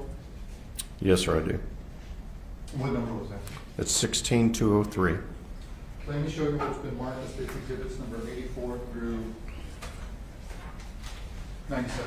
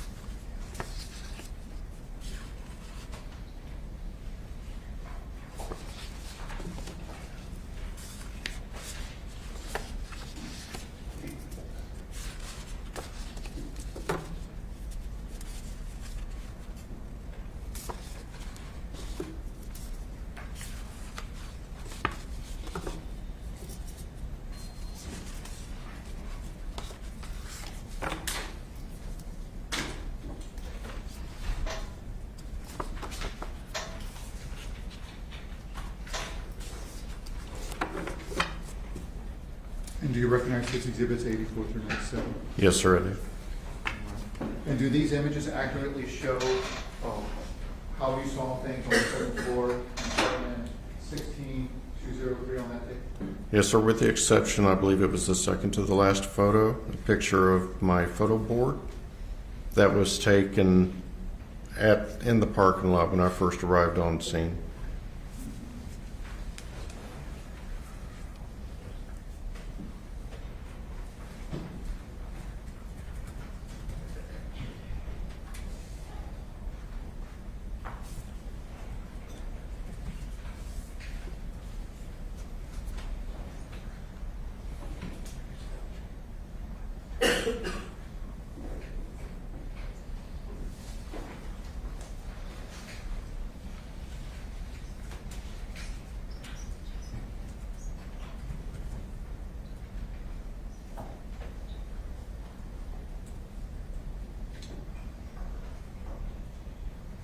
And finally, investigator on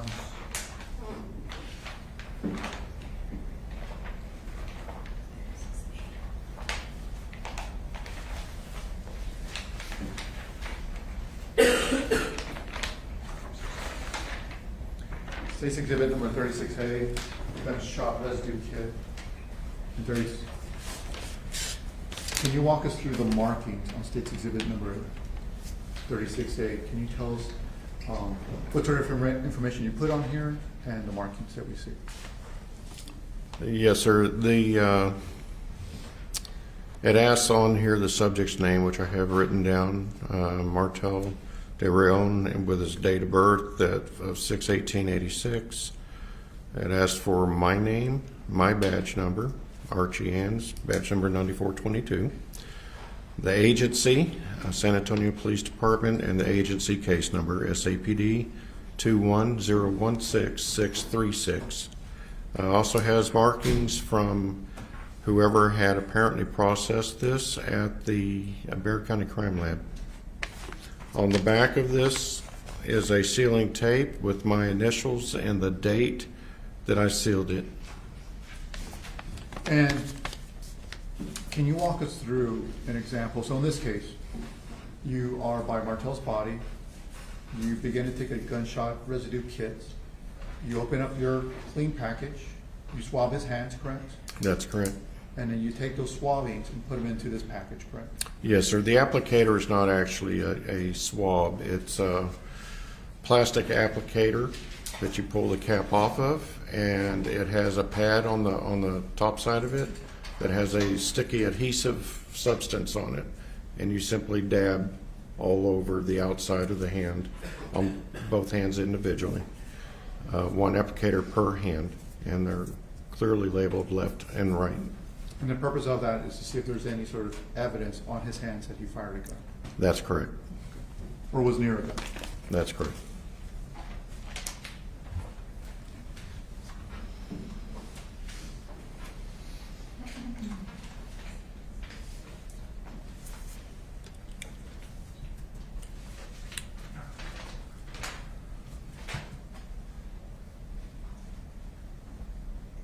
So at this time, Your Honor, the state will pass the witness. Okay, let's go ahead and take a short break. Ladies and gentlemen, I'm going to give you a 10-minute break right now, and then it's my intent that when we come back, we push on to the rest of the afternoon until our 5 o'clock break. So I'm going to go ahead and give you this break now. Let's return at 4 o'clock. All rise for the jury.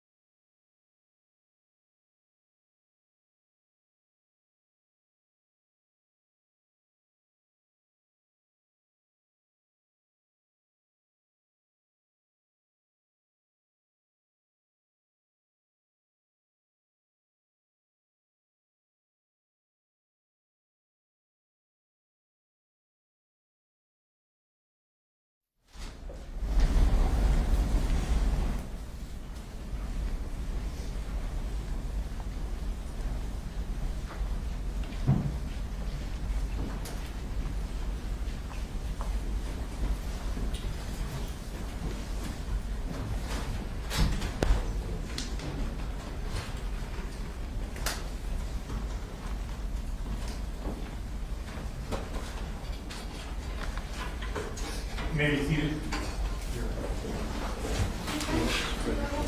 Yes, sir. All right, good. Good afternoon, Mr. Officer Rollins. How are you doing today? Okay, sir. All right, my name's Adam, I'm a defense attorney, and I have some questions for you, okay? Okay.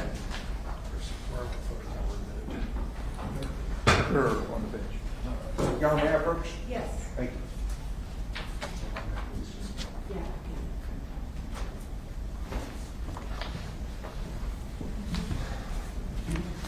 So, forgive me, we looked at a lot of photos here, so it may take just a minute.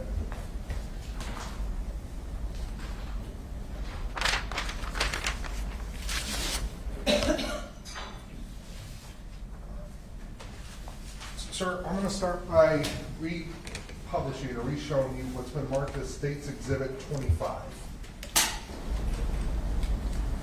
See that? Yes, sir, I do. All right, and you see this before. What are we looking at here? This is a view of the kitchen from the end of the counter that separated the kitchen and the living room. All right, and you took this photo? I did. All right. I don't know if you can see it up here on the projector. If not, we'll hand it to you. Do you see something on the ground? Yes, sir. What do you see there on the ground? Broken glass. Broken glass? All Yes, right. Seems like a kind of obvious question, but broken glass isn't something you normally find on the ground just laying around in the apartment, correct? That's correct. All right. All right. Similar question, sir. I'm now going to show you what's marked as State's Exhibit number 23. Again, can you tell what we're looking at here? Yes, sir. This is taken from the living room looking to the kitchen. And again, broken glass and dishes on the kitchen floor. All right. Do you know how many glasses or dishes were broken? I have no idea, sir. Have you, well, let me ask you this, going back to the very beginning. How long have you been a crime scene investigator? 23 years. I mean, 23 years. Seen a lot of stuff? Yes, sir. All right. You've seen domestic disturbances before? Yes, sir. All right. You've seen dishes being thrown, glasses being broken? Yes, sir. Not an uncommon sight for those kind of altercations? That's correct. All right. Next question. Similar. Looking at 22, I believe we're looking at a living room. Yes, sir. And what can you tell us about this chair? I'm sorry, can you point to the chair again? Yes, sir. I'm pointing Yes, to- sir. It's knocked over, and I believe one of the legs was broken on it. One of the legs was broken as well? Yes, sir. All right.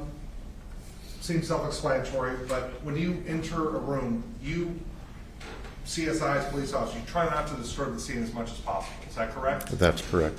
So certainly it wasn't the police that broke the dishes, didn't knock over the chair or anything else like that? No, sir. And that was done prior to your arrival? That's correct, sir. All right.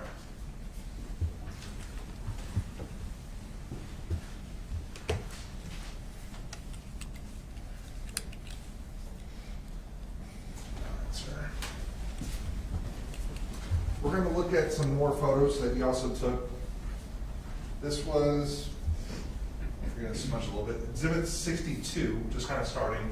What was this that we were looking at? This is at the foot of the bed. It's looking at the footstool, and on it is an iPad.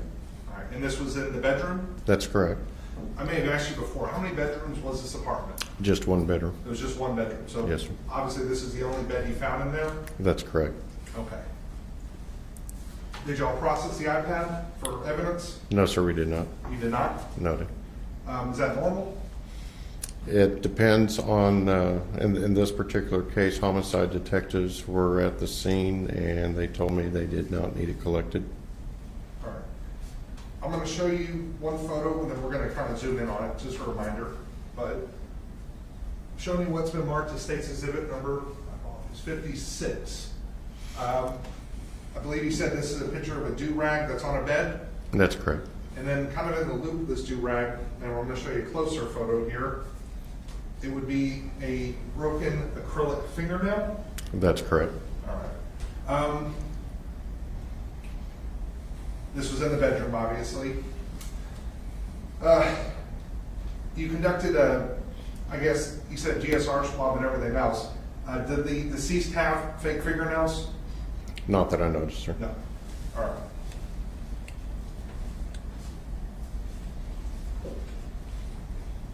Continue to look into the bedroom. One moment, need to find a photo for it. Just a second, sir.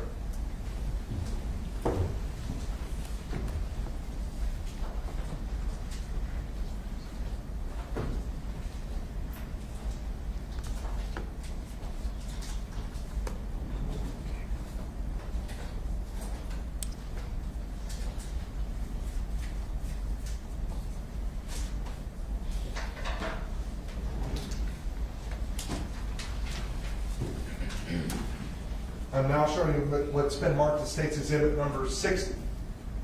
Is this also taken in the bedroom? That is correct. And what are we looking at here, sir? This is the headboard, the bed's left side of the headboard, and the rail. You said left side. Can you, just so for orientation, what do you mean by that exactly? The bed's left, not as I'm looking at it and viewing. If I'm viewing it, it's to the right, but I'm describing it as the bed's left, which would be to my right. Okay, all right. Obviously, you've seen bedposts and headboards before, correct? That's correct. Would you say this is broken? I would have to get a closer look of the picture, whether it's broken or just simply knocked off the hinges of where the rail connects to. Yes, sir. Manny, what's been marked as State's Exhibit 60? It does appear to be broken. Thank you, sir. Yes, sir. And actually, still looking at 60, can you see anything on the ground around the bottom of that bedpost? Or Yes, sir. headboard post, I'm sorry. Yes, sir. What do you see, sir? It looks like debris. Debris? Wood flakes or wood chips? Wood chips, wood flakes. Yes, sir. And that be consistent with the bed being broken? That's correct, sir. Would you agree with me that that looks like a pretty sturdy headboard? I'm showing you what's been marked as State's Exhibit, forgive me, looks like 53. Now, it's made of wood? Yes, sir. All right. It would take some force to break that or cause the breaking of it? That's correct. Okay.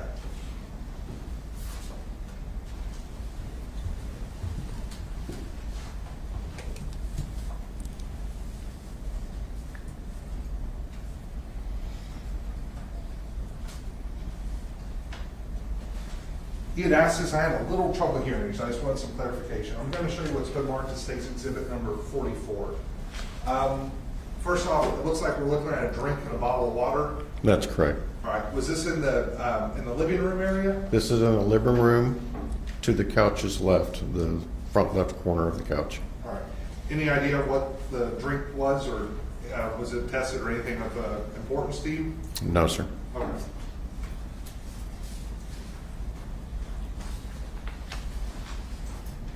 Then once again, we're going to take a look at exhibits 51 and 52. We'll start with 52. What are we looking at here, sir? This is the purse in the living room by the painting easel. Okay. And then I'm going to show you right after it. That State's Exhibit 51. Is that, well, my volume's a little bit sideways. There we go. We're looking at the same thing, just a little bit further back. That's correct, sir. All right.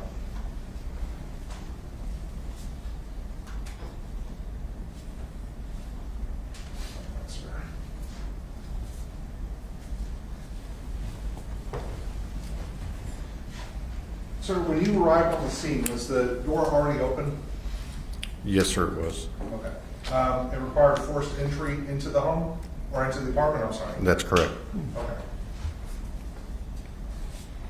And do you know why they required forced entry? Considering the circumstances, a welfare check was called. Police get there, notice an apparent bullet hole in the front door of the apartment.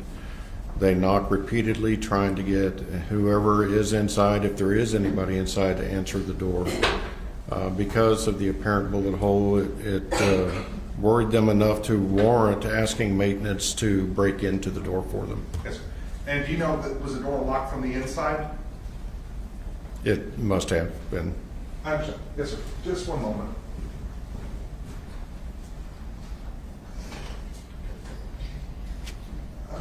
Just one second, Rich.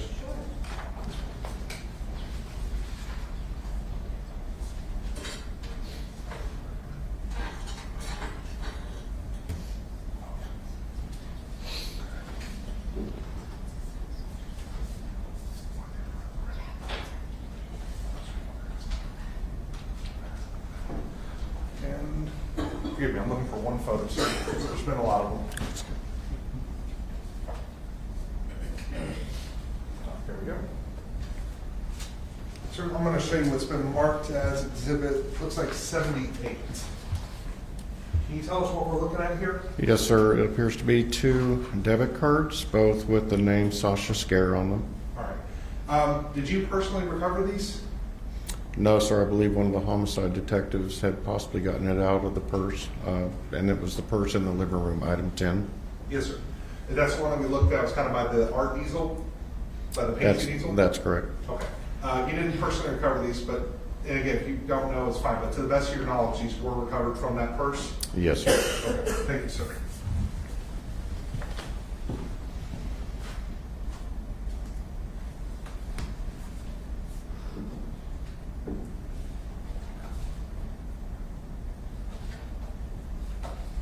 I actually have some questions for you, just for clarification. I'm going to show you some marked as State's Exhibit number 68. Can you tell us what we're looking at there, sir? Yes, sir. This is a watch that's on the floor next to a table in the bedroom. All right, now, I'm sorry, I didn't mean to interrupt you. Go ahead, sir. And that table was located on along the wall that had the windows on it. Along the wall? Yes, sir. To the bed's right. That was my next question. It was in conjunction or relation to the bed. Where was it exactly? To the bed's right.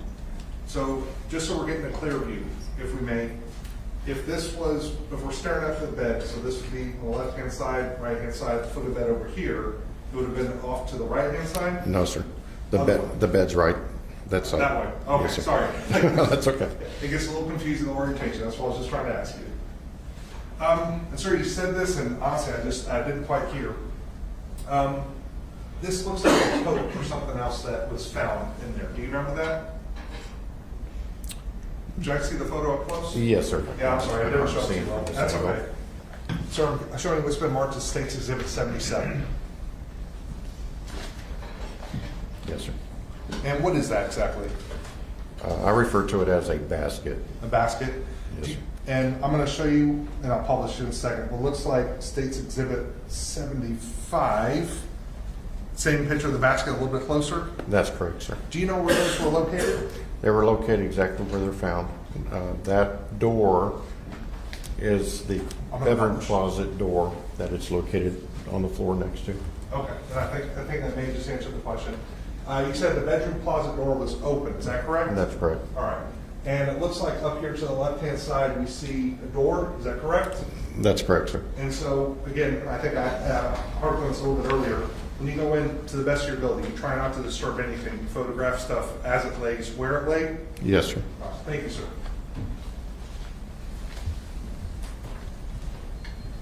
Just one moment, Your Honor.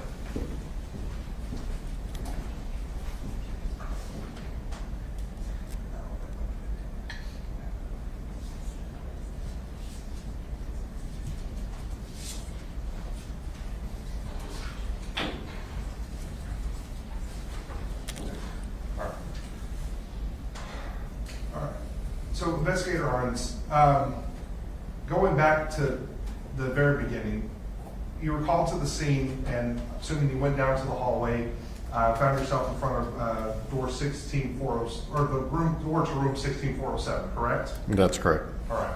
I believe you took photos, or you observed. Did you observe what appeared to be a gunshot hole in that door? Yes, sir. All right.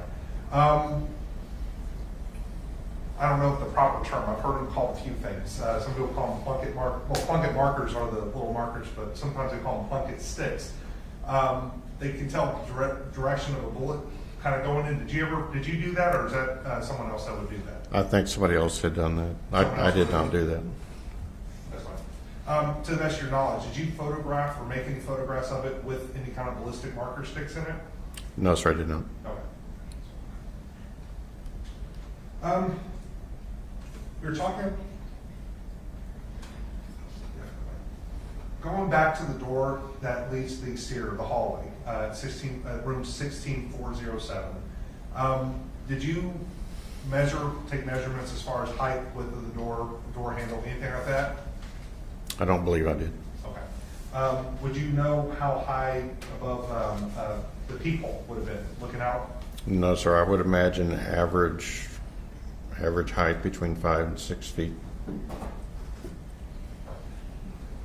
Okay.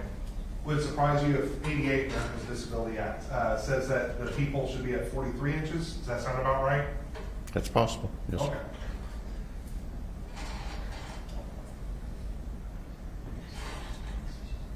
Just 1 second, Your Honor.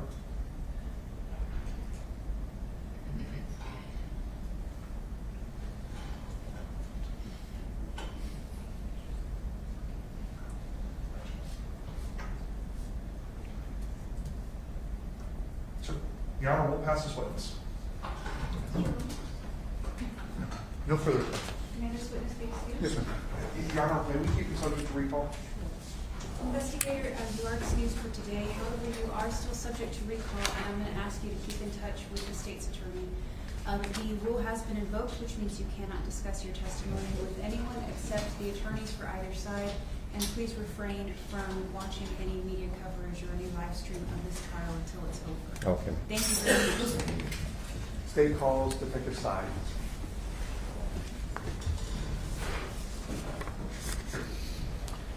Thank you, sir.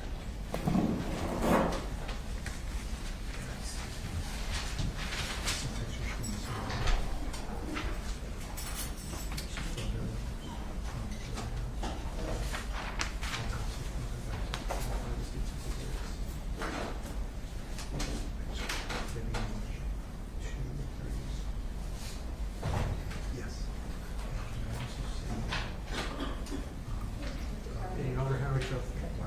I'm just going to wait for the court reporter to be done. You can go ahead and have a seat.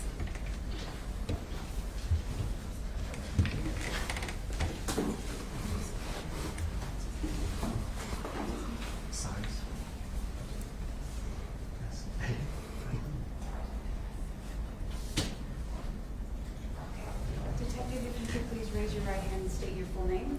Lawrence Patrick Size. Do you swear or affirm that the testimony you're about to give will be the truth, the whole truth, and nothing but the truth?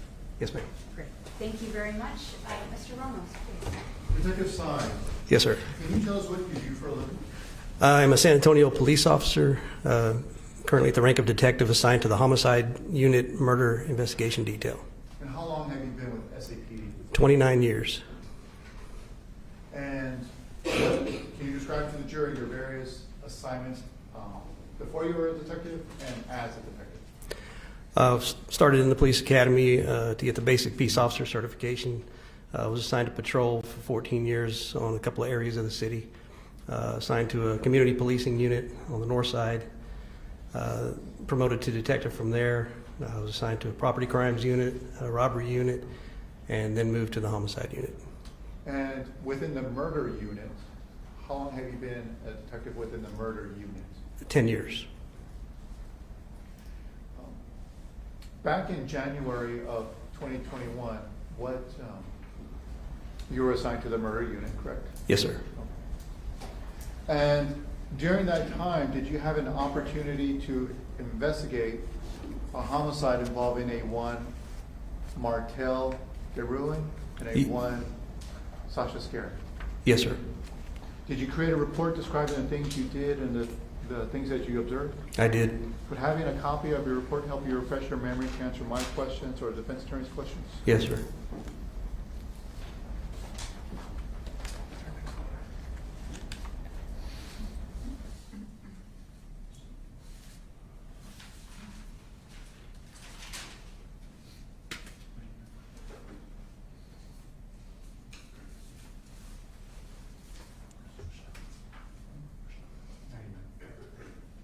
Detective, I'm going to offer you what's been marked as State's Exhibit number 99.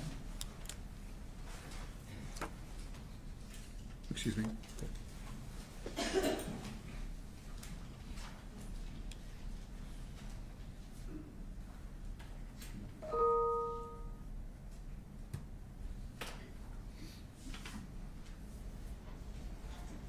Yeah, I'm going to show you what's been marked as State's Exhibit number 99. If you can take a look at it and let me know if you recognize State's Exhibit 99.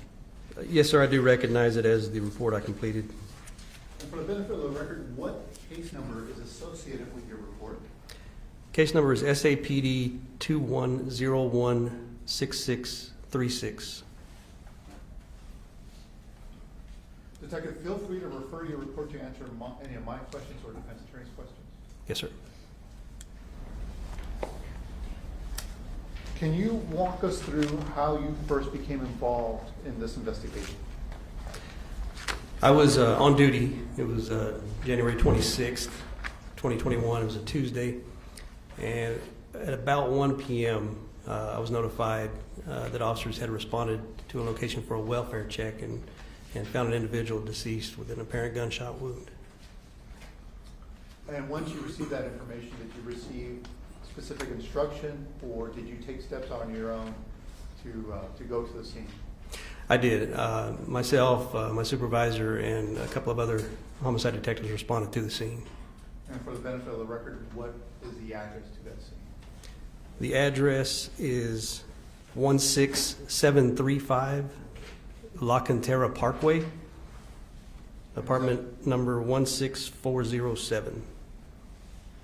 And is that apartment located in Bexar County, Texas? Yes, sir.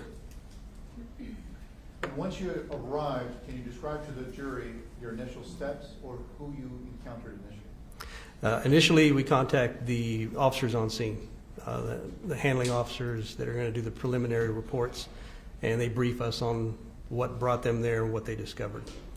Kind of give us direction of where we're going to be going. When we arrived, we took an elevator to the 4th floor. That's where the apartment was located. And the officer showed us the door to that apartment and pointed out that there was a bullet hole in the door. When you saw a bullet hole to the door, was the door already opened or was it closed? It had been forced open. It was not completely closed, but it was pulled closed just for security of the scene. But we were able to enter after that. Did you make entry into that apartment? Yes, sir. And can you describe to the jury what you first saw when you entered? Immediately entering is where we saw the victim laying on the floor. He was on his back. Head was laying toward the right. You could see that he did have a gunshot wound to his head, approximately this location. There was a lot of blood, and I noticed that he had a cell phone on the floor below his left hand. Going past him, you could see that there were signs that maybe a fight or some type of altercation had taken place inside the apartment. There was a chair overturned. There was some broken glass, or there was broken glass in the kitchen on the floor, probably from dishes that were smashed. Going into the bedroom, you could see things scattered about. The bed itself was broken. The headboard, the frame of the bed was broken. Noticed on the mattress that there was a broken acrylic fingernail that was commonly worn by women. It was on the bed. Some items from the closet that were on the floor looked like they had been pulled out. One in particular was some type of storage bag that had a loaded magazine, a magazine being for a firearm, had some ammunition in it. And based on your initial view of the scene and of the body, what were your initial assessments as to how you should describe this investigation and what steps you should take? It was pretty obvious to us it was a homicide investigation.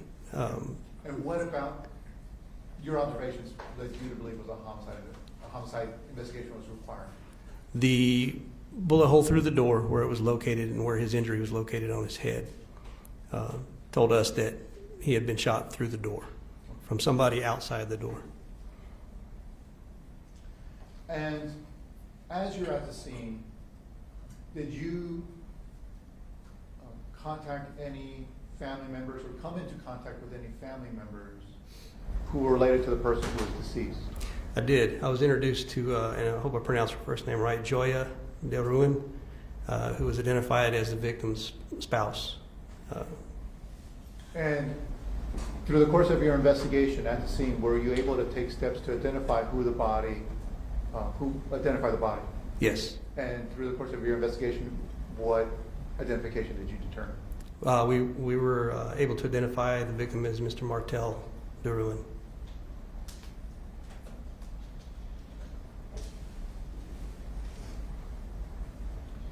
As you assessed the apartment, as you took a visual assessment, what were your initial impressions about the apartment and the things you observed? As I mentioned earlier, it appeared like some type of fight had occurred inside, some kind of disturbance.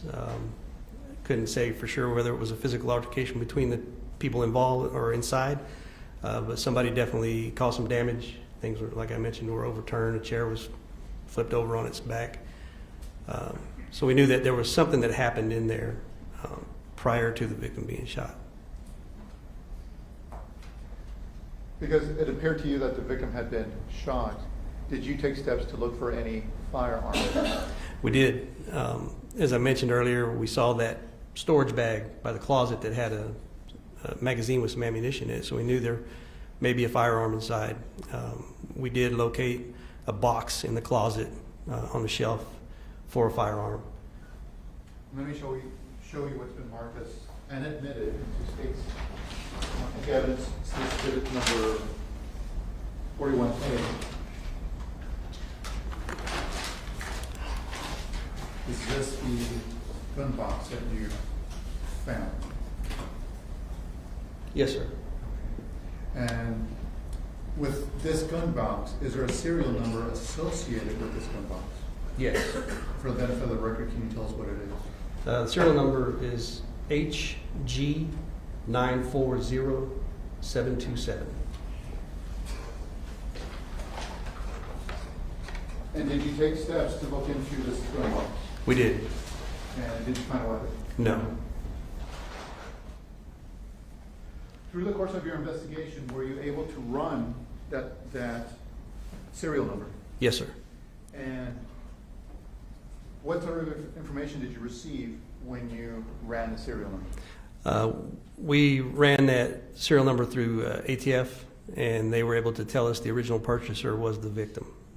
And what additional information about the weapon itself did it provide? Where the weapon was purchased, when it was purchased. Did it provide a caliber or description of the type of weapon it is? Yes, and it matched the box as a 9mm, and it gave a make and model. Okay. A 9mm semi-automatic? Yes, sir.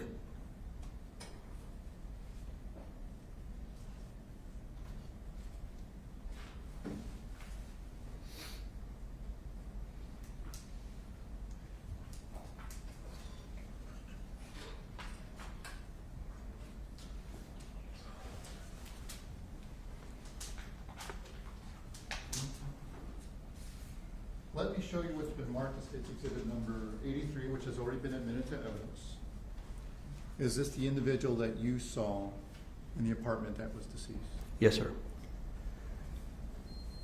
Let me show you what's been identified as State's Exhibit number 7. Is this the same individual that we see in State's Exhibit number 83? Yes, sir. And State's Exhibit number 83 and State's Exhibit number 7 are the images of Martell. Yes. And in both images, is he deceased or alive? He's deceased. Let me show you what's been marked as State's Exhibit number 1 and number 2, both of which have been already entered into evidence. Can you take a look at those two exhibits and let me know if you recognize a person in those images? Yes. And who is that? That's Mr. Martell Derouen. So State's Exhibit 1 and 2 appear that are images of him when he's alive? Yes. And State's Exhibit 7 and 83 are of him when he is deceased? Yes, sir. Thank you.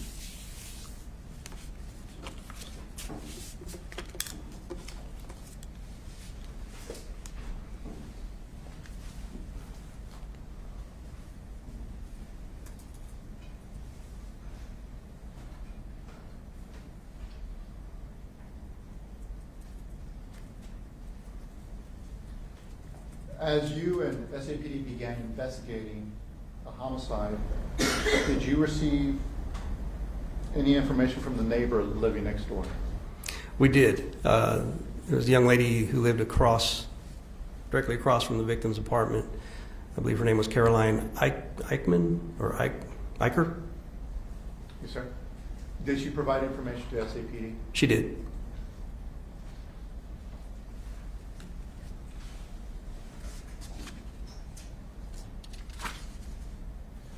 Did either you or other members of SAPD reach out to other tenants in the building or on the floor We did. to assist you in your investigation? Yes, sir. Did you meet an individual by the name of Pedro Padilla? I did. And what information did he provide to you? His apartment was on the 3rd floor. I'd say caddy, or one floor down, not directly below the victim's apartment, but one over, with the elevators in between. And he had ring video that he provided to us. And did you have an opportunity to view the ring video? I did. And can you describe to the jury what you saw? On the ring video, I saw the person later identified as the defendant walking in the hallway carrying a handgun and a phone. She had a phone in her left hand and a handgun in her right hand. So up until this point in your investigation, we have Martell, who's been killed, correct? Yes. We have a neighbor that provides some information for you. To Yes. the PD, correct? That neighbor across the way, was she able to provide some sort of description? She was. That was helpful. Yes, and a rough timeline that helped us to look at the video and know what time we were looking for. And in talking to Mr. Padilla, you're able to identify a video that shows a woman walking down the hallway with a gun, correct? Correct. So up until this point, you have a person with a gun walking down the hallway that matches the description from Caroline, but you don't have a name yet, correct? Correct. Can you walk us through how you went about from getting these identifiers and getting a name associated with these identifiers? Well, initially when I first met Mrs. Derouen, she did advise us that her and Martell had been separated for a couple of years, and that Martell was dating a young lady by the name of Sasha. And she showed us a social media page for Sasha and gave us that information. So we had that name, but we still didn't know for sure if that was who we were seeing in the video. We were able, by clothing description, as you mentioned, to say that was the same person that the neighbor across from the victim's apartment was able to provide. Did you receive any additional information that the person in the video was in fact a person by the name of Sasha Skare? After we were able to look at the video more closely and compare the images from her social media to those videos, we were able to identify some tattoos on her arm, and we're very confident that's who it was.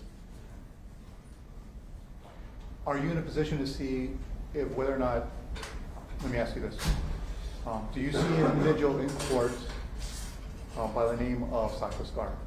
Yes. For the benefit of the record, can you point out something that she is wearing? Yes, she's seated at the table to your right, and she's wearing the, looks like a black sweater and white top. And the individual that you just identified as Sasha Skare, is she the same individual that you saw in the video? Yes. And you indicated that the person in the video you saw tattoos? Yes. For the benefit of the record, can you see if Ms. Skare has any tattoos on her hands or arms? From here, I can't see. I think I do see that on the left arm is what we saw in the images. It appears that she has some tattoos. Yes.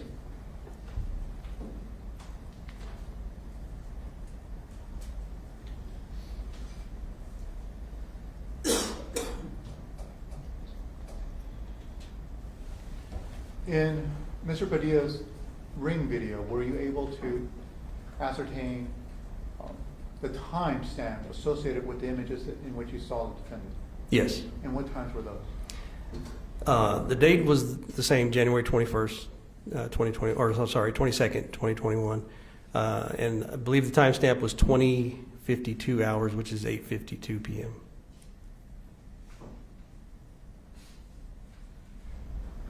Through the course of your investigation, were you able to find out if any neighbors reported any arguing coming from Martell's residence around the time of the 22nd? No one had reported it as far as to the police. Someone did note some arguing happening. It was the neighbor directly below Mr. Derouen. And she provided us some audio recordings that she made of the disturbance that was happening above her. So while you were there, and the rest of you are investigating, did the medical examiner's office arrive? Yes. And were you present when the medical examiner arrives and the investigator and begins to assess the body? Yes, And you were present? I was. From that initial assessment, were you able to determine if the body had any bullet holes or bullet wounds? Yes. And where on the body were you able to see the bullet wounds? There was the one gunshot wound to the right side of the forehead.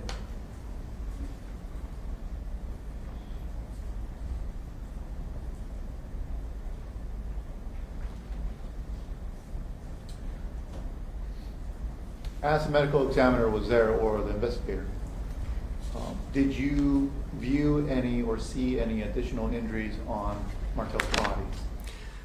I noted in my report that there were looked like maybe some scratches on him. But again, when we see things like that, we're kind of at the mercy of the medical examiner to explain that to us or tell us if that's really what we're seeing. A bullet wound, a gunshot wound is pretty obvious. Those other types of injuries could be or could not be what we think they are.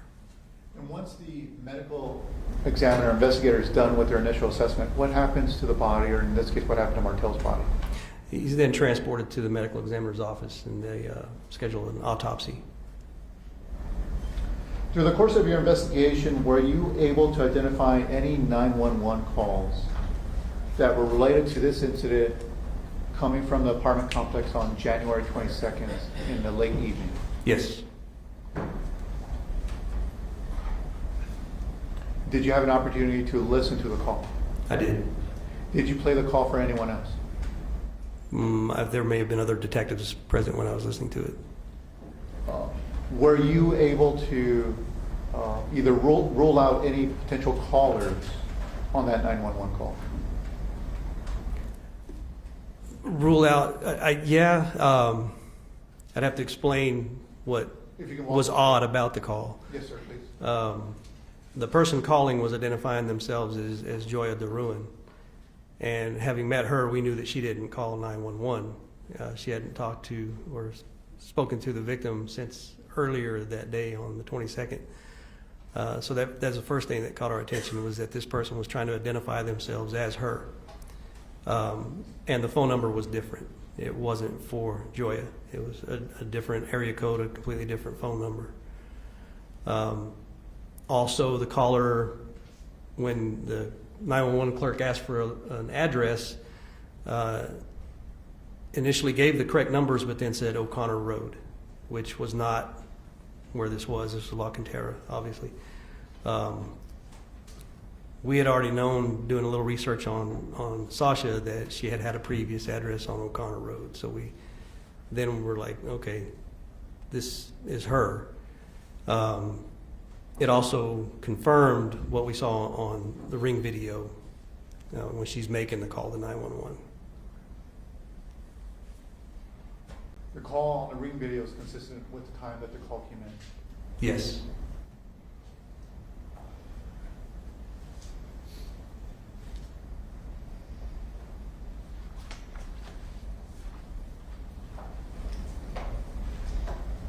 So up until this point, sounds like in your investigation, you're able to identify a name, Sasha Skare, correct? Yes.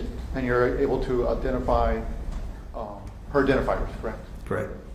Did you take steps to look for Sasha Skare? Not until we had an arrest warrant. Okay.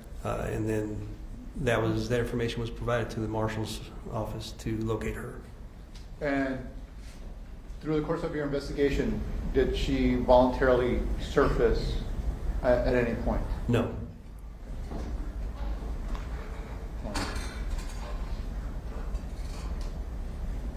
Through the course of your investigation, were you able to identify the physical weapon, the actual firearm that killed Martell? Able to identify it? Let me rephrase, whether able to retrieve it? No, it was never recovered. Through the course of your investigation, were you able to determine the sort of caliber used to shoot Martell? Yes. And what was that? 9mm. And that is consistent with the caliber found with the missing gun from the gun case? Yes.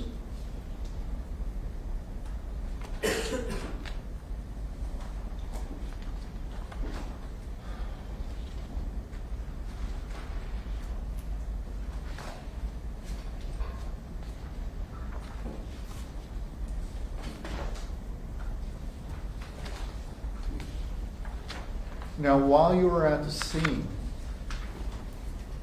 did you find a cell phone either near or next to Martell? Yes. And could you tell if that cell phone was functional? Yes. And how could you tell? It was. We were able to power it up later to tell that it was still working. And was the cell phone turned on? Yes. When you tried to turn it on, did it have any sort of particular codes or security mechanisms for you to bypass? Yeah, it did require a passcode, and that code was provided to us by Mrs. Derouen. So Joya gave you the passcode to the phone? Yes. And it was clear to you that the passcode belonged to Martell? Yes. When you turned on the phone, were you able to get into the main contents of the phone? Yes. And was the phone functional like any other cell phone that we're accustomed to? Yes. Did the phone have the correct time on it? Yes. Did the phone have either a call log or some way to monitor incoming and outgoing calls? It did. Did it have a mechanism in place to monitor ingoing and outgoing text messages? It did. Did it have a mechanism? Did it have a mechanism in place for to include timestamps for various text messages? Yes. In your experience as a detective, is it possible to, in your experience as a detective, when one sends a text message, it's not unusual for a timestamp to automatically place itself by the text message, correct? Correct. And oftentimes it includes the date and time the text message was sent or received. Yes. So in a way, it does keep a record of incoming and outgoing text messages. Yes. Were you able to go into the text message menu and pull up various text messages? I was. Were you able to take photographs of the text messages and of various screens? Yes.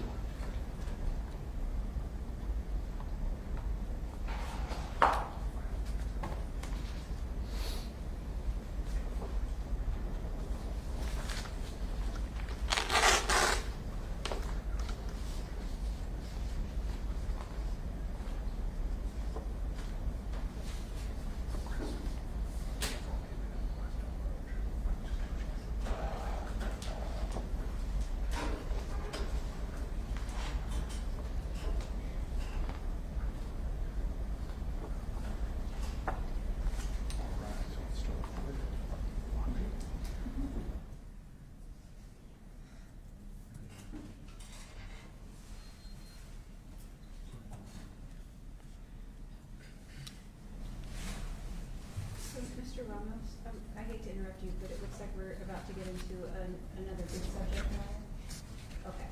Why don't we go ahead and do our recess now so that I don't have to interrupt you while you're in the middle of that. So, ladies and gentlemen, I am going to go ahead and release you for the day. It is 4:50. Why don't you come back at 9:15 tomorrow morning, and we will get started early. We had a very productive day, which I hope we can stay consistent with throughout the week. Please remember my instructions, ladies and gentlemen. Again, do not discuss the testimony you've heard with anyone, even amongst yourselves. And please refrain from looking anything up in the media or watching any live stream footage of this trial until the trial is over and I release you from those instructions. I hope you have a good night. Please be safe. All rise for the jury, please.